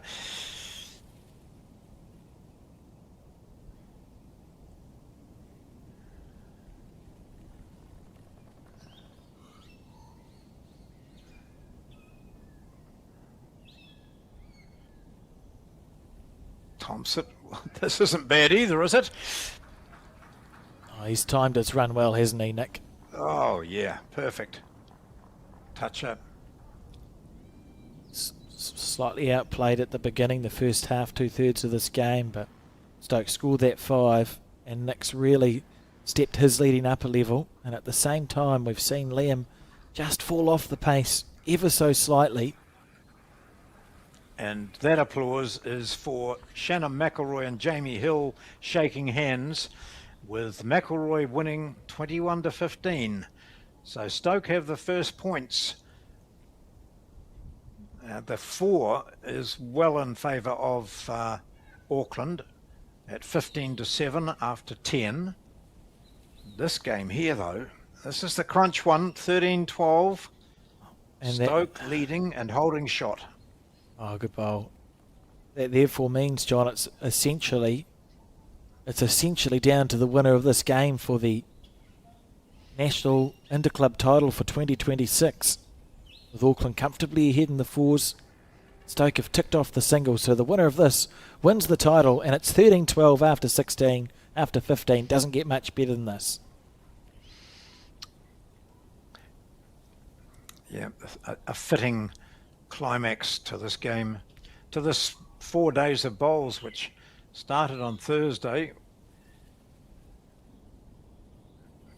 using several of the greens around the Wellington area. Johnsonville was the headquarters. Full day on Friday for most teams, Saturday morning, and then into post section yesterday. Then the threat of the cyclone coming through forced an upheaval, and everything was switched over to this venue here, Nine Eye Bowling Club. And outdoors at the moment, while there's a bit of water lying around, it won't be long before that's gone and they could be playing outdoors. But anyway, it was the right call, because we had a couple of photos sent through from our friends at Johnsonville showing that Johnsonville was underwater. Yeah. So it was a good call by Colin Williams and the team. It's important to be able to guarantee timings as well. You can do that by making sure it's all played inside, and that's a good bowl from Robbie Reid.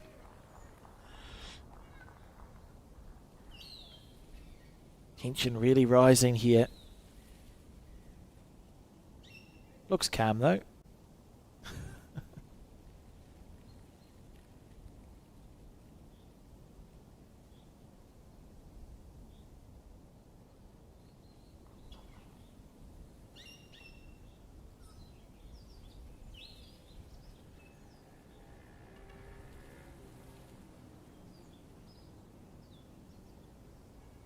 Playing controlled weight into that split. Oh, he's just on the wide side. Beautiful speed. Well, I'm just looking at that head now live, and it is Nick Thompson still holding shot, and he's standing there with his foot out, giving his skip a lead, an idea. Not quite enough. Wow, they're all showing a bit of signs of pressure.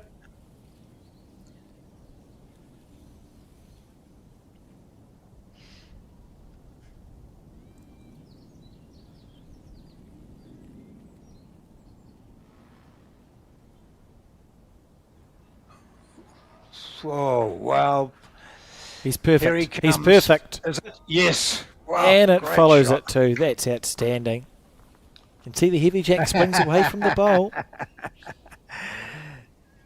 He's done that twice, 3 times today, pulling off miraculous bowls. That jack was almost touching the front bowl, almost touching it, and he managed to get around and flick it across. Under huge pressure. Some magic bowls from both of these skips. The sportsmanship Certainly. there. Now, Robbie Reid's got to produce some magic too. It's a good drawable shot, but he'll be going out into territory that he hasn't been out before. Although his previous bowl, he was a bit wide out there, wasn't he? So we'll see what he can do here. Big bowl. Doesn't need to be outside the bowl. Can be, the shot is inside it. That's tracking well as he's sitting it. Always cut one out if there were to, I think. Has he? Oh, It's a lovely. That's a beautiful Crikey, effort from Robbie. Yeah. On the tight side, and Riker desperately wants to make this two, to put his team 14-13 ahead with 2 ends to go. It's essentially a match that will decide the national champions for this year. How's your weight, Riker? Yes. Oh, That's top shot. classy stuff. Did it get him for a second? 14-13 it is, and we've got 2 ends to go. All riding on this one. Remember, a draw does not stay a draw. They have to play out to a winner. The 4's comfortably in favour of the Auckland team. So it's literally down to this pairs match. Couldn't have asked for a better finish to this tournament.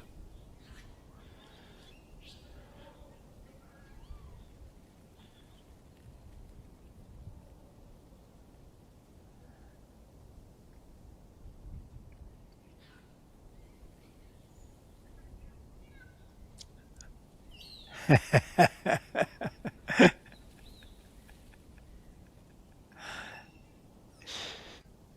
was Jamie Hill coming into shot there, who's just been beaten by Shannon McElroy on the singles. The fours is 15-9 to Auckland with 12 ends gone. They're playing 15 ends. So 3 ends to go. There's still time there as well. Oh, lovely start from Liam Hill.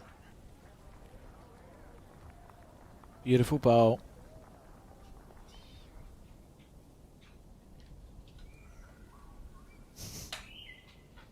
Be happy with that. Return to form for Liam Hill. He's had 3 ends off.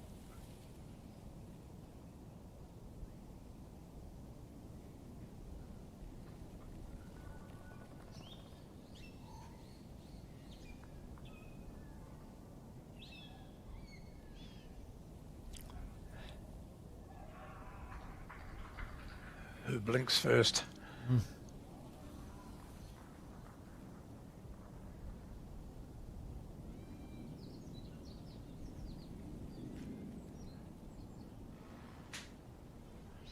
pleased there's a good crowd here. There's a lot of nine-eye people have turned up to watch this.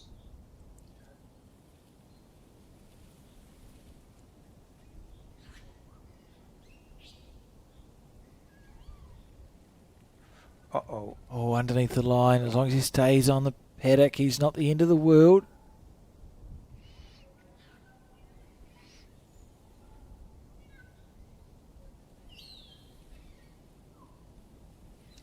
"17-year-old Liam Hill, as I mentioned earlier, through news from Peter Thorne that he's been included in the Commonwealth Games bowls team for Tonga. Thompson would love to sit that jack.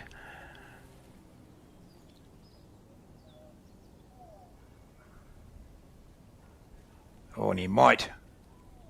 Whew.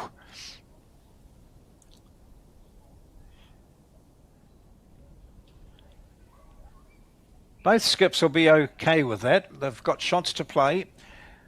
Auckland just need to stop their opposition from scoring a handful at all. I'll be happy with retaining 1.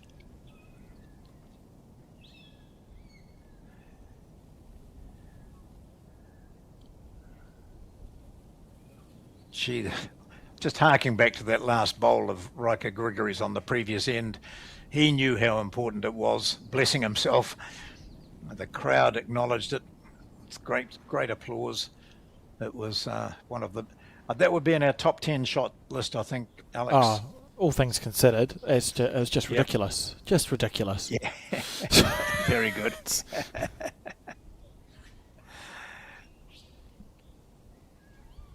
Speedy work. Ask and you shall receive. Yes, yeah. Thank you, team.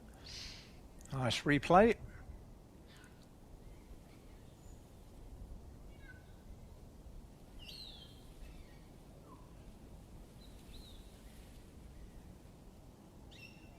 Holding 1. It's penultimate end.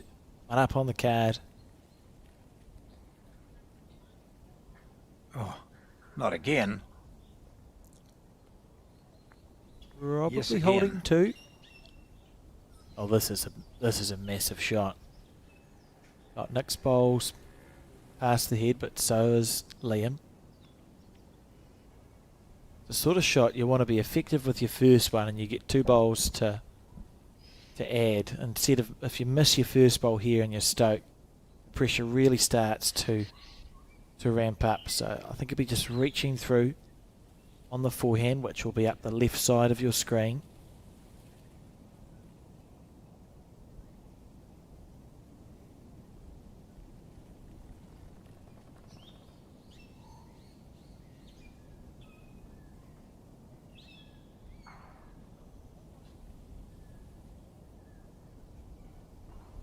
That looks wide.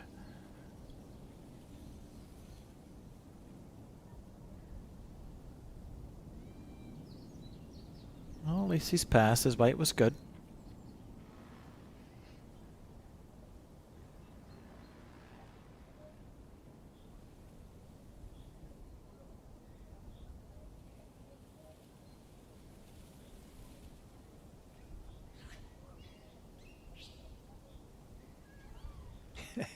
What you want is one of those skips up there that says, I want you to play here, coming down on your forehand, but don't move the jack because the opposition have got two balls there, so don't move the jack, all right? Oh, I said don't move the jack. Please. Yeah. Okay, so almost a cover of the previous bowl from Reed.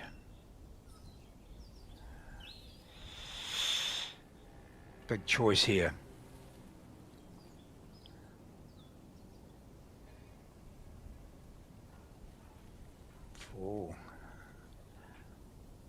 Oh, it's down to having his last bowl now. Do we think he's 2 down there, John, or just the 1? Yeah, no, I think 2. That would mean Auckland would have a 3-shot advantage. They were hold on to it. I think Riker said, I don't actually want to go too close because I could A, move the jack, or B, make it easier for Robbie to play a shot.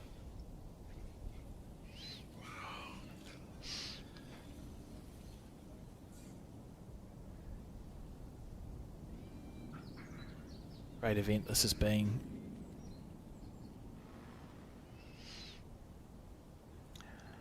And over in the 4s, I just see the Stoke team with the mat, so they must have won the last end.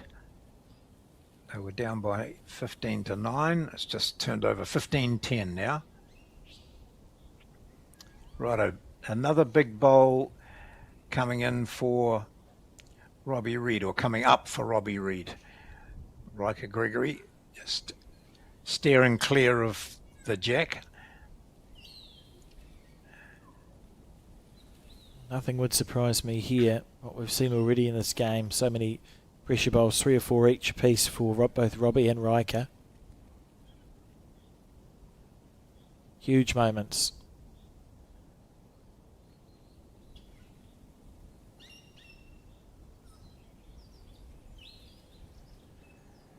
The honest forehand.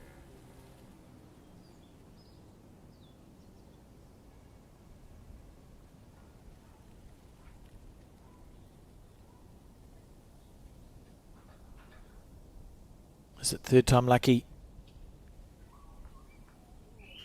No. Oh, he doesn't want to. A wee flick of his own bowl there would have been all right, wouldn't it? I was just thinking it would have been totally unintentional and it would have been a fluke. And it is a couple. Yeah. Oh, no, it's just 1. 15. Just 15 the to 1. 13. Oh, yeah. That's quite different. Stokes got last bowl, so I would be very unsurprised if we see an extra end in this game.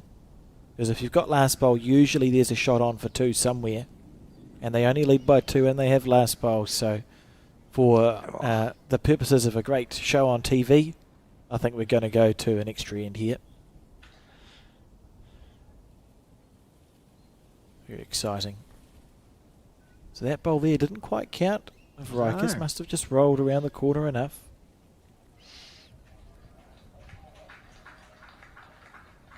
So it's the final end, unless it's a draw. Oh, we'll see another one. Now that's a good bowl. That's a good bowl to start a last end with, isn't it? Perfect. Front toucher.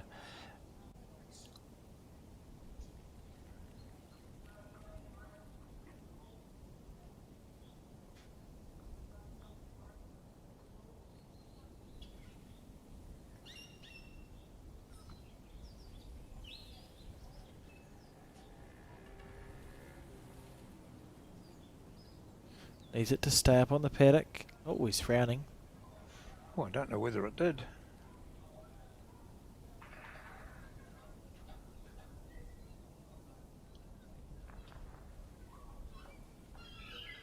Well, that 4's 2 ends to go, 5 the difference. It's Yeah. achievable too for the trailing team for Stoke. As much as we built this game up as being the match decider. Yeah.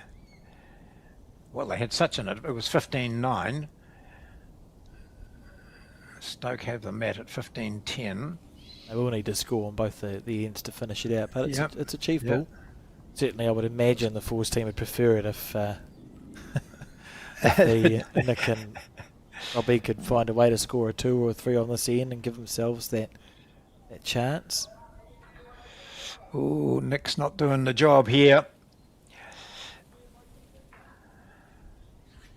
1 to play, of course.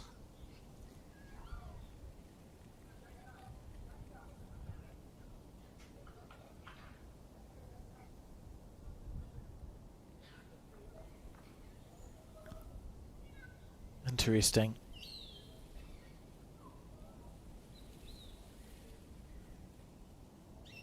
I don't think his first bowl stayed on the rink, so it's not the back bowl. I don't think so. I can't quite see here. Nick's played a lot of skip bowls over his career. This may be a conversation about, do you just want to kill it and start again? He's got a good. We know he's got a good drive on. We haven't seen it because he's been off the front, and I understand it's a stressful time to play your first drive shot in a national final. But maybe Robbie's going, well, why don't you just play right through the shot bowl?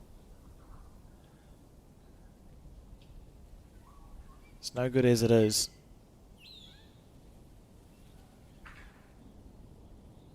And I think that's a fair call too, because Robbie's drives haven't been all that fantastic. So maybe you'd rather. Oh, he's close here. He's close here. Nick Thompson. Yes, good shot. Well played. That back bowl there, which is Thompson's, might be the shot. Let's see. That's a good bowl. And a good call. That's close. Stayed alive, so that little yellow mark sort of slightly to the right of your screen is the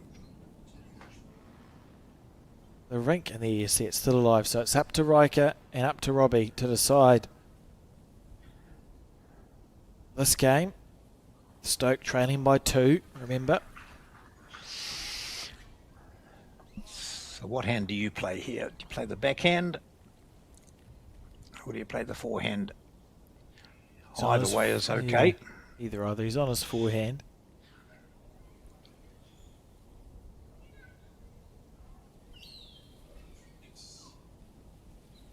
Right, here's a huge bowl. There's plenty of room.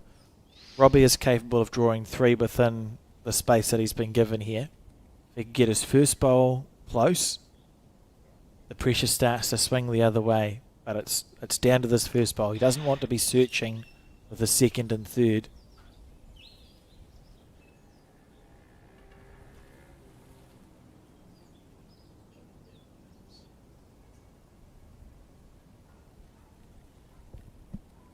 He's going to play the same hand as Gregory did, forehand.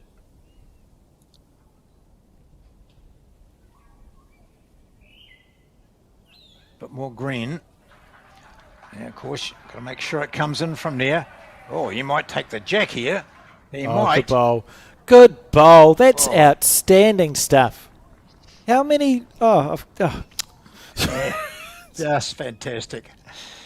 Running out of words for both of these skips. We've just seen, under pressure, Riker and Robbie, there's been a number of times where they've both saved the game for their respective combination.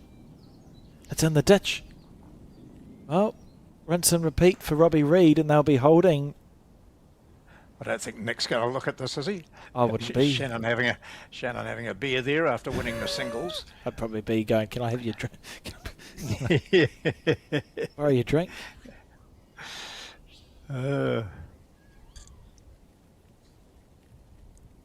15-10 still in the 4s with 5 bowls to play on that 14th end. I can't tell you who's holding. It's Robbie. Can you do it again?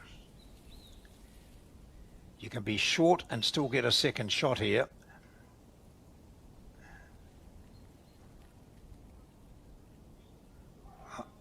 No. Oh my goodness. Oof, well.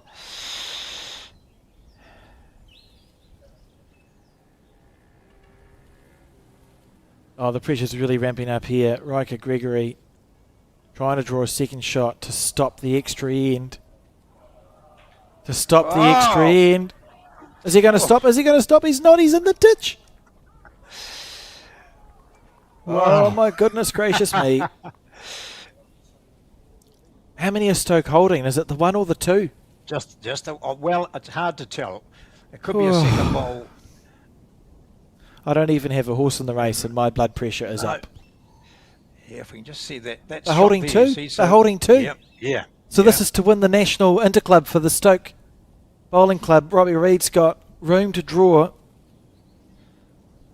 This is a huge bowl.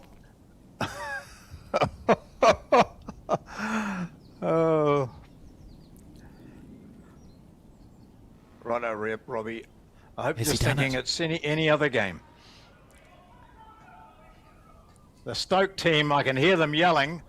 They think it's got a chance. They think it's got a chance. Where's the bowl? Oh. I don't know if he has. Enough? Oh, it must He be. has. It Oh, must what be. a shot. What a shot from Robbie Reid. 3 on the last end to take the win. 16 shots to 15. Stoke win the pairs. They win the singles, and it is the 2026 National Interclub title to the Stoke Bowling Club. What a way to finish this 4 days of bowls. And I think when we reflect on this, some wonderful bowls, some saved ends by Riker Gregory, some superb leading by Liam Hill, and then we had one drive from the Stoke lead, Nick Thompson. It was in that last end when he took the jack way over to the side of the rink, stayed there. That eventually was second shot, and then Robbie Reid just capped it off. And we're going to send you out to talk to them, John. I want to hear what they've got to say, so I'll keep rambling. I'll have a drink. And we'll see what they've got to say soon. What a way to finish that is. And the Stoke Bowling Club, having not won this event since 2015, will be very pleased with that. And a great game. They were down early. You can see how much it means to these players. One of the great events, this National Interclub. And really special scenes here at the Nainai Bowling Club. A reminder, if you want to see the full list of results, you can find them on bowlsnewzealand.co.nz. And disappointment for the Auckland Bowling Club, but that's a great effort from them too. They were winners in 2024. Able to back it up in 2026, but to make the final is a mighty effort at this level regardless. And I do believe that John has corralled Robbie and Nick to have a conversation with them, which is very exciting. And we will see them shortly. Shannon won, so pressure was on. Oh, just wait for a second. As we see Mark O'Connor congratulating Stoke Bowling Club. You can see tears here. It's always nice to see. And we've got John with the winning pairs combination now. Well, if they're at all excited about this, they weren't really showing it, but I just wonder how much pressure was on you with that last bowl. Oh, honestly, I thought I was about to pass out playing that last bowl. It felt quite short out of the hand, but I was quite happy with the adrenaline going through me, so yeah, just got in. And you would have heard the yell from your supporters there. You must have known it was in with a chance. Yeah, it was on a good line, so it's just a matter of just getting the weight right and not losing my bowl, so yeah, happy. And you were both keeping an eye on what was happening in the other games, so you knew that really it was yours to either win or lose for Stoke. Yeah, I guess so. Like even going through quarterfinals and semi-finals, it's sort of been like that. We're just so lucky to have someone like Shannon playing singles for us. Yeah. Sets a great platform. So it just means that one of us really needs to win, and we're half a chance. So yeah. Nick, how many drives have you played in the Interclub here over the last 4 days? That was the first one. So I kept off it just drawing all weekend, and that was the first time having to go, and I kind of worked out in the end. So Well, it was a telling shot, wasn't it? Because you had a meeting halfway, didn't you? Were you reluctant? Were you more interested in maybe just drawing, or what? it was the way it was going. The head looked at, I was probably just I was keen to give a go. Yeah. I'd normally skip as well, so that's at the back of it, but yeah, I didn't really put the first ones in the area to do much else other than the one that was at the back that helped count. So yeah. It was a brilliant game to watch, guys. Congratulations. You really fought back from a difficult situation. I've got the cut. You were 11-3 down and looking down and out, but you picked up that 5 and then held your nerve and came on to win it. So well done. Yeah, no, thank you. Cheers. Yeah. Well done to Stoke here. They are now the national champions, Interclub champions for 2026. The pair did it. Nick and Robbie. Yeah, great stuff, John. It's been a pleasure bringing the broadcast to you of this National Interclub, and that concludes our events for a little while. Thanks to everyone who's helped out with everything. We'll see you next time.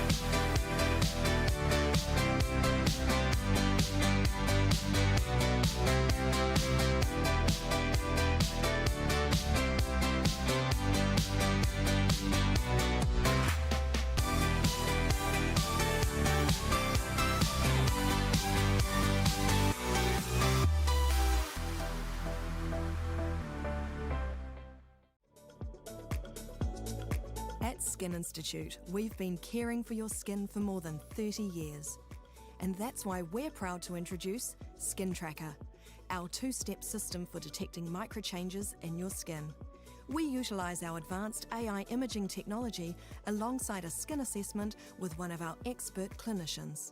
At Skin Institute, we remain dedicated to the early detection, diagnosis and treatment of every form of skin cancer.